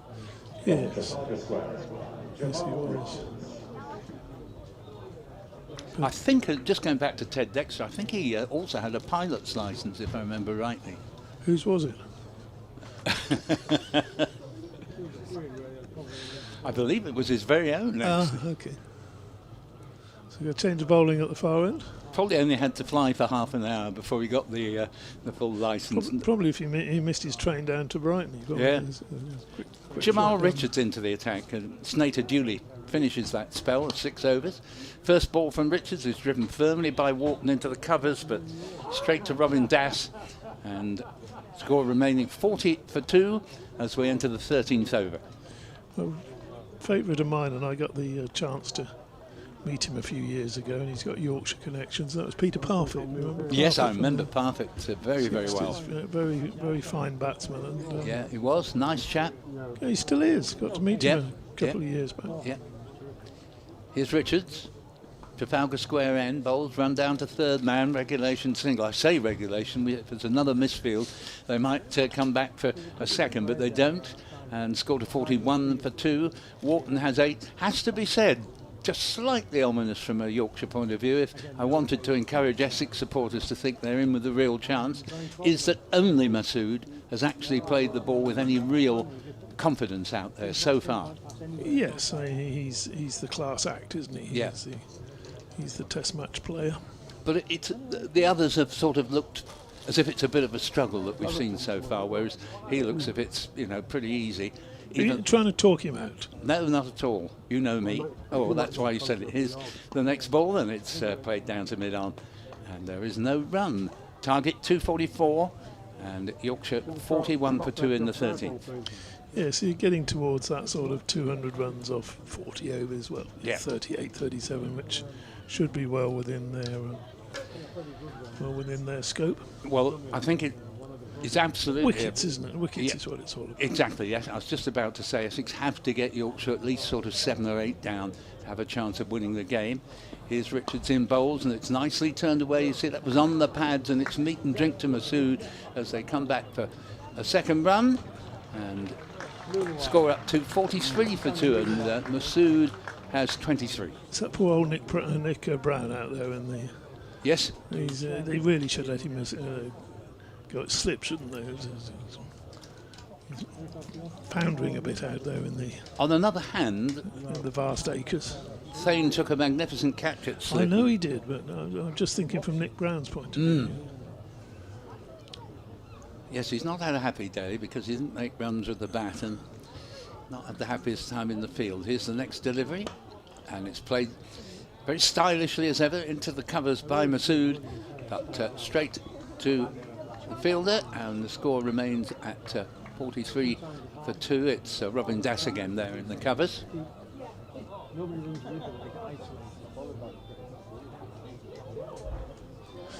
Wonder how many ice creams have been consumed today. Yeah, quite a few. Not a bad day to be in the van dispensing them, though hard work, I would imagine. Richards around the wicket to the left-hander. Bowls, and that's just dropped a few yards down to Thane, running round from slip towards gully. And there's no run. The end of Richards over. And Yorkshire needing 244 to win. 43 for 2 in 13, with 23 to the skipper, Sham Masood, 8 to James Wharton, and the 2 men to go, both to Snater. Harry Duke brilliantly caught by Thane at second slip for 3, and Finn Bean caught by Cushy, just missed timing a push into the onside and holding out to mid-on for 7. I wouldn't mind one of those hard jobs selling ice cream. There were worse jobs, to be sure. Going to be beer to continue. Not the tallest of men, he's average height, isn't he? Yeah. Bustling in.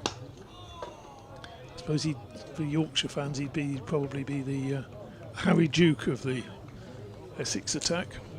Good, honest medium pacer, does a little bit with it. Never really going to frighten anybody. Does he have a bouncer occasionally? Yes, just occasionally. He can actually bowl a quicker ball, bowling. I think he's probably been told not to try and bowl too quickly out there because he's proved very expensive so far. Maybe he's just taken his pace back a bit today. Bowls to Wharton, who hits that shot high over mid-wicket. That was the one that we saw earlier. Poor old Benkenstein get out too. It's gone all the way. He's carried it 6 runs for. I thought that was didn't really think he got hold of that as well as that, because it's a long boundary down there into the corner on the west side. It didn't sound from the sound off the bat as if he completely got all of it, but he got enough of it. But again, it's that fairly safe shot if you don't. Next delivery is short and cracked away backward a point. Good bit of fielding out there, but the batsmen are back for 2 runs. So just picking up the tempo a little bit, James Wharton. Hitting a 6 like that never does you any harm, does it? So no, it's a good bit of fielding, as you say, by Ben Allison there in the distance. Sorry. Yeah, I was going to say, we saw Benkenstein score a couple of 4s and a 6 in that area, I think earlier. Certainly plundered a fair few runs and then got out to the shot. Beard bowls, and again that's pulled, and that's going to be 4 more, just short of a length. And Wharton really going to town at the start of this over. Yeah, I did sort of foreshadow the fact that Beard has proved very expensive, not just this year, but generally in his career. His problem, as much as anything, is in bowling on one side of the pitch. He can't seem to do that. No, what will happen here? Another firm drive through gully 4. He wants a second run. He's coming back. He's going to have to hurry. He'll get there. So, 6-2, 4-2 so far in this over. Perhaps James Wharton just might want to just nudge a single or play, not get carried away, because it often happens again. Young batsman making his way in the game, the blood's pumping a bit, and the excitement's going, the adrenaline's up. Let's see what he does with this.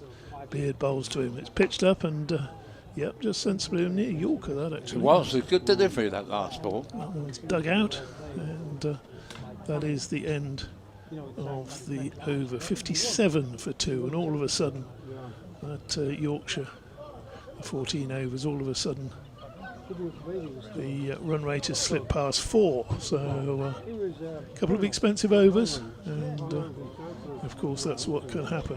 Is that Doidge lurking outside there? Johnny Tattersall is there actually, and we know he's coming up. But where's Jonathan Doidge? Well, he's dodged his man. He's dodged his man, has he? Brand new verb, especially for Yorkshire games, but I think Johnny will come back, Jonathan, before long, and you and I will disappear. That'll be a good trick. Indeed. Richards in, beginning a new over from the Trafalgar Square end, defended by Masood. But I'm afraid that tempo, which had been controlled so well by the Essex bowlers up to that point, I'm afraid Beard has consistently through this tournament proved very expensive. Of course, Essex have Porter, who's got broken fingers and damaged abs, Cook away with the 100, so their options are distinctly limited. Paul Walter, another one who's claimed by the 100. This ball is driven away through the offside and won't quite reach the boundary. They'll get back for 2 runs. Nice drive through the covers. 59 for 2 in the 15th. And the big question for Essex is and will continue to be, can they make any further breakthroughs into this Yorkshire batting lineup? If they can't get more than the odd wicket, then Yorkshire should be able to tidy up a target as low as 244. But there's a long way to go yet as Richards is in. Bowls to Masood, turns the ball behind square leg for a single. Again, that ball just allowing a batsman who's very strong off his legs to work the ball into the onside. 60 for 2 in the 15th. Going along very quickly, and now the final slip has come out as we were expecting. Very sensible, of course, to keep a slip as long as you can, because a wicket is worth an awful lot, particularly with these two batting lineups. A little bit short, Essex particularly short of experience. Richards bowls, and the ball played to backward point, who is Feroz Kushi. Prevents a run. Wharton, the man on strike, catching Masood a little bit with that onslaught on Aaron Beard in the previous over from the Peace Home Park end. 22 now to James Wharton, 26 to the skipper.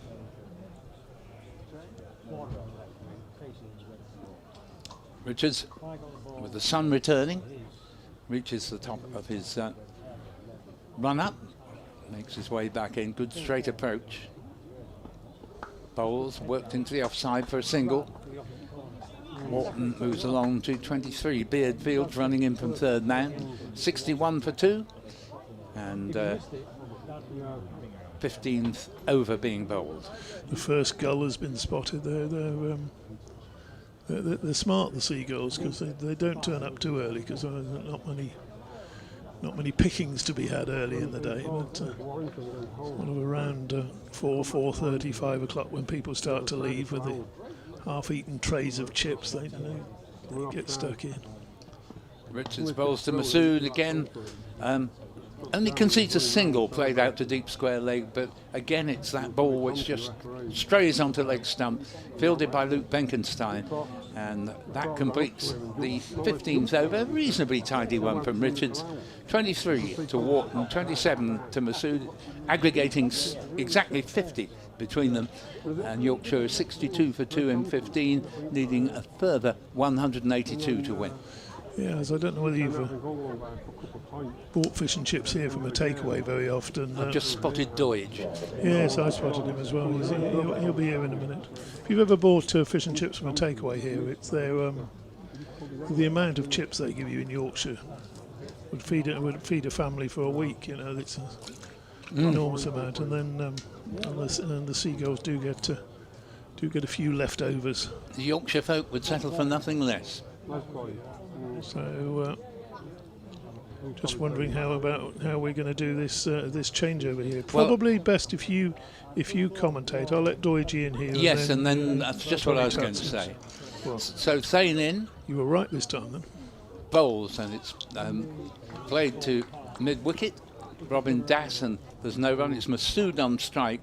Beer, not surprisingly, after that last over, out of the attack, and Thane replacing him now. Noah Thane himself is more of a batsman than a bowler, in my view. I'm not saying he mightn't eventually develop into a pretty decent bowler. He's got a chunky build, but similar to Graham Napier, an Essex player of the noughties, and well, even going back actually into the previous century. Had a 20-year career, excellent player, but not yet in Graham Napier's class as a batsman. There's a single here as the ball's played out to Ben Allison at the deep backward square. 63 for 2. That's Masood on strike, and again it was yet another delivery that straight onto leg stump, and I think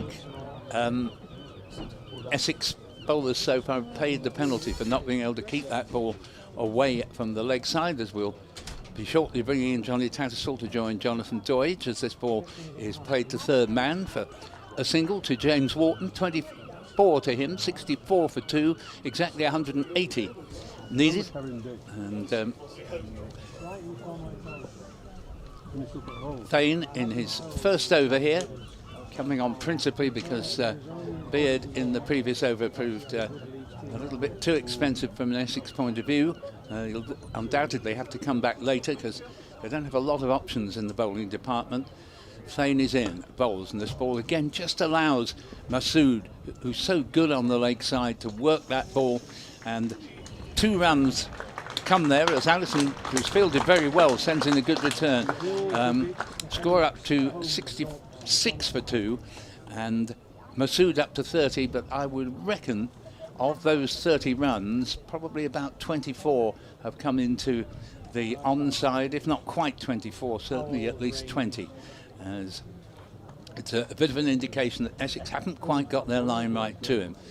Thane coming round the wicket to the left-hander. So far, no Essex bowler has gone over the wicket to the left-hander. Maybe it might be something they should consider, as 66 for 2 on the board, another 178 needed as Thane to Masood, and that's a better line, and lo and behold there's no run there as it's played out to Beard at short extra, and 66 for 2 remains the score. Both openers going fairly quickly. Duke caught Thane, bowled Snater 3. Bean caught Cushy, bowled Snater 7. Wickets at 5 and 18. Not much sign of this partnership being broken, and already approaching a 50 partnership as Thane comes into Masood. And again, it enables Masood to work it into the onside. Allison at a deep square leg keeps it to a single, and 67 for 2. And as Jonathan Doidge takes over, I shall make way for Johnny Tattersall. At this juncture, I must apologise profusely for the tardiness of my return. But I was speaking to the Essex coach, Anthony McGrath, for quite a while, and I'm afraid, chaps, he took priority. So as Paul says, 67 for 2. We'll rough the 2 old boys off to pasture then for a little bit and have a chat. Grumpy old men. And we'll say good afternoon, Johnny Tattersall. Afternoon, Doidge. Another nice afternoon here at Scarborough, sunny seaside. Yep, and he's in and bowling here to Masood, who's worked that one off his legs, and that will be 4 off the bowling of Jamal Richards to start the over. And this pair getting Yorkshire out of what at one stage was 18 for 2, and now beginning to play with some fluency, JT. Yeah, they've started off really well, this partnership. Masood and Wharton have been the standout performers, I'd say, for Yorkshire in the batting department this year so far. Hopefully they can go one better than they have in the previous 2 games and really go on and make this partnership count and really take ownership and at least one of them see us through to the end, hopefully. Richards is in. Masood just pushes into the covers. There's a tumbling stop in there. No run. Just, as I say, having a good old chat with Anthony McGrath for a quarter of an hour or so, and I asked him what he thought about the end product of the Essex innings, and he said, yeah, probably 280 would have been more like what we'd have wanted. I think they did quite well to get to the 240 mark in the end, I think. Yeah. Richards in again, angling that one in round the wicket to the left-handed Masood, who punches up to mid-off, and there's no run. Yeah, I guess it seemed to be, especially in the games that we've played, it seems to be a little bit of a running theme with the batting of maybe a couple of early wickets early on, and then a good partnership, and then there seemed to be you know, from our point of view at Yorkshire as well, and the teams that we've played against so far, there's been a bit of a collapse in the middle, and probably have been 30, 35, 40 runs short in most of the games we've played. Richardson again, off the hip this time. Masood, there is a fielder way down there to our right at long leg, and they're going to get back for 2. It was Noah Thane doing the fielding. Yeah, these 2 very quick between the wickets. James Wharton made some good ground in the field earlier on, taking a couple of excellent catches, and Shah Masood obviously loves to put the fielders under pressure with his aggressive running, so it's a nice partnership building, but a long way to go yet in this game. Richards is deciding to go back over the wicket to Masood. Will Luxton looks like the next man in, helmet on there in the changing rooms as I walk by. As Masood gets right over the top of this, drives it along the deck and into the covers. No need for any risky 2s on this occasion. They settle on 1. James Wharton, in fact, Mags was just saying to me, James Wharton, he's quick in the field. It's obviously the first time he's probably seen him at close quarters. So what a fielder. Yeah, he's been excellent, hasn't he? You know, it was something in this we saw in the T20s as well, out on the boundary. Really covers the ground well. Yeah, like I said earlier, it took a couple of great catches, making a lot of ground and then being able to cling on to a couple of catches.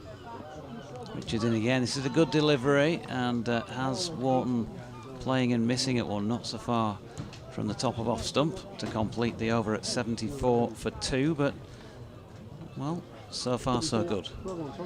Yeah, obviously not the ideal start, I think, with the couple of wickets going down early, but I mean, you look back to the Essex innings and the 3 wickets that went down early on in their innings. I thought their 4th wicket partnership rebuilt fantastically well and gave them a really good platform to go on and try and make that big score, and unfortunately they didn't quite do that with the wickets that they lost. So it was about 35th over, something like that they just tried to put the foot on the gas a little bit. It didn't quite work, and a couple of quick wickets, and we've seen in this tournament so far, wickets definitely changes the momentum. So in comes Thane again. Masood keen once more to tuck that away on the leg side where the field is set back, picks up an easy single. First time emailer by the name of Theo says, as a regular listener, I've wanted to email in for the first time as an avid supporter of both counties. How can that be? How can you support 2 counties avidly? Well, okay. Versatility as a supporter, okay, we'll go with that. Theo, more from your email in a moment, because from Theo to Thane, who's bowling over the wicket, to Wharton, who's defending. I should start by passing on my thanks to Doige and Dick Davis, but also BBC Essex's Victoria Polly, Nick Gledhill and Don Topley. Forgotten Paul Newton, who's sitting alongside, for their excellent commentary. Excuse me. Tuned in, turning to today's game, I fear Charlie Allison is a huge miss for Essex, who are clearly a batter short despite the obvious talents and potential of Luke Benkenstein with both bat and ball. Thane from the P-zone park end. Releases one now, and Wharton pushing up to mid-on, no run. He finishes by saying, once again I've been impressed by Ben Cliff, as I have every time I've seen him, hoping Harry Duke gets a chance up the order. Well, he has, alongside Finlay Bean, and him too, who surely can't top his last visit here. No, you're right there. Ultimately, a Yorkshire win is desired, as they stand the best chance of qualifying for the knockouts. So, okay, he's leaning towards the hosts. Good choice. Thane coming in again. Oh, lovely presentation of a full face of the blade there from James Wharton, but pushed it straight to the man in the covers, unfortunately for him. Yeah, I think it's finally in the balance at the moment. You know, we've had these periods in this tournament so far, especially as a Yorkshire batting lineup. And as I said earlier, I think Essex will be just hoping that they can try and sneak a wicket before drinks, and then just be able to try and apply a bit of pressure to this Yorkshire middle order. Then again, back foot this time from Wharton, cuts, but along the deck to point, and there is no run. Just having his follow through or his delivery stride footmark checked out by the umpire. There is Thane. Chris in Bath, good afternoon to you, says he's enjoying the competition. A great chance to see the next generation in all the counties having to sort out issues for themselves, often without a senior pro on hand. Chasing difficult totals is one such issue, and hopefully the experience would have done the Yorkshire lads a lot of good. Thane bowling again to Wharton, nicely flicked off the legs out towards mid-wicket for 1. He says, P.S. I felt sorry for Harry Duke. Maybe a senior pro would have helped. He was shuffling down the track without reward, probably guilty of doing the same thing and expecting a different result. He got a bit stuck, didn't he, both Friday and today? Yeah, I think today's obviously slightly different at the top of the order. I've obviously got a lot of time, you know, on his side to be able to build an innings, and that's exactly what his strength is of doing. And you know, you can lose early wickets, as we've seen in this format, especially at these out grounds. The ball tends to do a little bit more at these club grounds, although these are obviously at York and Scarborough are obviously high quality, but there's always a little bit in it for the bowlers early on in the innings. Here's Richards, and Wharton going back foot, punches into the offside. No run.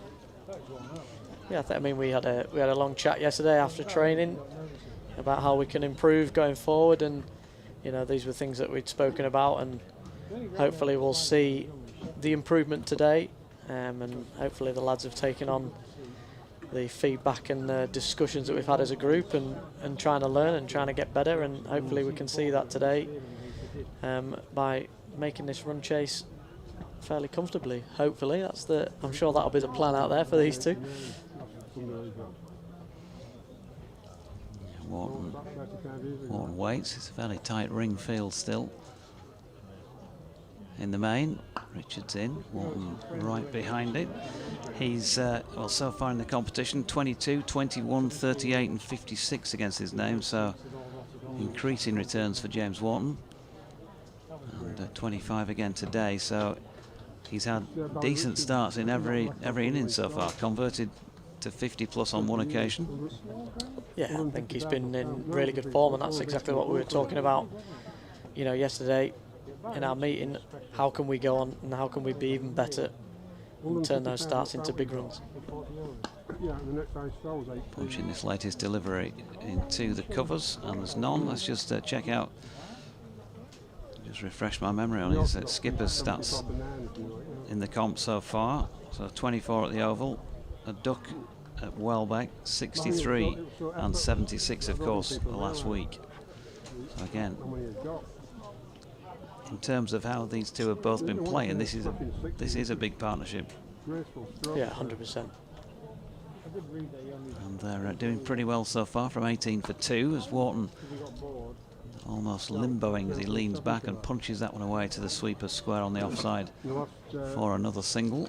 I think that's just where we've lacked a little bit, especially in the last 2 games, and obviously we got the victory against Sussex on Wednesday at York, but I think we were still probably a little bit disappointed in the score that we got to. We probably could have got 30 more than we did, and really made it a very difficult chase for Sussex. And I think these two will be, you know, with scoring the bulk of the run so far, they'll definitely be looking to take that responsibility today and get the team over the line.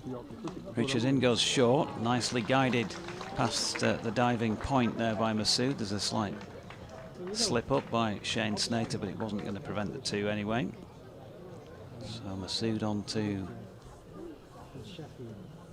41, he said hesitantly, just in case there was slow updating the board, and 79 for 2.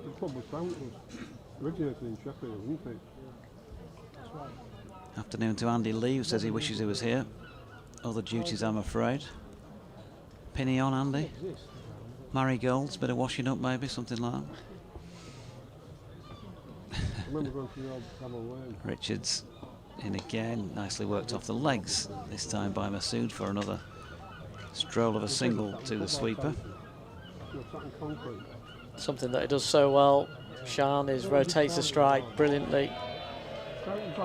Scoreboard's always ticking over when he's at the crease. It's a real strength of his, and the ease he can play off his legs and just be able to let the ball come right under his eyes and just turn the wrists on it and work it into the leg side, and can get a lot of value there just by timing it well and finding the gaps. He can get the 2s, and then he picks up his 4s and his boundaries, and it's very difficult to stop him scoring. And it's very low risk cricket from the captain. First bit of spin I think we're going to see here. Yeah, it's going to be Tom Wesley from the Peasholm Park end of the ground. I'd love to give you his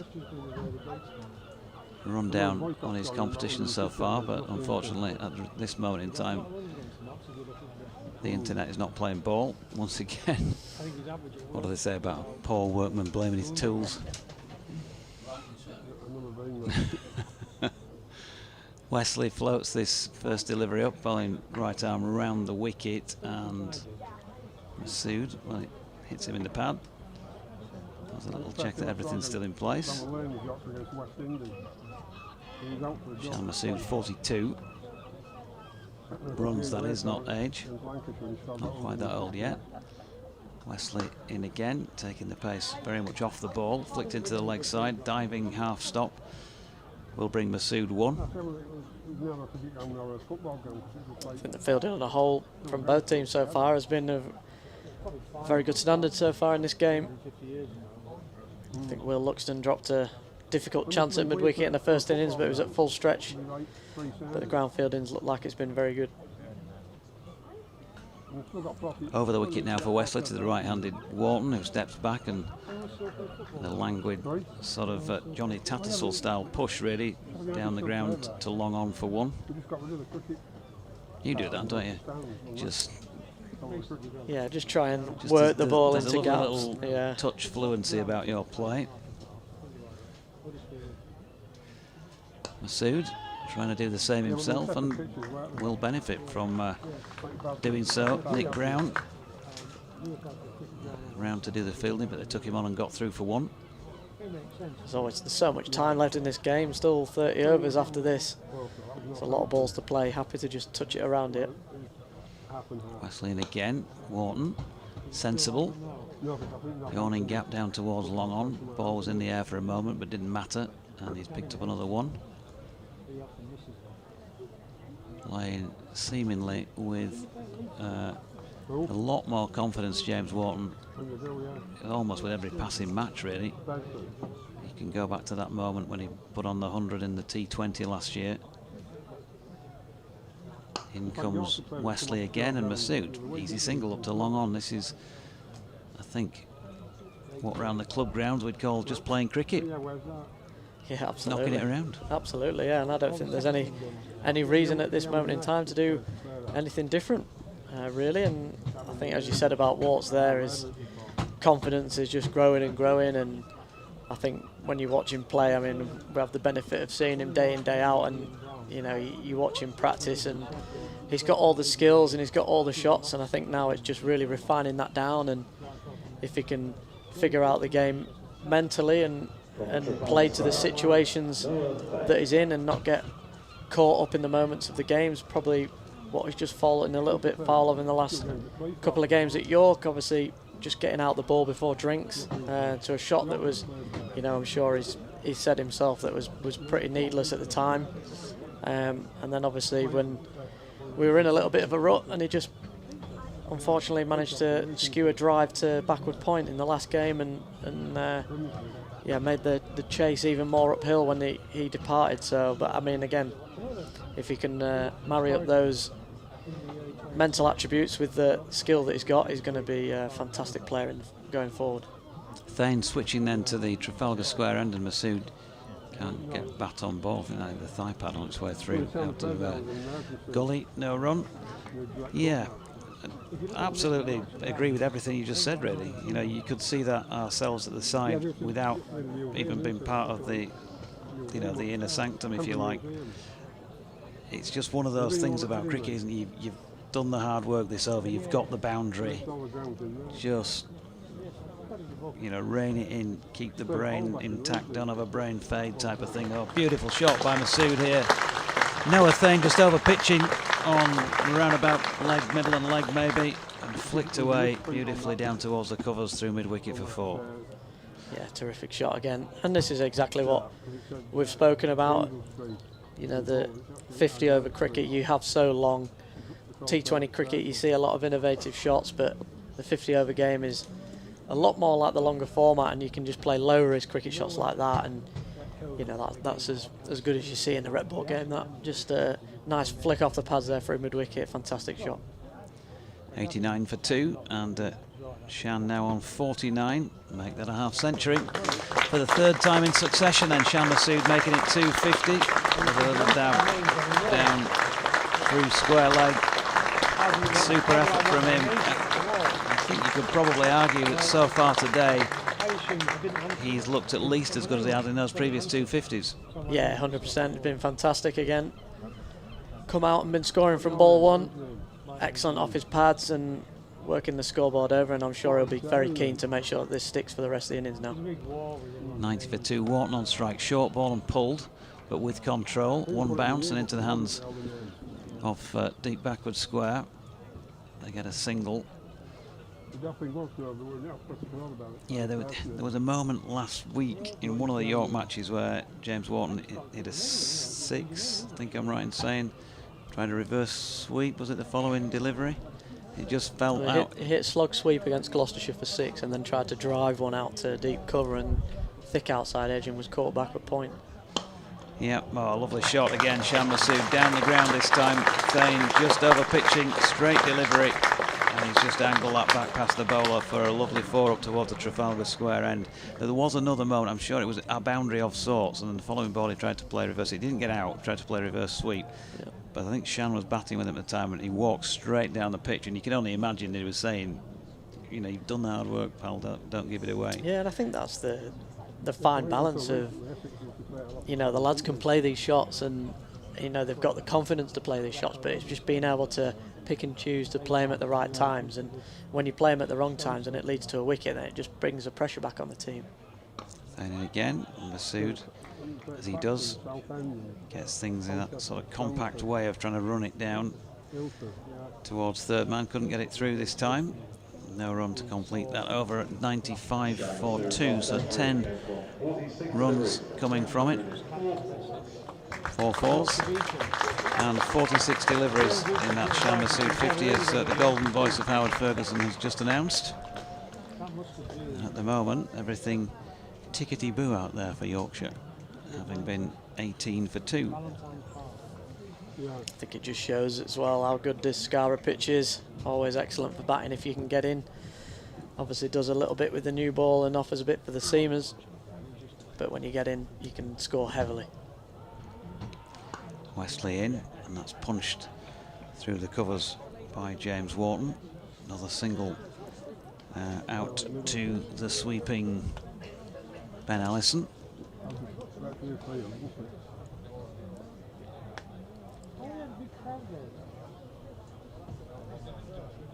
And Shan Masood just setting himself long on his back. Can't see if there is a long off. I'm assuming so, because there's no mid off. That's dropped into the offside by Masood. There's no run.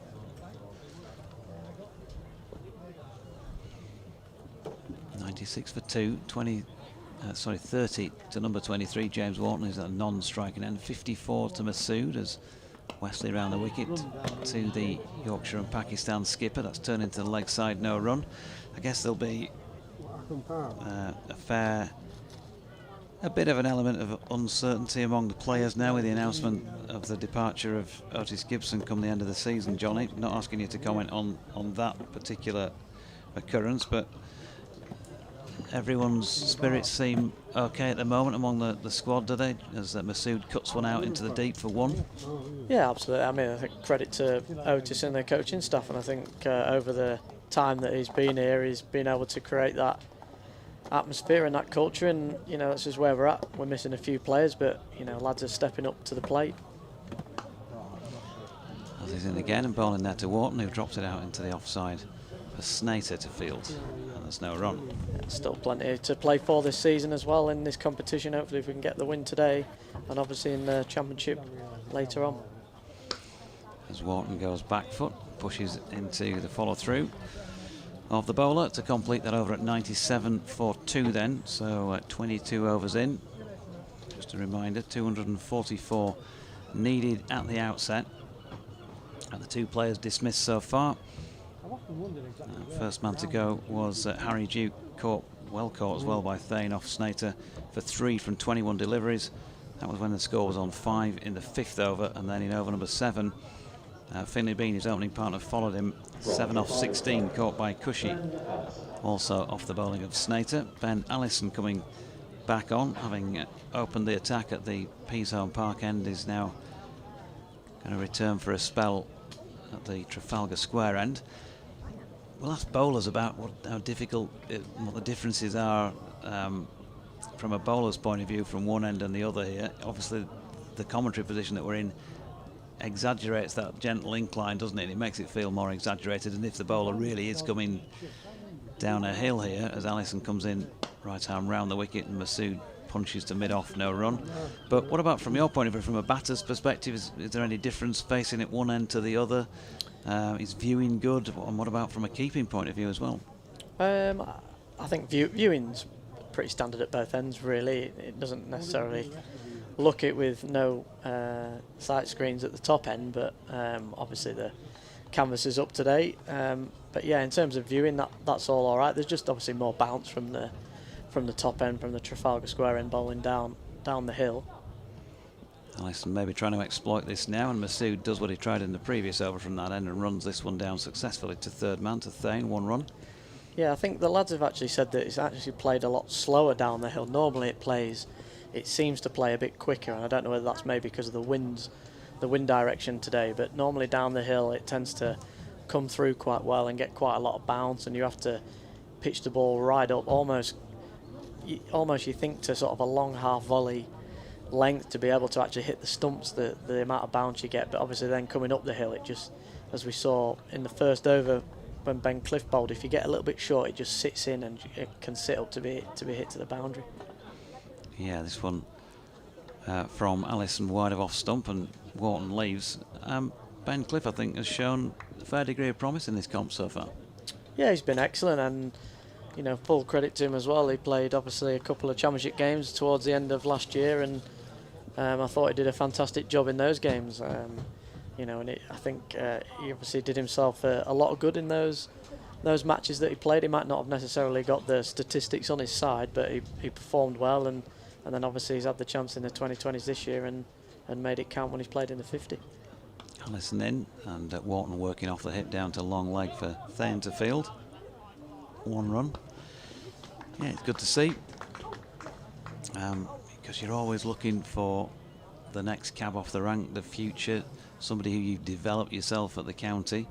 There's always going to be that call for bringing in players from the outside, you know, and that pressure through, I guess, through all counties to try and find the right quality player to bolster what you've already got and what you've been nurturing from within.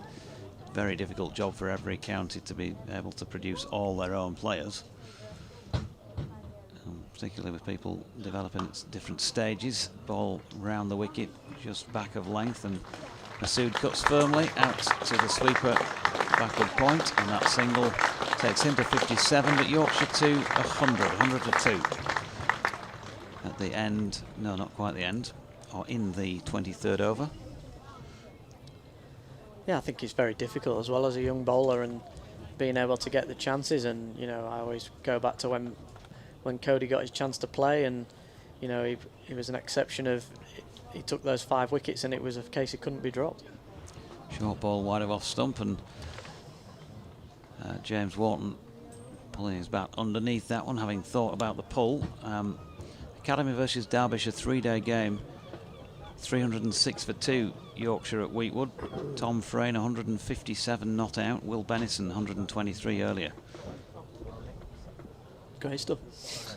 Played with Tom on Saturday actually for York, and his brother Will, obviously, who was previously at Yorkshire. Nice trip to Hull Zingari on Saturday for a bit of cricket. Keep my hand dipped in the game. I'll wait for my opportunity, but yeah, we've got some promising young batters at the club, and I think these lads have played a little bit of second team this season, and hopefully see him a bit more towards the end of the year. In comes Wesley, and Masood turns that square on the leg side for 1. You did, of course, naturally, come up with a couple of hundred, something like that, as the senior pro in the side then? What, on Saturday? No, absolutely not. I had a quick fire 18. How many short of a couple of hundred? 18 off 13 balls I was on Saturday. Okay. As Wharton goes, glad I asked. Wharton goes back foot and punches back past Wesley. Snater fields, they get 1. You're probably even more pleased, I asked. Yeah, well, I went for a back foot cut off the first change bowler. He bowled a short and wide one that exploded out the pitch, and I tried to pull out and looped one to Gully, who nearly fell over as he was expecting the ball to come a lot quicker to him, and somehow managed to cling on. But we got the victory. That was nice. Masood on strike, Wesley appealing for LBW and getting that decision. Well, I've got to say, I was in the process of throwing out there, looking like there's no chance there. The way he's gone across and stepped back to try to pull that. Let's have a look at it again for those who've got the streaming service, and we'll try and describe it for those who don't. Johnny, he's hit it into his pad. I don't know. I'd have to have a look at that again. He's short. I'm not so sure. I'm not sure he's hit it. It might have hit 2 pads, but it actually might have looked straighter than you think. It looked like he hit it from here. I think it might have just hit him on the back thigh. It was probably quite high, but it's always tough to tell. I'm going to get another look again at the replay. Looked like there wasn't a lot of spin. It's one of those where you think it's going to sit in, and it just looks like it's skidded through and not sat in the pitch as it has done, and it normally does at Scarborough. It looks like it slid through and He's bowled it from right on the extremity of the crease widthwise. Pitch is round about off stump. Still not hit him, and it's going past middle. It's hitting him just about in front of leg stump, but it's already going on the angle. I think the keeper's always, I always like to think that, especially myself as well, you kind of know, you always put your hands onto the line of the ball where you think the ball's going to travel, and it was, yeah, I mean, it's hard to say, isn't it, without DRS, you're struggling. But it's one of those where the shot you're playing, you think it's going well down the leg side, but it might have just been a little bit straighter than he thinks. But again, the umpire's decision is the one that matters in this game, and he's been given, so the responsibility passes on to Waltz now, who's 32 in the in batter, and hopefully we can build another partnership with Will Luxton coming to the crease. Johnny Tattersall going to represent the diplomatic corps when he finishes his cricketing career, I think. Well, I'm surprised at that. Just with the angle, you know, it might have hit him in front of leg stump, but he's come from as wide as he can on the crease. By the time that gets to the stumps, if it's clipping, you'd be a little bit lucky, I think. But anyway, yeah, he's getting it. I mean, that's definitely how I look at it, especially when you. Personally, I'd be a not-outer. I think I always seem to think if the ball's clipping the stumps, then you know, I think there's a bit of doubt in the mind of the umpire. I'm personally never convinced that if it's clipping, it's definitely hitting the stump. So I would be inclined to probably give it not out. But obviously, I think it's James Treadwell at this end. Does obviously think that that's hitting into the top of leg stump. So the replays keep coming round. Shan Masood then gone for 58, 102 for 3 in the 24th, and that third wicket partnership worth 84. And James Wharton has been joined out there in the middle by Will Luxton, who started this competition like a house on fire at the top of the order, has now been slotted back down at 5 and is punching his first delivery, not so far past the hand of Wesley. No run.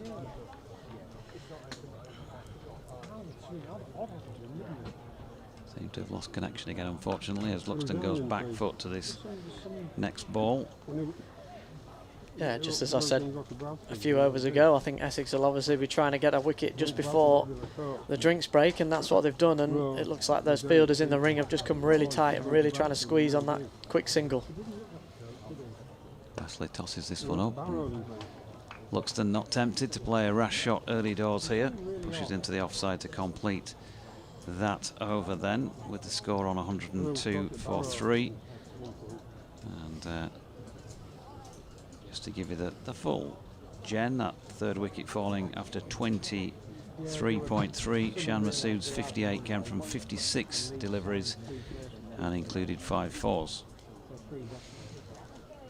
Yeah, it was a really nice innings from the captain. Obviously he'll be disappointed again. 50 and out, I'm sure he'll be kicking himself in there and probably feel a little bit aggrieved maybe at the decision. He didn't look too pleased when he'd been given, in all fairness, but he's got to make his way back, and responsibility with Waltz and Luxie to try and build a partnership.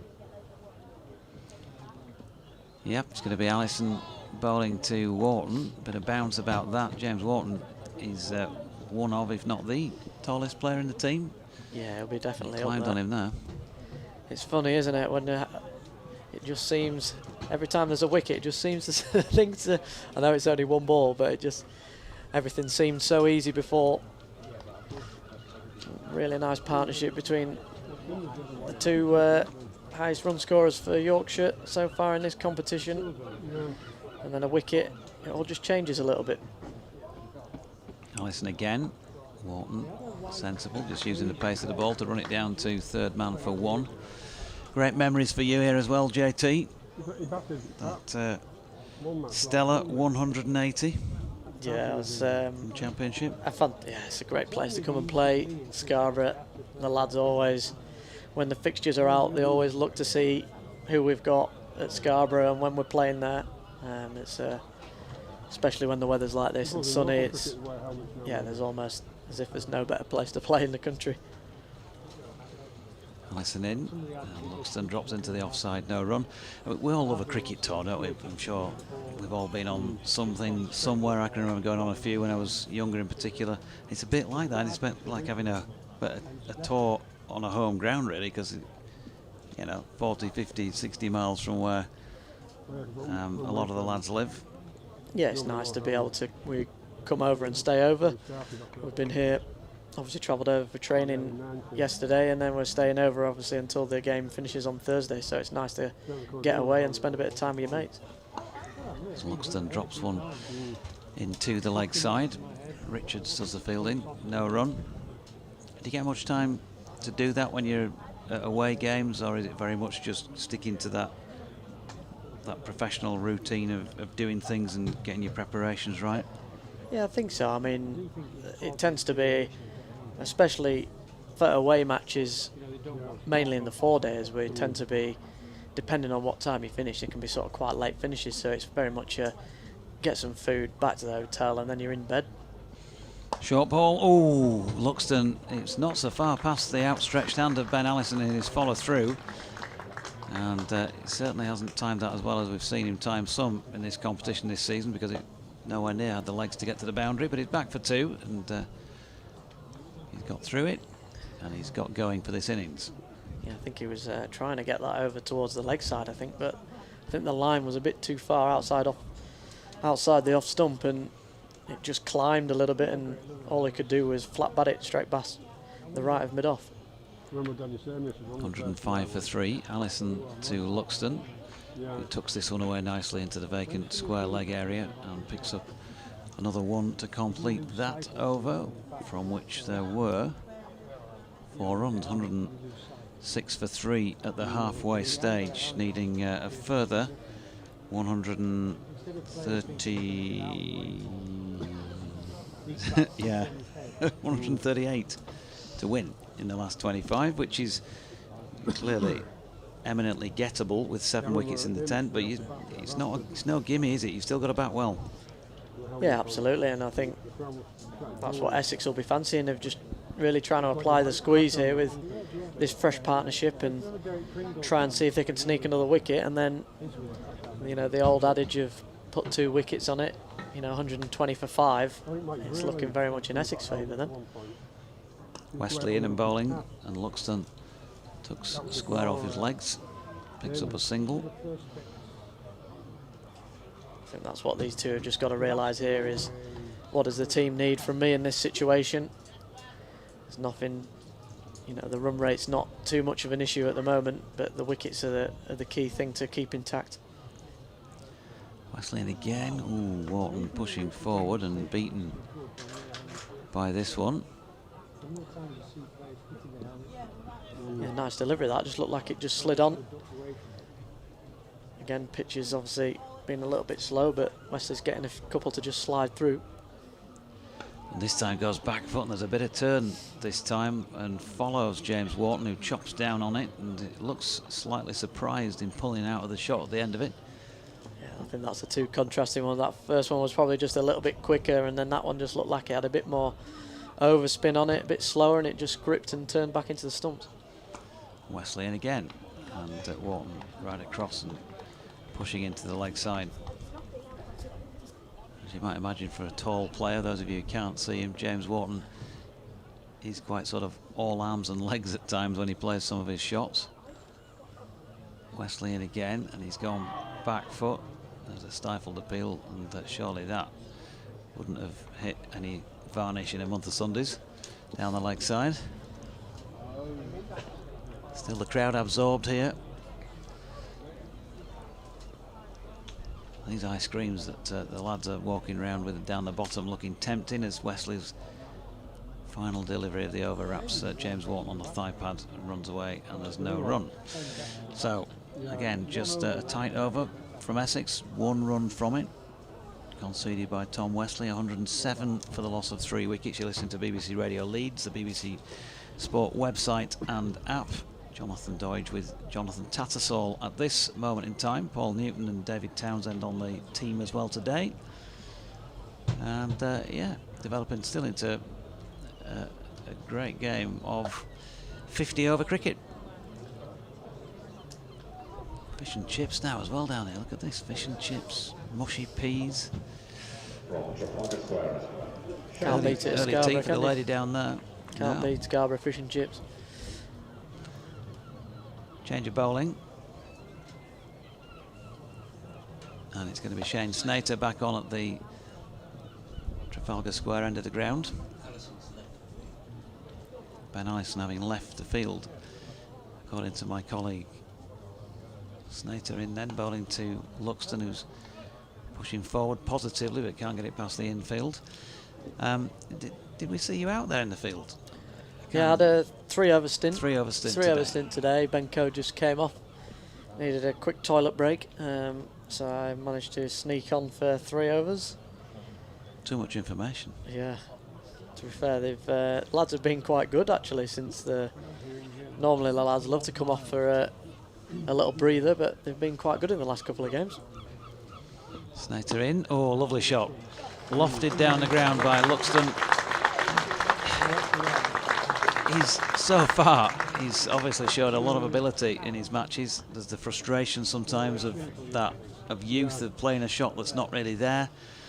I think there's definitely been that about some of his performances, but when he strikes it, he's a lovely striker of the ball. He's got that sort of fluid, languid sort of quality about him, hasn't he? Yeah, I think I've said before, but it reminds me a lot of the sort of similar qualities that Adam Lyth has, with his timing and his stroke making looks so effortless.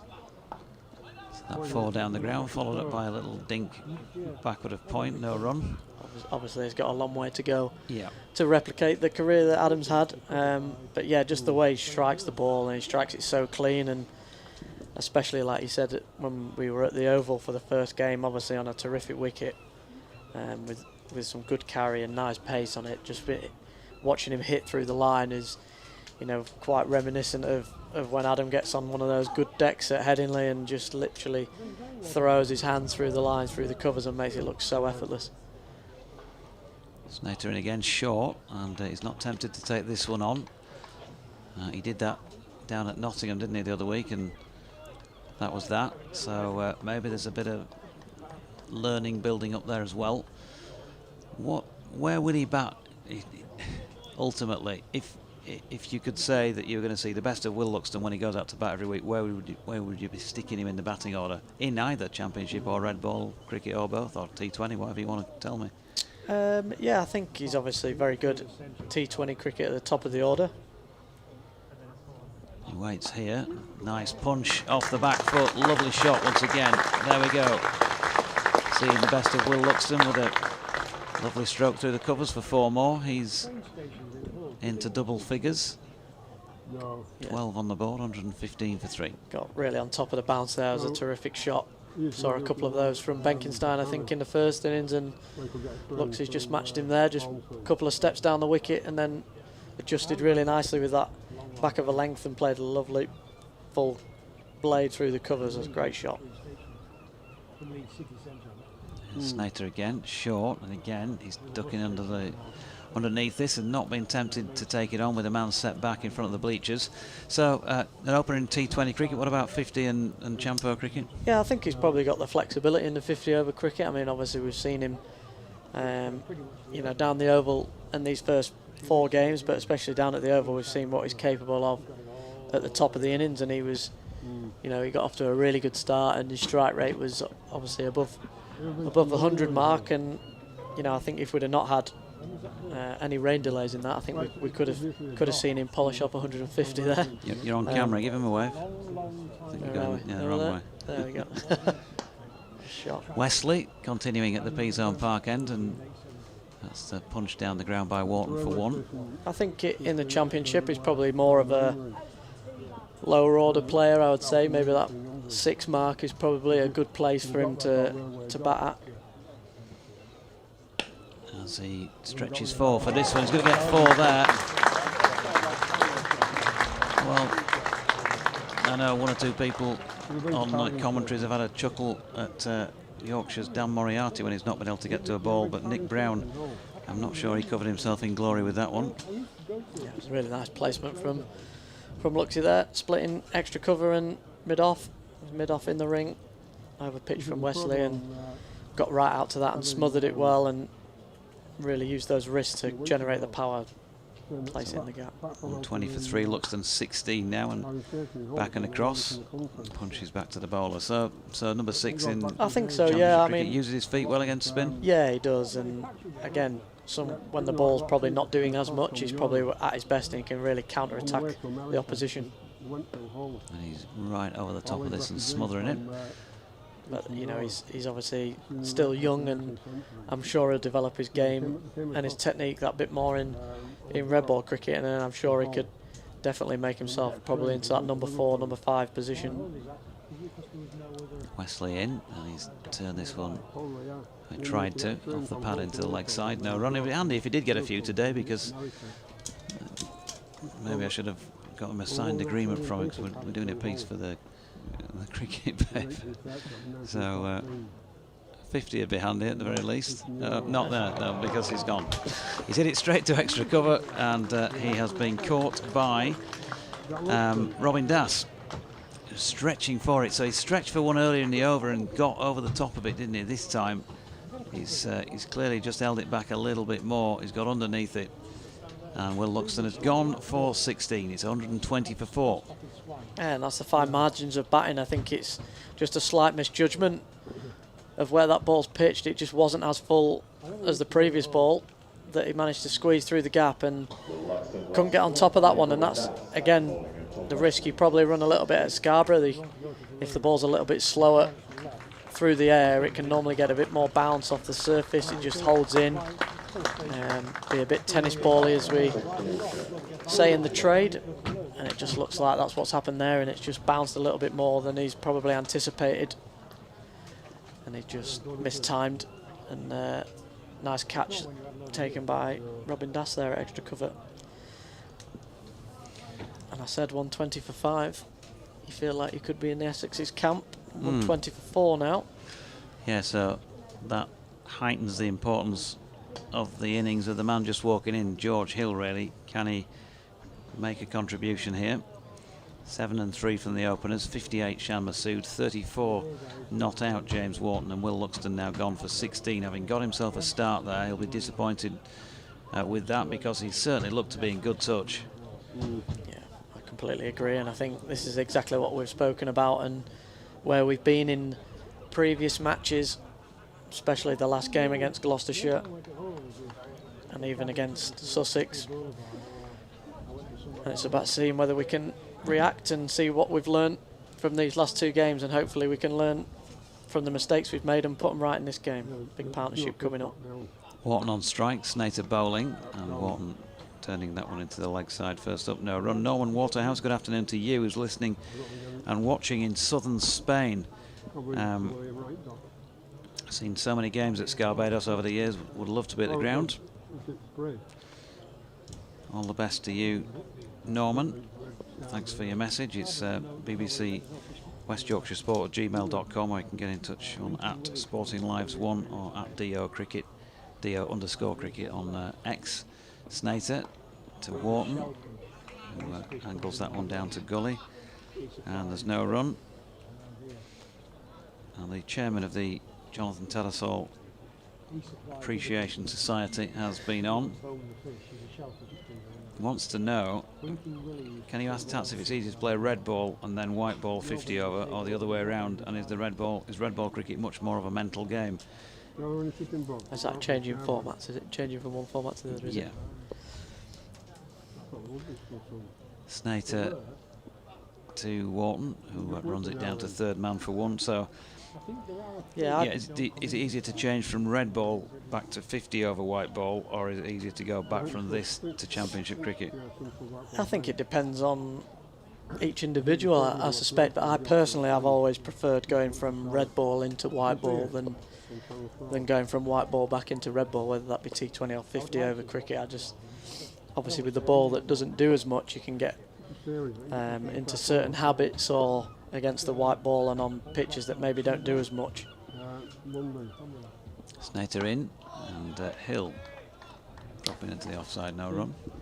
Yeah, and you can almost, obviously it's a battle of the mind, and the technique is 4-day cricket, so sometimes you can get a little bit out of sync with things in white ball cricket. Can be a lot of moving parts, or playing in a certain way, trying to hit in certain areas. So sometimes it's always good. I've found it's always good to do a little bit of work. Get back to those fundamental basics when you're going back from the white ball back into the red. Snater. Oh, bowled him. Bowled him. George Hill has been cleaned up, unfortunately, by Shane Snater without scoring, and Yorkshire are in a spot of bother at 121 for 5, as called potentially by the man sitting alongside.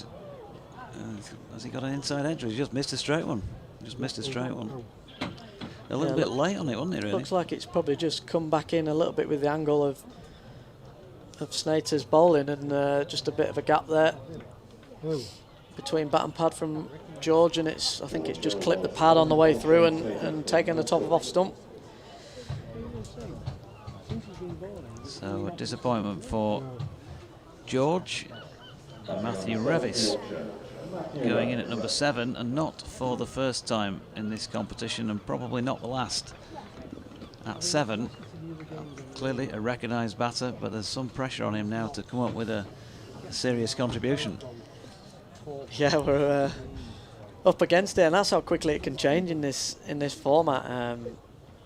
You know, as momentum's talk about momentum in the T20 game, and you know, the momentum is a big thing in 50 over cricket as well. It's been, as we were just talking there, of Wharton and Masood looking in absolutely no trouble with this partnership in this run chase, and just ticking away and rotating the strike beautifully, picking up the boundary ball here and there, and just like that, 3 wickets back in the shed, and it looks completely different. Still another, well, we're not quite halfway there yet. We were to know 123 is it required, so, and we've lost 5 of our recognised batsmen, so work to be done here. Snater to Revis, who's solidly behind that first delivery that he receives, and that will complete the 29th over then, with Yorkshire on 28th over, I should say, with Yorkshire on 121 for 5. 35 of them to James Wharton, but yeah, this now becomes a huge partnership, really. Don Best, we know he can play, he's next in. Then Ben Code, Ben Cliff, Dan Moriarty. You're asking a lot of your 9-10 Jack to go in there and come up with significant scores when only one player so far has managed to get to the half-century mark. Yeah, it's definitely going to be an uphill task, and it's going to need a good individual performance to get us across the line. As first delivery of the over is turned leg side by Wharton for a single. Wesley continuing from this Peasholm Park end. FPL Spartan says DT's quizzical reference to saying warm the cockles of someone's heart. The word cockles is an anglicised version of the Latin word cochlea, L-E-A-I, cochlea. But the Latin word actually translates as ventricles. Ergo, warm the ventricles of someone's heart. Thank you very much for that. We're just wondering where that expression came from earlier in the day. As Revis pushes back to Wesley, no run. Every day's a school day, as they say, Every day's isn't a it? school day, yeah. Revis going back foot, turning it to leg side where Snater fields, no run. Slightly more on point as far as my other 2 commentary colleagues are concerned. Andy Lockwood says, how do JD? Just sampled a 6.5% stout at the North Riding. Will you be partaking in a pint or 3 at close of play? I dare say that could be in order. Nicely played by Revis. He'll get off the mark with a back foot cut to the sweeper. 1 run. Yorkshire lad pushing the case for the man whose fan club, of whom he is chairman, says it's now clear Tats will be wicketkeeper and captain, and Harry will make way next week. Well, later in the week, he's putting some pressure on the chairman. He probably wants a meeting with the selection committee at this stage. As Wharton turns one into the leg side, no run. Listen, you Can't knock your supporters, can you? No, you can't. 123 for 5. Wesley in, and Wharton turns one back at a square leg side to the fielder to complete that over. So pressure on Yorkshire. Well, in the wickets column and on the scoreboard, really, I guess, because that will now start to wind up, because they've got, certainly Matthew Revis has got to have a good look at this here. Make sure he's confident in the pace of the pitch, the bounce out there, what he's capable of producing before he winds it up. And not that he's want to listen to my advice, I'm sure, but you would, you kind of hope that he knows what he wants to do, and that would be, I think, a steady wind up for me. Make sure you're still there. Yeah, absolutely. I think it's and that's what wickets brings, isn't it? It slows the momentum down for the batting side, and the new man's got to come in and take a little bit of time. And it's similar to what we saw at on Friday at York against Gloucestershire. Waltz was stuck at the non-striker's end, and when he was getting his chance to face up, he was getting off strike straight away, so it was difficult for him to gain the momentum. Change of bowling at the Trafalgar Square end. Richards back into the attack, and Revis driving into the covers, no run. Tom Wesley's done a fine job at this Peasarn Park end. 6 overs, no maidens, 2 for 17 for Essex. Yeah, I think it was a nice bit of captaincy as well, bringing Snater back, obviously a strike bowler, and picking up the wicket of Hill there, and obviously in tandem with Wesley. And I think it's a smart move as well to just take him off again and try and get someone else into the game.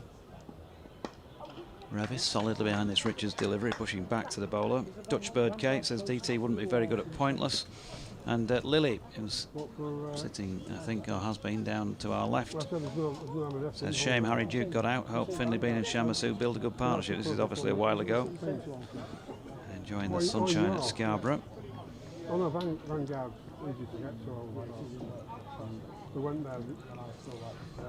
And Richards making his way in once again to bowl to Revis, who's got a nick on one, and that's well caught behind there by Simon Fernandez, diving to his right for a 6th Yorkshire wicket to have fallen, and this is not looking good. 123 for 6. Yeah, it's a fantastic catch there from Fernandez, just diving across. I think it was Brown, I believe, who was sort of at about 1.5, maybe even second slip, and it looked like it was just going straight in between them. I don't know if we're going to quite see it on the replay. Yeah, I think Brown might have had it covered there, but if you see it as a keeper and you've got to commit, and he's taken it well, and that's it. Again, the disappointing wicket to lose there. Revis played brilliantly well in the last game against Gloucestershire and had it all to do himself towards the end. And it wasn't to be then, and it's not to be today. So I think this is the partnership that'll have to get us quite close, I believe. Yeah, Don Best making his way out at number 8, and Yorkshire in danger of, well, not quite tearing up their qualification chances, because there are still 3 more games to come. 2 of those away from home, another one here on Thursday, but basically they'd have to win all 3 really to give themselves a chance of qualification. So from this moment, remember it now, 123 for 6 with 20 overs remaining. To get out of the group and qualified from this moment would be a very good effort. Jay Grover asks, why isn't Tattersall playing? He is mint. And B, why on earth is Wesley bowling his bobbins? Well, he's got 2 for 17 off 6. Jay learned from one of the best, hasn't he? Simon Harmer down at Essex. I'm sure they're giving him a few tips, and he's produced the goods so far today, hasn't he? Yeah, Tattersall not playing because clearly I made the club an offer of £1.50 for his time to come and commentate for an hour with me as Richards is in, and that's turned into the leg side and best fields. They made me up it to £2 though.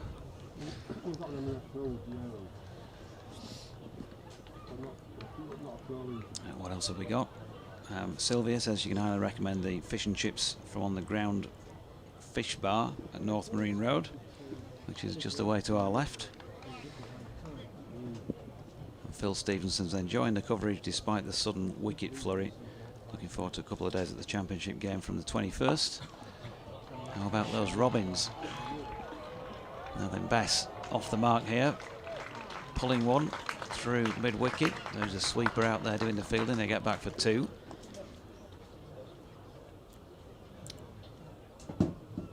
I'm sure Bessie will be very keen to contribute with the bat today. Obviously only bowling that one over in the first innings. Here's Rhinos chief exec Gary Hetherington on the march past. Maybe he can. Maybe he's visiting the changing rooms to add his 2 pennyworth.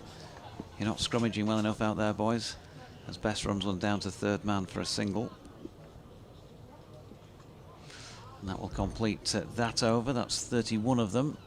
126 for 6. I reckon we should probably just do one more, Johnny, and then we'll let the other 2 take over again. Absolutely. As we've done a good about an hour or so here. Jack Anon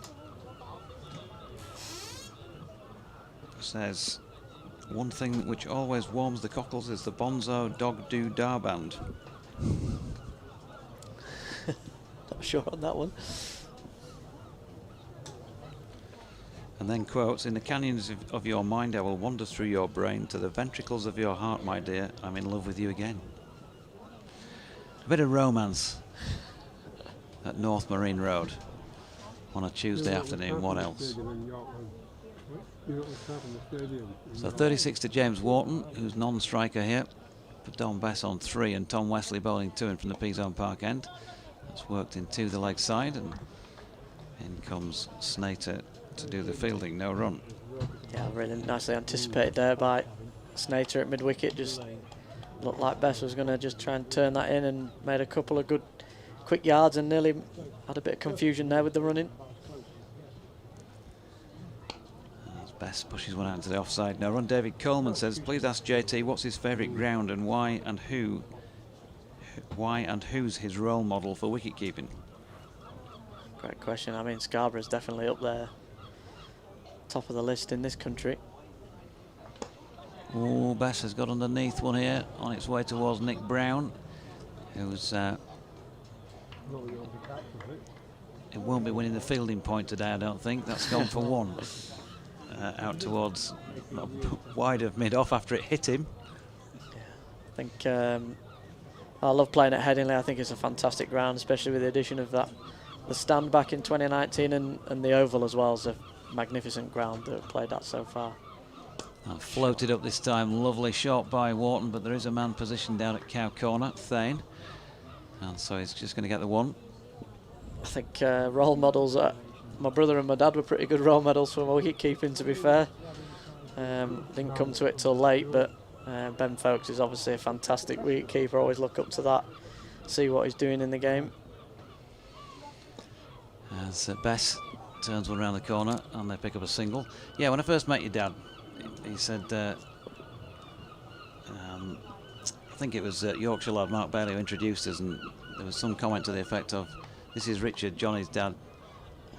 Johnny's only the 3rd best wicket keeper in the family. Yeah, that's correct. I think my dad and my brother have been exceptional wicket keepers in the time, although they'll say I'm the best.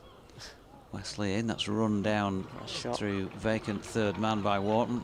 Richards gives chase, and they get back for 2. 129 for 6 to complete, in fact 131 for 6 to complete that over with 5 runs from it. We'll say, Johnny, thanks very much indeed as ever for your time and your insight. Pleasure. We'll let you get back to the dressing room. And we'll let these 2 chaps come in and do their job. We'll see you after it's your round. Great stuff to have Johnny Tatt on board once again. I do thank him. I'm now very appreciative for his time during the match. Paul Newton putting the headset back in place and ready to crack on, and I shall step aside as well for DT. So things have changed quite dramatically here in the last half hour as Richards comes in from the Trafalgar Square Road end. A fine bit of fielding here by Snater prevents the run that looked as if it would take a bit of stopping had he missed it from going to the boundary. They get no run at all. 131 for 6. And Essex have got quite a lot of things right recently. Wesley has turned the game round by being very economical, and that decision to give Masood LBW certainly turned the game as Richards is in and bowls, and Best just works it into the offside, no run into the covers. 131 for 6. As Johnny Tattersall was saying, it was a good move of Tom Wesley, in addition to bowling so well himself, picking up 2 wickets. He brought Snater back at a very good moment. The other thing Essex have done well is to keep James Wharton to the very minimum of strike. He's hardly had more than a couple of deliveries at a time throughout the last sort of dozen overs. And so although he's played very well and not looked in any trouble, he's kind of stranded on 39 not out. And here we have 4 runs. There may even be leg byes, but no, there is back on that. Glance down fine as Richards lost his line there. 135 for 6. Dave. Yeah, I mean, James Wharton can still win this for Yorkshire, but it's the game's followed very similar to the one at York when on Friday, when they appeared to be cruising against Gloucestershire. Shan Masood got out, and the innings just lost its way, or the chase just lost its way. Well, Dom Bess has a very good record against Essex, particularly with the bat. He plays the next ball to mid-wicket. On one occasion, not that many years ago, he got, I think, a 90-odd against Essex when they looked to be getting into a very good position. That was a game at Headingley. And generally speaking, Essex don't find it at all easy to get him out. So Yorkshire will be very much hoping he can come to the rescue here and form another big partnership with James Wharton, just as Shan Masood did. Put on 84. Richards in, bowls, good delivery, and played back to the bowler by Bess. 135 for 6, another 109 needed, and after this over, there will be 17 overs left. Yeah, well, what was the score when Shan Masood got out? I've got a note of it here. It was 102 for 3. 137, 102, yeah? Yep.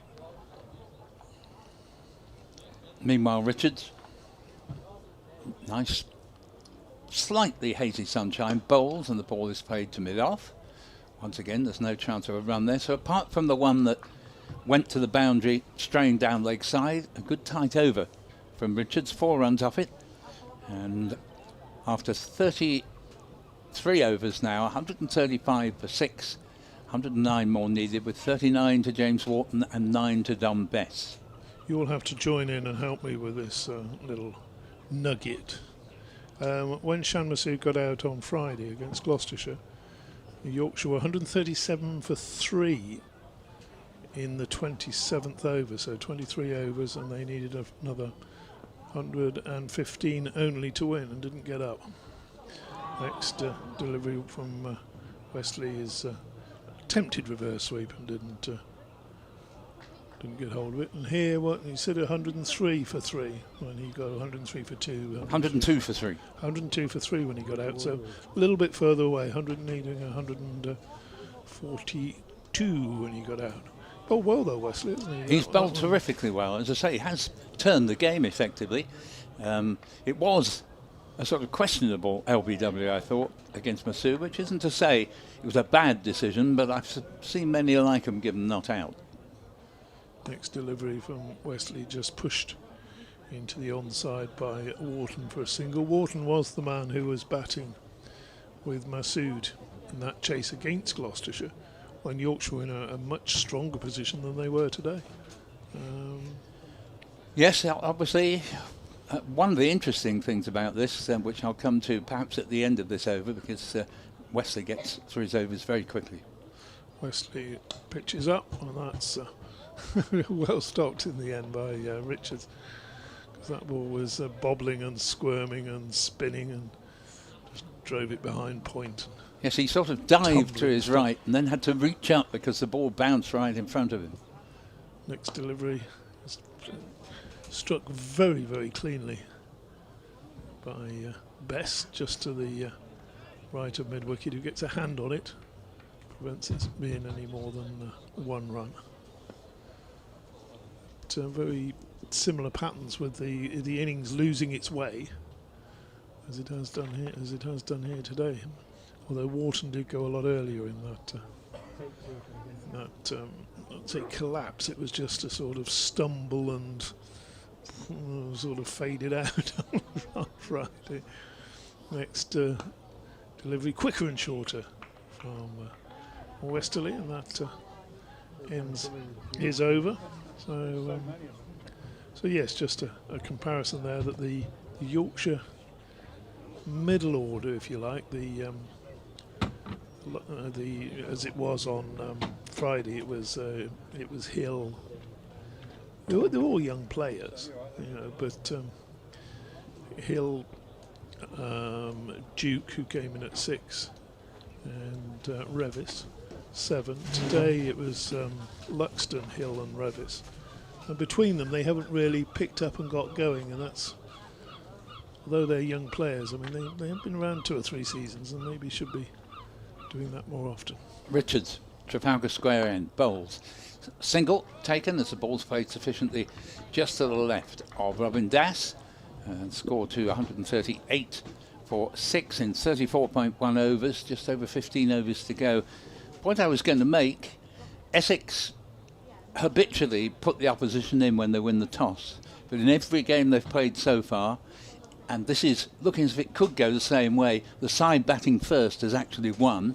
And I think Jonathan Doidge was making the same point about Yorkshire, that all the previous 4 games have been won by the side batting first, and yet both these sides would have put the opposition in on winning the toss today, and they get 1 run here down to 3rd man. And so if Essex were to win this game, there's a long way to go yet, with people capable of batting, and Wharton more than capable still in there. But if they were to, you would wonder if they might start thinking, if they win the toss another time, whether they might pursue batting first. Because I'll tell you what, from 27 for 3, it's easier to recover when you're batting first without scoreboard pressure than it is when you're chasing a total. Here's the next ball down leg side. It is a wide, 140 for 6 in the 35th. Yes, I think that's a very good point, Paul. Especially you don't have that target in mind. You're thinking, right, we'll rebuild here, we'll get a platform, we'll go for more. Well, 104 runs required, and they've still got, after this, 15 overs. Yep, still very doable, but the task isn't getting any easier recently as Richards is in. Bowl slightly slower ball, well bowled, and it's not as if Best played miles too early at it, but he can only return it to the bowler. And 140 for 6 with Best on 11, but as I say, he does have a record of just the sort of innings Yorkshire need at this point when playing Essex. So we'll see if he does it today. And Wharton, as I say, has had so little of the strike recently, and since Masood was out, he's not added all that many more while 4 wickets have fallen. Richards bowls and Best works it down to wide. Well, in fact, he's gone straight to 3rd man, so they'll only get 1. Cushy emerges from behind the sight screen to do the fielding. 141 for 6. Yeah, they're going along at almost exactly 4 runs per over. This is the 35th over, 141 for 6, and they need almost exactly 7 runs per over. And you ask yourself, well, if they've only been able to manage 4 runs per over so far, that's quite a tall order. Richards bowls, and so big a bounce. That's a bad error of judgment. Now, I think I'm right in saying that should have been the last ball of a 7-ball over, because we've had a wide, but now we have the no ball, and so it's going to be at least an 8-ball over. 2 runs for that no ball. 143 for 6, another 101 needed. But Richards just needs to calm down a little bit. Hasn't bowled at all badly today. Young prospect, but just there. I know what he was trying to do, but he badly overdid it. As he bowls again, it's not a free hit, and the ball is played by James Wharton slightly uppishly for no run into the onside. As ever, I can't count because there still is a further ball to come in this over.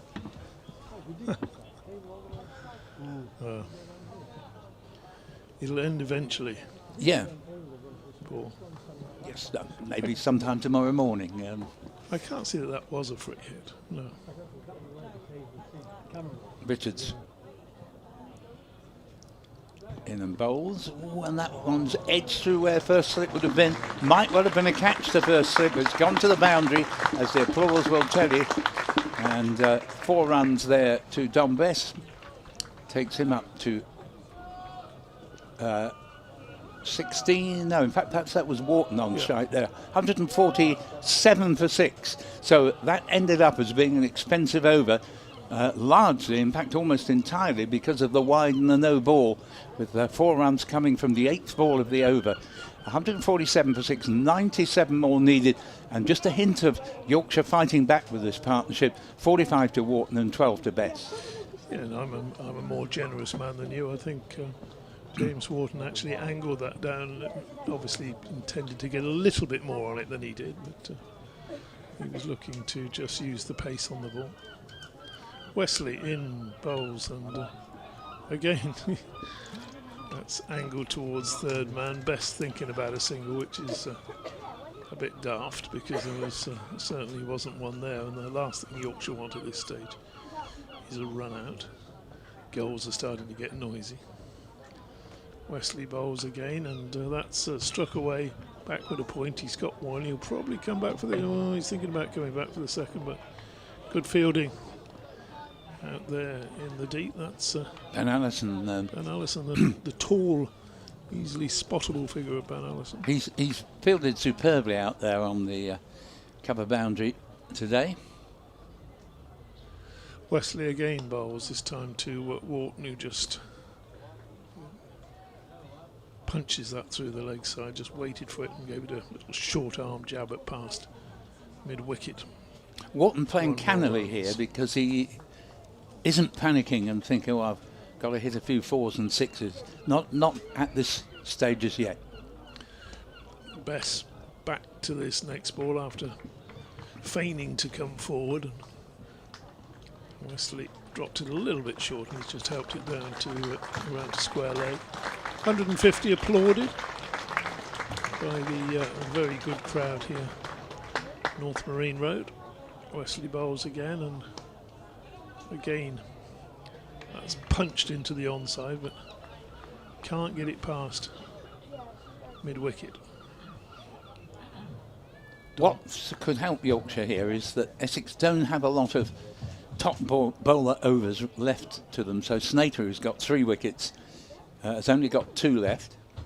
Next delivery is floated up outside the off stump, and you might have thought Wharton would look to aim that through the offside, but he actually dragged it rather ugly shot up to wide long on. So you got 2 to come from Snater. Then what else? Where do the others come from? Well, I don't. Wesley's only got 1 left now. Right, so they have been responsible for 5 of the 6 wickets. So the fact they've only got 3 overs between them left is an indication that, as we're about to see the hitherto very expensive Beard switch to the Trafalgar Square end, and these are overs where Beard, if he doesn't manage to get a grip on things, could, I mean, Yorkshire in a position, a couple of big overs would soon put them very much back on track. Yes, Wesley 9 overs, 2 for 28. Snater 8 overs, 3 for 24. So what do we got? Another 11 overs from the lesser bowlers.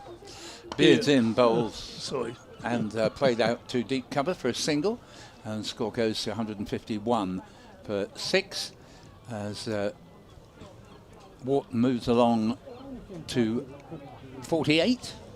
Played really well here, and Bess really getting going on 14. Yes, they just need to mind their work for the next 6 or 7 overs, don't they? These Indeed, yes. Beard's in. Bowls. This ball's pulled savagely, but it's going to be stopped on the square leg boundary by Snater, and score to 153 for 6. Bess up to 15. Had that been 2 or 3 yards either side of the fieldsman on the boundary there, it would have gone for 4. Yes, it was struck very, very powerfully, but straight to the fielder. Yeah. You got the fielder in the right place, Paul. Yeah, but I don't think the bowling was in the right place. It was far too short. Beard's in, bowls, and that's a leave by Wharton there. And that wasn't a bad delivery because it had the merit of being outside off stump rather than leg. 153 for 6, target 244. Yeah, it must have been borderline wide, that it was. Yeah, it was close, wasn't it? Certainly having to think about it, wasn't he, Wharton? It was slightly exaggerated by the fact the batsman left it, I think, hoping it had been given a wide, but in the end I think it was probably a fair decision not to give a wide there as Beard's in, bowls, and this ball driven very powerfully to Das at in the covers, and he does well to stop that. It was travelling like a rocket. Again, a couple of yards either side. Yeah, very much so. Nobody back on the extra cover boundary. So Beard has been very well backed up by his fielders, shall we say, in this over so far. Again, you can say it's good field placing. Beard's in and bowls.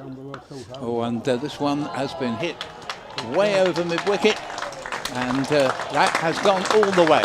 6 runs, Beard again proving very expensive, because the 2 that have been stopped earlier in the over were 4 if they'd been a yard or 2 either side of the respective fieldsmen.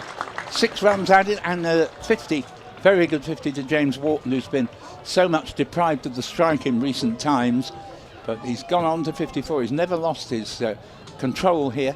15 to Bess, 159 for 6. Beard bowls again, and that's a better ball, and they managed to steal a single for a ball that travelled no more than 3 or 4 yards out to short extra. And the over ends 160 for 6 in 37 overs, so 13 overs remain, 84 are needed, and immediately with that expensive over, the scoring rate required comes down from 7 to 6. It wasn't that expensive. I don't know what came off. I'm trying to think where there's one saved on right on the boundary, wasn't there? Yeah, it was probably 9 off the over, something like that. Yeah, something like that. This is going to be westerly, so he's bowling himself out. Will Wharton have a... Oh, that's a lovely shot. He's gone back and he just punched that one just wide of extra cover. He knew if he beat extra cover's left hand, and there wasn't much chance there of Ben Allison getting around to stop the ball, and that was indeed the case. So that's another 4 to Wharton, who's just picking up the pace again as he's past his 50, 55 to him. Next, tossed up and driven firmly back. Tom Best, who loves to spend time on his, I don't know, flinging himself around in the field. He's flinging himself around as a batsman now, getting back there to make sure he wasn't going to be run out.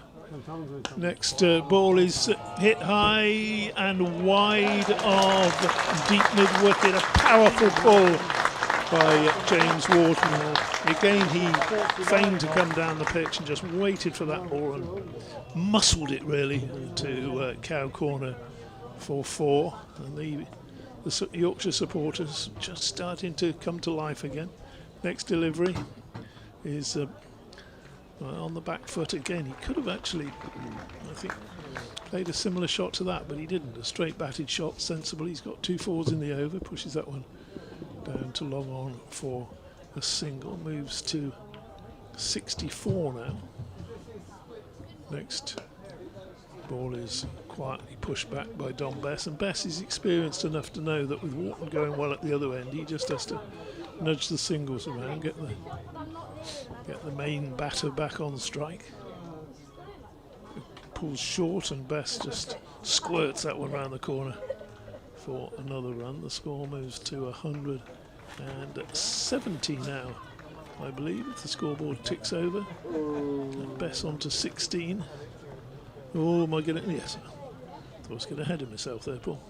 16 to Bess, 64 to Wharton, and that calculation comes down again, doesn't it, to 74 off 12, so roughly 6 and over, roughly a run a ball. Yeah, I'm slightly surprised we haven't seen an over or two from Luke Benkenstein here. Now, he has proved expensive hitherto, but I'd have thought it was an idea to give him at least a couple of overs. Here is Beard, sun for the moment behind a cloud. In bowls to Bess, who's worked it down to third man, single, 171 for 6, Bess on to 17. But both these innings have been full of ebb and flow, with wickets going down in the power play, then a very good recovery by both sides, but then Essex lost 4 wickets in the space of 5 runs, and Yorkshire lost 4 wickets in the space of 21 runs before we've had this rally from this 7th wicket partnership. And Beard bowls. Always a play and a miss there, and wasn't far off edging that. I suppose you can say on Wharton's part that if he had connected at all, he went with it with everything. It probably would have perhaps even flown down to third man for 4. Just a little bit sharper, that delivery, wasn't it? Yes, from yeah, Beard? very much so. And maybe, I'd say it hasn't beaten him for pace, but probably surprised, the pace of it surprised him, let's put it like that. Well, this partnership has put on a pretty quick 48 to put Yorkshire very much back in the game. Beard is in, bowls to Wharton, and Wharton flat bats this out to the man on the, or near the cover boundary. It's not actually on it, and they get a single. He moves along to 65 out of 172 for 6, and it only seems to be a moment or two ago that Wharton got to his 50 with that 6, so he's really accelerated in the last couple of overs. Beard turns at the top of his run-up, comes in again and bowls to Dom Bess. Full toss, missed out on this one, as it's fielded on the tumble by the ever-enthusiastic Robin Dass, running from extra cover in front of mid-off, Tom Wesley, to do the fielding. There's no run. Attempted Yorker, I would think, rather than a full toss, that one. But I think it was a full toss, though. So it was in the end, yes. Beard coming in again, still a good buzz in this excellent crowd here today. And ball driven firmly, and Fieldsman just got a bit of a hand to it, but it's still going to go for 4. And that's a nice extra cover drive from Dom Bess. Moves into the 20s, 21, 176 for 6. And the point I was making, that Essex don't have a lot of bowlers left from the ones who've been taking the wickets. Could well be a decisive factor here, with the required runs now down to 68.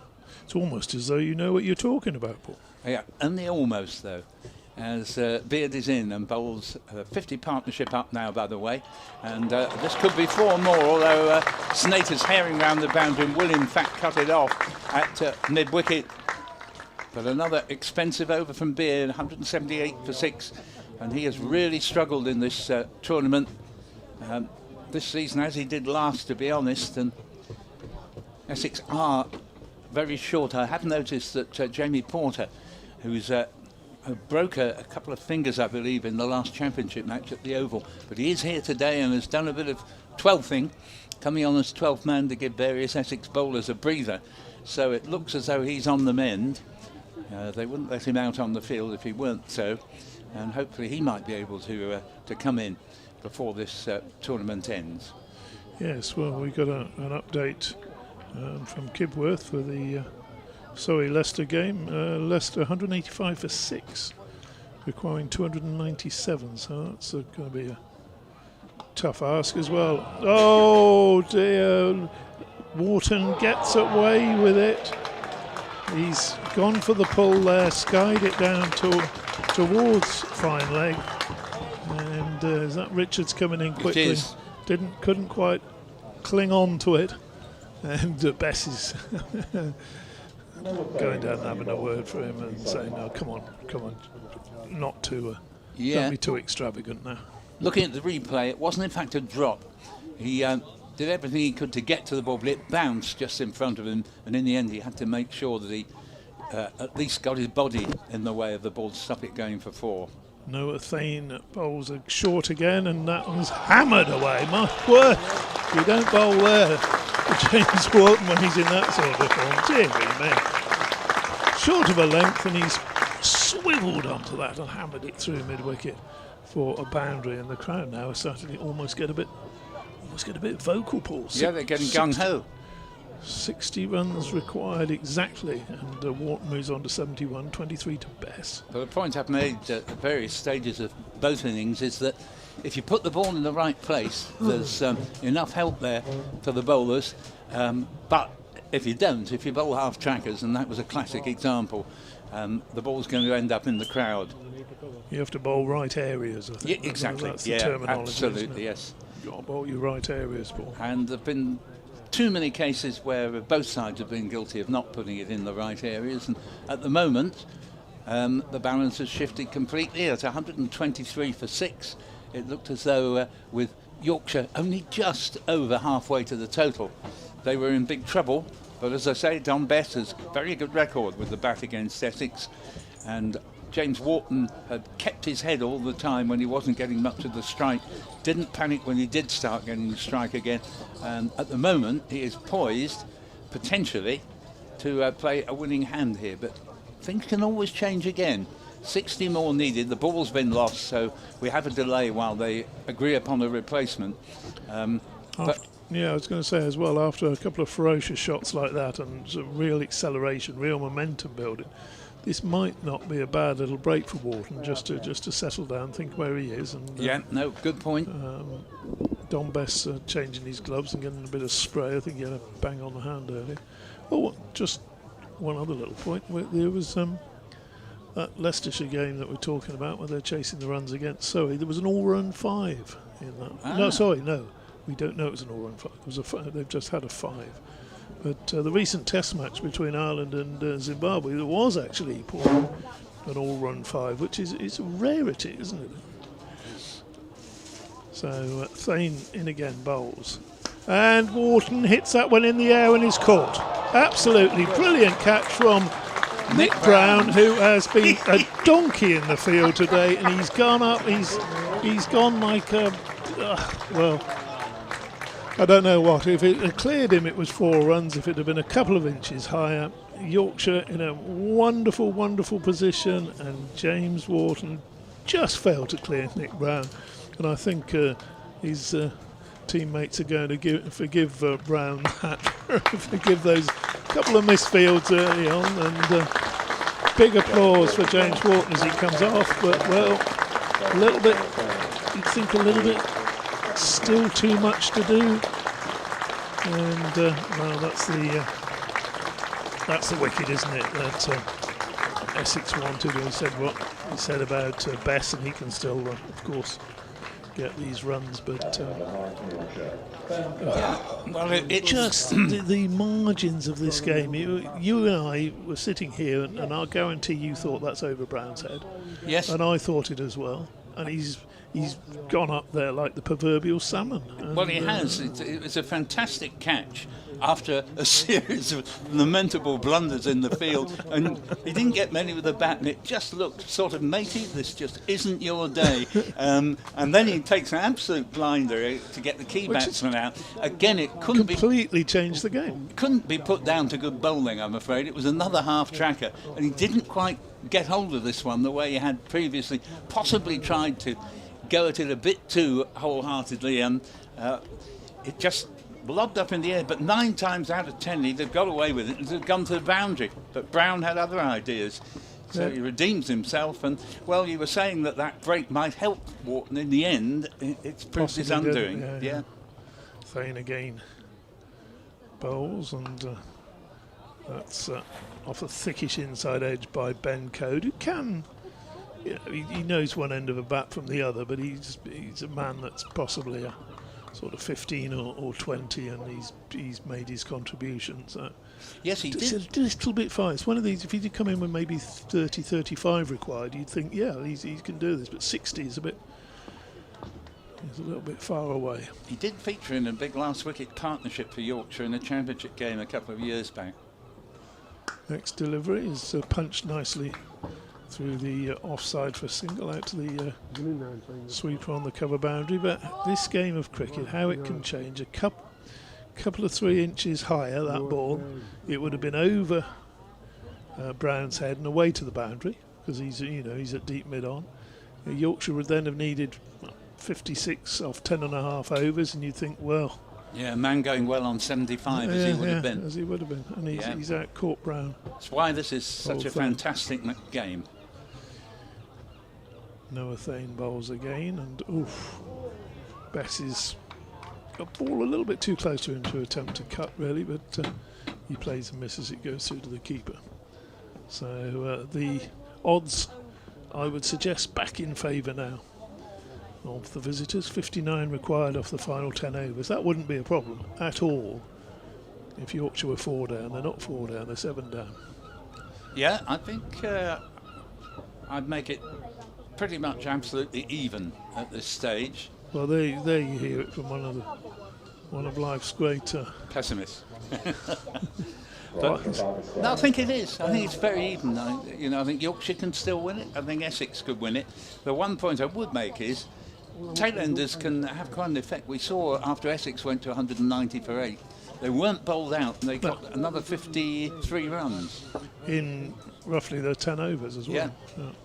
So it very much can go either way. I think Essex have pretty much got to bowl Yorkshire out to win it, and that means, of course, they will be helped in some ways by the fact Yorkshire will have to go for it at some stage, as they have been doing. It's Ben Allison back in the attack at the Trafalgar Square Road end, and Trafalgar Square end, and this next ball is played to mid-wicket for no run. And score remaining at 185 for 7. Aaron Beard at mid-wicket.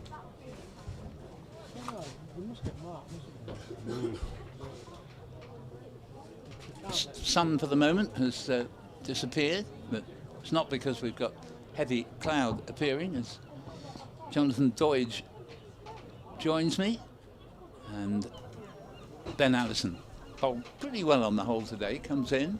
And this ball, having said that, inevitably is going to go away. I'm not sure it's got the legs to reach the boundary, although the fieldsman is going to have to dive, but he has apprehended it. They come back for a third. Good running. And 3 runs to Ben Code there. Hit it over mid-off.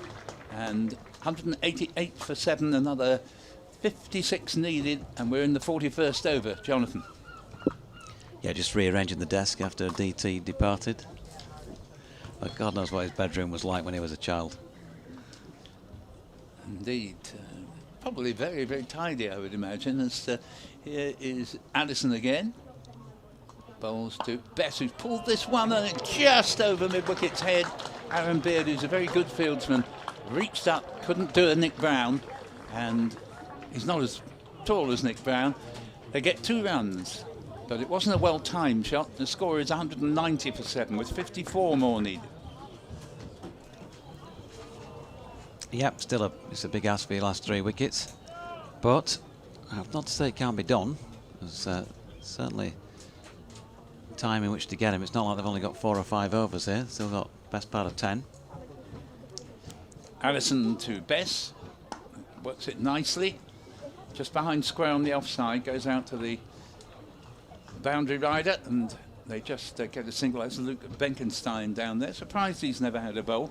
191 for 7, 53 more needed. We're in the 41st over, and we've had a splendid crowd in here, and I think they've had a thoroughly good day's entertainment. They have. Yeah. Weather, everything's been good. Yeah. Whoever wins, terrific day's cricket. Allison's in. Bowls, and Code plays the ball into the offside. He originally gave the impression he was going to have a go at the delivery, but I think wisely decided that he'd drop a dead bat on the ball. Goes out to Robin Dass in the covers, and he remains on 4. At the other end, Don Bess has played thoroughly well for 26, 191 for 7. Ben Allison just asking his mid-off fieldsman to move back a couple of paces. still nowhere near the boundary. Code on strike, Allison bowls, and Code has hit this ball away, and that has disappeared. The score up to 195 for 7, 4 runs, out to deep mid-wicket, and he unceremoniously just took one wallop at that, and the ball flies away to the boundary. 195 for 7 means that now a further 49 are needed. And that was the last ball of the over, so 9 overs remain, and just 5.5 an over needed. Yep, 10 from it. Looks like Noah Thane's going to continue at this Peaceown Park end of the ground. Can obviously play a few shots, Ben Code. You don't get first-class half-century if you can't do that. But yep, you'll always find him down there at 9-10. Generally speaking, in the batting order. But he has had some fun here before as well. We've seen him in Championship cricket, whacking the ball around. He's got his areas in which he scores, and clearly that was one of them. But it's Don Bess who would be a better player, if there's any doubt about that. On strike, and beaten by this first delivery of the over, which looks like it wraps him in the box or somewhere around that area. Good delivery from Thane. Yeah, he's flexing the thigh actually as if that maybe caught him in the bit between the pad flap and the thigh pad. It has, that's exactly what's happened looking at the replay. So 195 for 7, Bess on 26. 244 the target. In comes Thane once again then. And that's pushed out into the offside by Bess. Calls immediately for the 1. Takes on Robin Das and gets through successfully. A long way out, can't be any of that. Trying to win the match on yourself really at this stage for Don Bess. He's got to trust that his partners can offer something as well. May become slightly different if it's down to last man standing. Field just been dispatched here. We've got a man being sent out to Cow Corner, as well as fielder who looks like he's just in front of square at square leg now, and Ben Code with the typical Code shot, really distinct lack of foot movement, playing away from his body and cannoned the ball into his body, and I think has felt that as a result. He got away with it. Dot ball. As so often happens, the squawkometer has just gone up a notch or two at this time of the day. The seagulls, whatever variety they are, circling. Got a few medics as well making their way down around the ground. Hopefully that situation will be resolved effectively, as this latest Thane delivery again. Look, Ben Code hasn't moved his feet when the ball was released. Still not the case, as it went by short of length, and he tried to push at it. There are no slips in place if he does get a nick, so it's keeper or nobody. Yes, good over so far from Thane. Yeah, at times he's bowled too short, but he's cut the ball up more and has so far been able to keep the runs to a minimum. Here he is again, getting inside it and punching it square on the offside, one of his favourite areas. Picks up 1. His real passion as a batter, I think, is through the extra cover region, a bit of width outside off stump, and he'll watch the ball well onto the bat. There is a man out there square-ish, but they haven't really covered his favourite area, which would be pretty much on the apex of the bend in the rope, to bowling from this end. Down by the clubhouse, through extra cover. But he's at the non-striking end because Bess back on strike, receives a full-length ball here and punches it to Feroz Cushy up at mid-on. And they pick up 1 off the final ball, but yeah, pretty good over by Noah Thane, because they got just the 3 runs from it. 198 for 7. 46 runs needed from 8 overs, which I make as won a ball, Mr. Schoolteacher. Indeed, and that was a good over from Fane, because we've been talking about the overs that Essex have to find from the bowlers who haven't been taking the wickets, and Snater obviously has been Essex's key bowler. I think he's got a couple left. Oh, 46. Sorry, Paul. Yeah, but that was an over from one of the lesser bowlers, as it were, that actually was very economical with just the 3 singles from it. Here's Ben Allison continuing from the Trafalgar Square end, and this first ball is hammered away, and 4 runs. 2 fielders both got hands to the ball but couldn't prevent its progress. Richards on the edge of the circle, and then Benkenstein trying to run round and prevent it going to the boundary. They both got hands to the ball but couldn't arrest its progress. So very good start to the over for Yorkshire, who passed 200, 202 for 7, and already we see that the departure of James Wharton hasn't arrested the Yorkshire quickening of the scoring rate, as Allison in and bowls again. And that takes Bess on the pad, and the bowler himself can just make sure they don't get through for a leg bye. Yeah, in the wars a little bit. I'll correct myself, by the way. I think I said 1 a ball. They needed 46 before the over started, off 48, so not quite 1 a ball. Don Bess usually takes the odd blow or 2. I think he will relish this challenge, I've got to say. It's the sort of thing that he would really love getting stuck into here. Allison again as the sun returns. Lovely scene here, and attempted pull shot here. Just waiting to see if the umpire is going to give a wide. The crowd give him every encouragement, but he's oblivious to it. It's not a wide. It's dug in short, lifted, and Bess swung round, but didn't make contact with the ball. 202 for 7, halfway through the 43rd. Important for Essex not to give extra deliveries away with wides or no balls. Allison's on his way again. Bowl, slower ball. It's well bowled. They go for a quick single. It's tucked straight to mid-on, but single was always on there. And Nick Brown isn't moving easily. I think he's got some sort of injury there. In spite of that, fantastic catch. But he has looked a tad immobile out there in the field today. 203 for 7.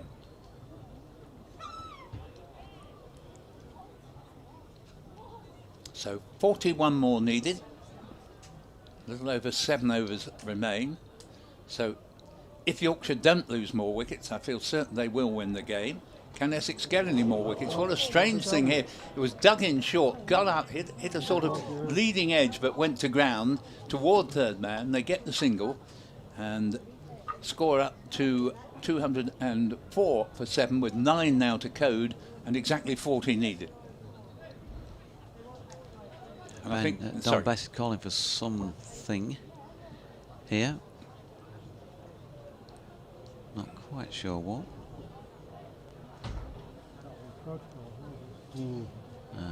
But the Yorkshire physio Ed is making his way onto the ground. I think it's maybe that struck him on the helmet. Actually, okay. It looks like a concussion check. I was just looking down and doing work on the scorecard at the same time, so I missed it, got to say. Seems fine as bank code, but they'll cover the usual protocols. Matthew Fisher, his bowling partner, of course, when fit, is out there at the moment with his fluorescent yellow tabard. Good to see him back around the game. Haven't seen him for quite some time now, following that injury that he suffered when fielding a ball at Headingley earlier in the campaign.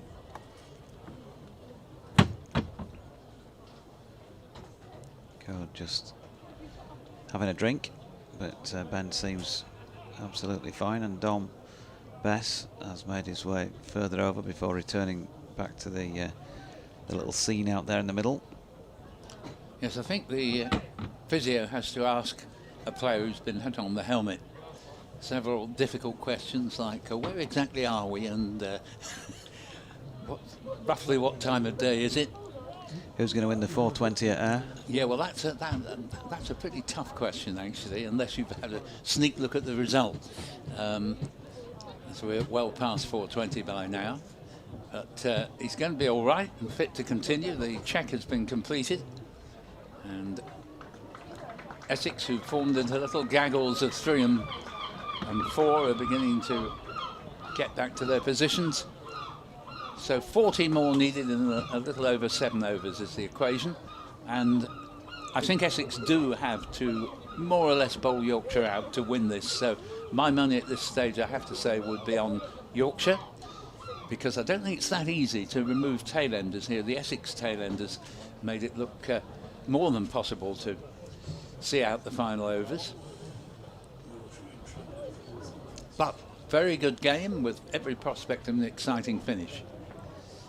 As we see Addison again in and bowls good delivery, but they're going to get at least 1 run here. They'll look for 2, they're going to come back for 2, and they'll pull it off. Very good running indeed. That was he's a very brainy cricketer, John Best, and he deliberately just let the ball hit the bat, knowing that it was going to disappear into an area where no fielder was particularly close to it in the mid-wicket region. And 206 for 7. Very good bit of cricket indeed to finish the over there. So 35 to Bess, who, as I've been saying from the moment he came in, has a very good record with the bat against Essex. 9 to Code, 38 more needed, 7 overs left. Yep, it's still bubbling. Another wicket, and particularly if it is Don Bess, puts Essex back in the driving seat.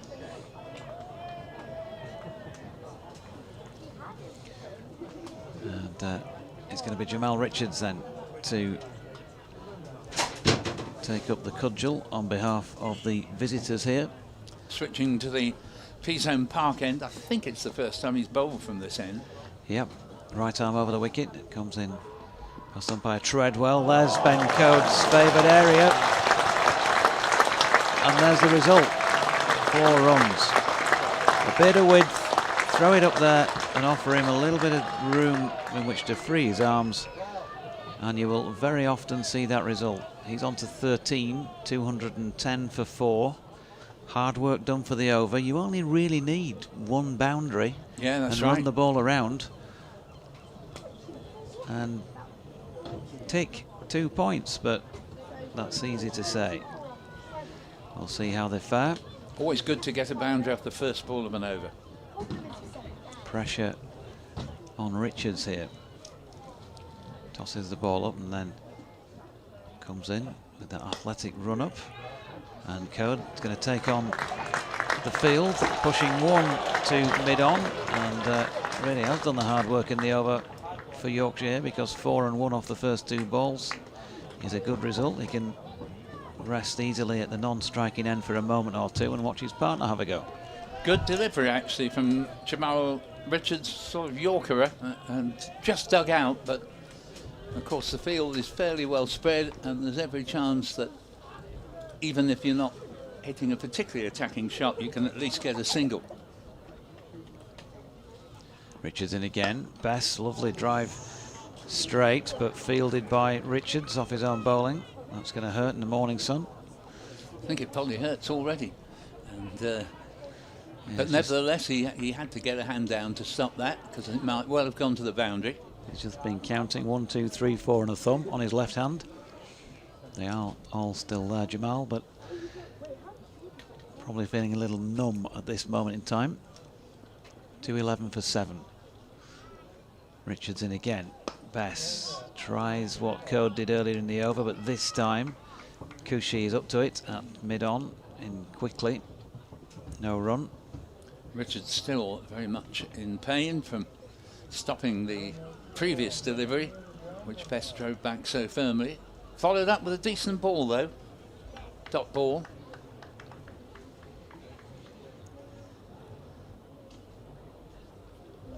So Bess waits. Little flex at the knee. Here comes Richards again. Ooh, short. Tries to pull that, and again he's taken a blow. Tom Best to me.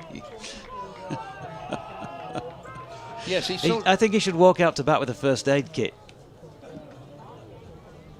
Yes, he obviously watches a lot of Casualty on the telly. He does seem to take quite a lot of blows one way or another and spend quite a lot of time diving around.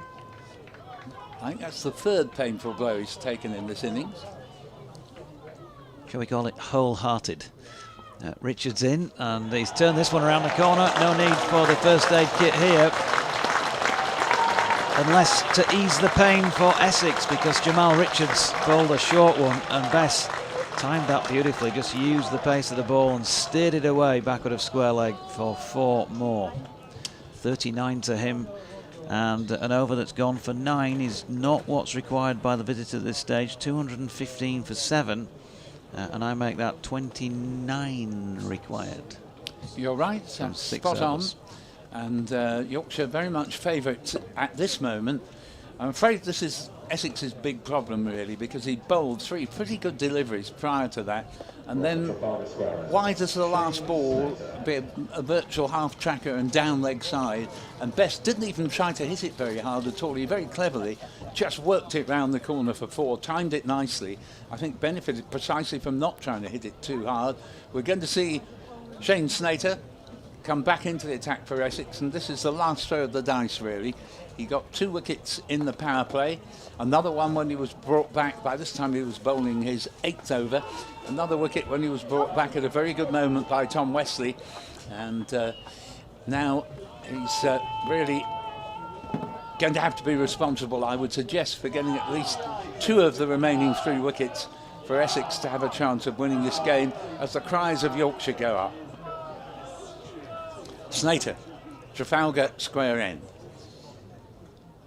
Bowls. Irons ball's just nudged into the onside. Ben Coate picks up a single, much to the approval of this crowd. 15 to him, 216 for 7, 28 more needed. 32 realised in this 8th wicket partnership in pretty quick time. Yeah, just got to play sensibly, and there's definitely a case made for just see off Shane Snater's last 5. Don't worry too much if you don't get loads off this over, having got the 2 boundaries in the previous over. Snater bowls to Bess, who virtually stops the ball in the crease. Ball goes about no more than a yard back towards Shane Snater. Dot ball, 216 for 7.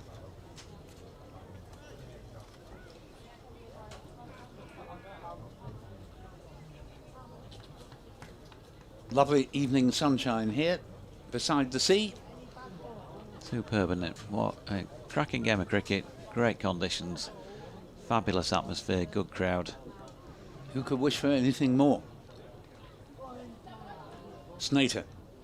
Cue for a song. Indeed. Snater to bowl to Bess. Leaves it to Das in the covers. And again, there'll be no run. I got rhythm. Yeah. Thank you for the tip-off. And 216 for 7.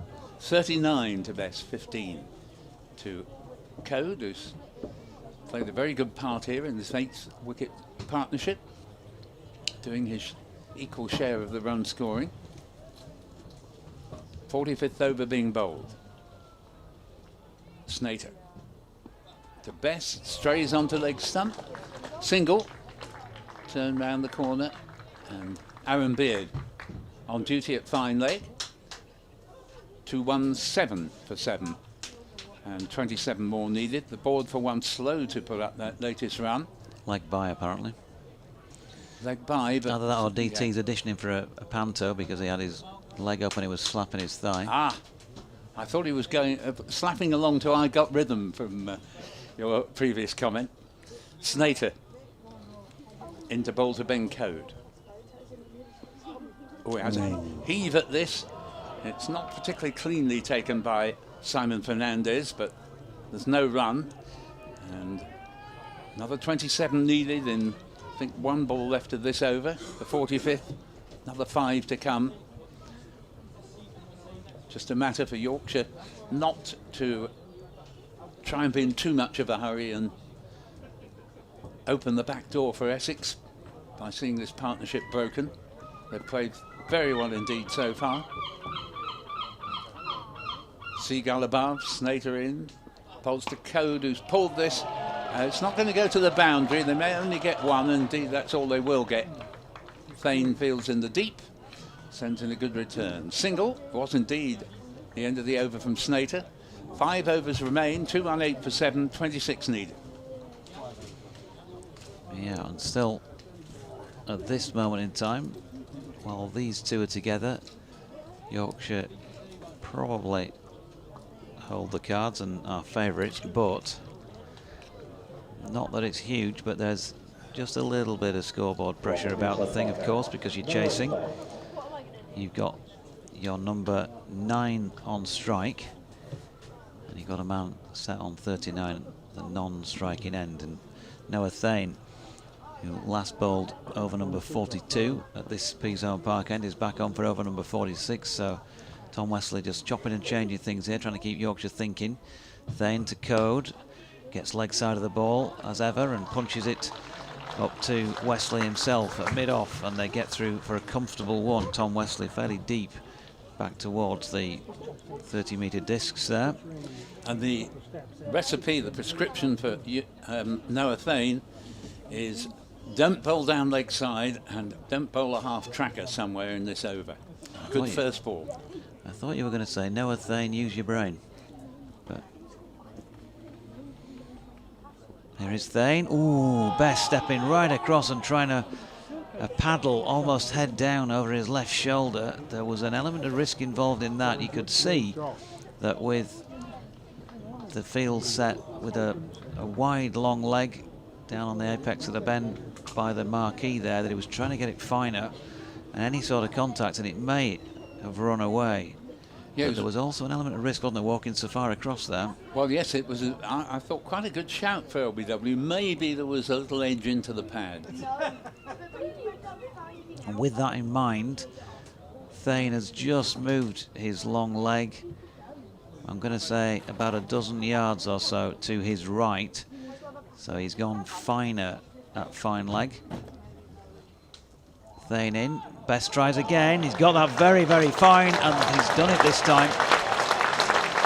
Still an element of risk in the shot, but if you can execute it as well as that, that is absolutely fine. 43 now to Don Bess. Yeah, the scoop shot, the ramp shot, splendidly played, and it was a decent ball from Thane. I wouldn't criticise him for that. It wasn't down leg side, it was on the stumps, and there's not much you can do if a batsman plays that shot and gets it as well as Best did then. 2-2-3 for 7, 21 needed. In comes Thane again from the Peasholm Park end to Bess, who drives square. He's got it away past point. There is third man running round. Will he get there? Yes, he will. And they're going to settle on 2. So 7 off the over so far, and Bess moves on to 45. And another wonderful bit of fielding. We've seen so much great fielding from both sides today. Snater on that occasion herring round the third man boundary away to his right, and not only got to the ball right near the boundary, but came up with it and had the return on its way immediately. Superb fielding. Essex will know a wicket here would be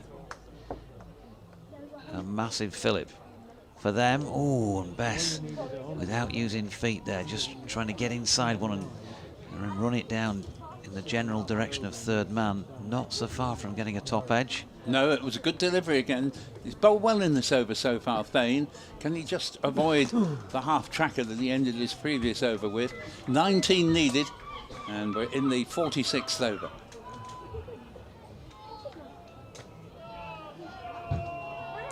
Yorkshire. The cry from some of the home support. As Thane is in again, and Bess.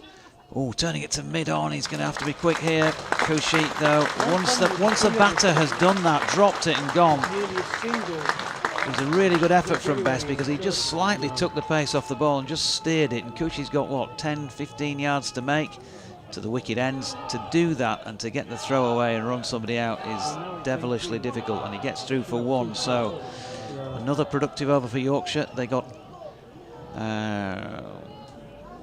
8 from it. Yes, they did. 8 from it in the end with that single off the last ball. And so 2-2-6 for 7. They need 18 from 4 overs. And Bess, with that single, got to keep the strike. And I think we thought that Snater only had 1 left, didn't we? But he has now only got 1 left. 9 overs, 3 for 26. Yeah. But he's bowled well in this latest spell, Thane. The previous over he bowled only went for 3 runs. And although that was more expensive, it was nevertheless a good over. As Snater from the Trafalgar Square end. Now this really is his last over. He's in and bowls to Bess. And Bess has hit it in the air, but he's got away with it. He came down the pitch a little bit. They're coming back for a second. They'll have to hurry, and they make it as the throw to the bowler's end from Allison missed. Felt there was a better chance, actually, of simply throwing it to the wicket-keeper's end. But in any event, they get 2. 16 needed, 228 for 7. Yeah, I think Ben Allison not happy with Shane Snater for not recovering his ground and getting back behind the stumps there. A couple of people were backing up, but nobody took the stumps. No, you're absolutely right. It was not Snater's. I think he just didn't think correctly there. Should have been behind the stumps. I think the batsman at that end was just going to make it anyway. Snater bowls, and that's a bouncer and a no ball given. 2 more runs onto the board. All contributions great for the receipt. 230 for 7. Suddenly only 14 are needed, and still the same number of deliveries to come. Not a case for a free hit, but there will be at least a 7 ball over here. And Snater in his final over, he's done really well with the 3-wicket haul. Can you make it 4? Bowls to Bess, turns it away for a single. They'll think about the second again, but decide against it. Allison was closing. He's been excellent in the field for Essex today. His return coming right beside the bails. But a single will suit Yorkshire very well for the moment. 47th over, 231 for 7, 13 needed. Very fine 71, top score in the match by James Wharton, and a very good 58 from the skipper Shan Masood. Yorkshire's highlights with the bat. Essex's highlights 68 from Luke Benkenstein, who's having such a good tournament with the bat. And Robin Das is doing very well as well, and he was only 1 behind on 67, the pair sharing a partnership of 125 for the 4th wicket. Snater in, bowls to Code, down leg side, and the crowd call for a wide.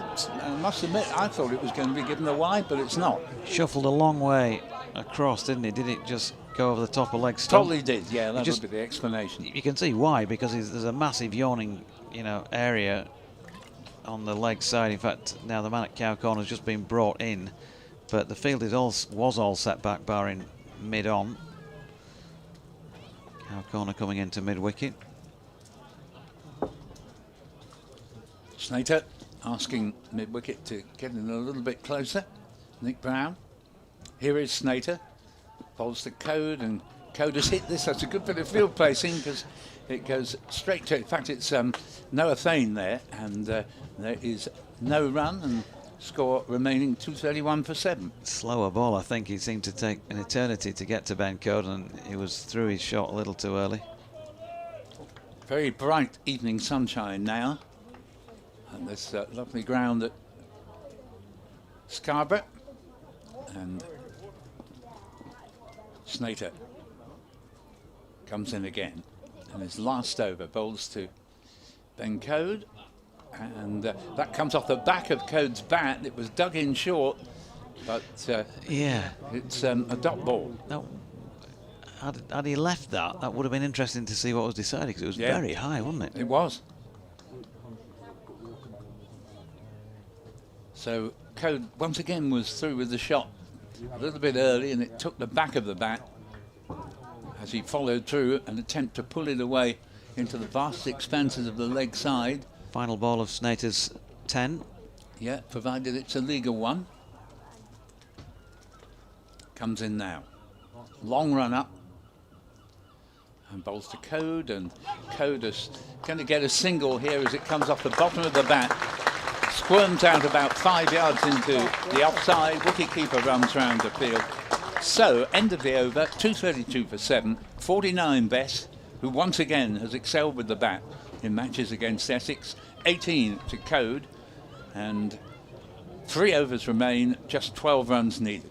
10 overs, 2 maidens, 3 for 32 is a very good return for Shane Snater. Will that have been enough to tip the scales in favour of his team here? Not unless the wickets really go down very quickly now, because there's no way Yorkshire won't win. With only 4 runs and over needed from the last 3 overs, Essex would have to take at least 2 of the remaining wickets to have any chance. Jamal Richards back on at the Peasholm Park end, bowling here to Code, who's hits firmly down the ground. That's destined for the boundary if he doesn't get his hand on that, Jamal Richards. That's twice now he's had to field a shot that's been firmly struck off his own bowling. One with the left hand, one with the right. The left hand one stung him quite badly, but he's not reacted at all to stopping that one with his right hand. And he comes again then. Short of length. This could be 4 down through, yep, over the top of, well, keeper and first slip really, somewhere in that general area. Ben Code. I'm not entirely sure you will see that in any textbook. He was taking half evasive action, half whipping it away through the leg side, and ends up with 4 through or over the top of what would have been the cordon, but they'll take anything at the moment. Will Yorkshire? Of course they will, and that reduces the runs required now to 8 more to win. Richards in again, short ball once more. Code thinks about playing at it, almost drawn into it, and then manages to sway out of the way at the last minute. Yes, suddenly Richards has gone into leg theory here. I'm not at all sure it's going to help Essex's cause much. All right, Code may have been lucky to get the 4 off the previous delivery, but then again it sailed over the wicket-keeper's head and it pitched in Richards' half. And here is Richards once again. Code going right across outside off stump this time. Another short ball. And that is not particularly well received by the home support, I suggest. I think the umpire has had a word with the bowler there. So I'd be a little bit surprised if he tries the same thing again, which is to just bang it straight into the turf, get the ball up head high. It was a dot. And 2:36 for 7. Code on 22. Richards in and bowling at him now. He's got this one away over the top of mid-on. This is going to be 4 of them, is it? Kicks on, and yes, the cheers will tell you that takes Yorkshire to 240 for the loss of 7 wickets. Will they finish it in this over? More than likely. And surely, if it's not in this over, it will be in the next. So Yorkshire, they've wobbled a bit mightily in one case when they declined from 102 for 2 to 123 for 6. And at that stage, they'd only just got to halfway to the total that was required, but they've done very well since then. Richards to Code, another short ball, and Code ducks out of the way of it. And so, just 4 runs required for Yorkshire to earn their 3rd win in 5 starts in this competition. At the end of that over at 240 for 7, those 2 blows for 4 being the runs coming from Richards, who now has 9 overs, no maidens, 1 for 53 against his name. And with Snater done, it's looking like Ben Ellison, well, he's got to be, hasn't it? Last chance saloon and all of that. Can he blast out Yorkshire's last 3 wickets in an over? Hat-trick would be useful for Essex now. Perhaps you'd like to describe this, because I'm pretty certain that one way or another the winning runs will come in this over. So Ben Ellison from the Trafalgar Square end in the Scarborough sunshine. As we've said on numerous occasions, without knowing what the outcome would be. Cracking game of cricket, short ball pulled here by Bess, and that will be that. 4 runs up to the bleachers, completes the job with 11 balls to spare. And Yorkshire have won it by 3 wickets. Don Bess getting 50 in the process of hitting that winning shot. 53 from 55 deliveries is a superb effort, including 5 fours in an innings that lasted an hour and 16 minutes when his team were in trouble. I said he'd relish the challenge, and my has he done that, and that's a brilliant knock by him. Ben Code, 26 from as many deliveries, offered very good support, took his chances, but he will also have a red inker. And of course things set up by that 58 by Shan Masood and taken on further by James Wharton. But as my colleague Paul was just saying, there were wobbles, well, at the start and then in the middle, but they have got home, and that's very important as far as this competition and potential qualification is concerned. They'll still need to win 2 of their last 3, you would think, to have a chance of going through, but they've got the points today and ultimately have deserved them. No, I agree with that. And Essex put up a good fight because they were 27 for 3. They had 2 very good performances with the bat. Benkenstein 68 and Das with 67. The youngsters doing them proud. 2 very good performances with the ball. Snater 3 wickets and Wesley 2 for around about 30 each. But overall, Yorkshire knew that they had a sort of medium total to chase, and thanks to a brilliant 71 from James Wharton, a very good 58 from the classy Shan Masood, and an excellent 50 at the end from Don Bess, have duly got over the line. Yeah, Dom has scored more runs in some of his Yorkshire knocks in the last few seasons, but I dare say he's rarely played a more important knock than that. The sporting handshake's taking place, so just to repeat, 53 off 55 for him, 26 off as many for Ben Code. There were 2 leg byes, 3 wides, 4 no balls, and a total of 9 extras, and Yorkshire finishing up then 244 for the loss of 7 wickets in 48.1 overs. Win it by 3 wickets with 11 balls to spare to complete. The set of figures for you, well, we've given you Shane Snater and Tom Wesley's already. Ben Ellison finishes 9.1 overs, no maidens, none for 45. Jamal Richards, 9 overs, no maidens, 1 for 53. And Noah Thane, 6 overs, no maidens, 1 for 35.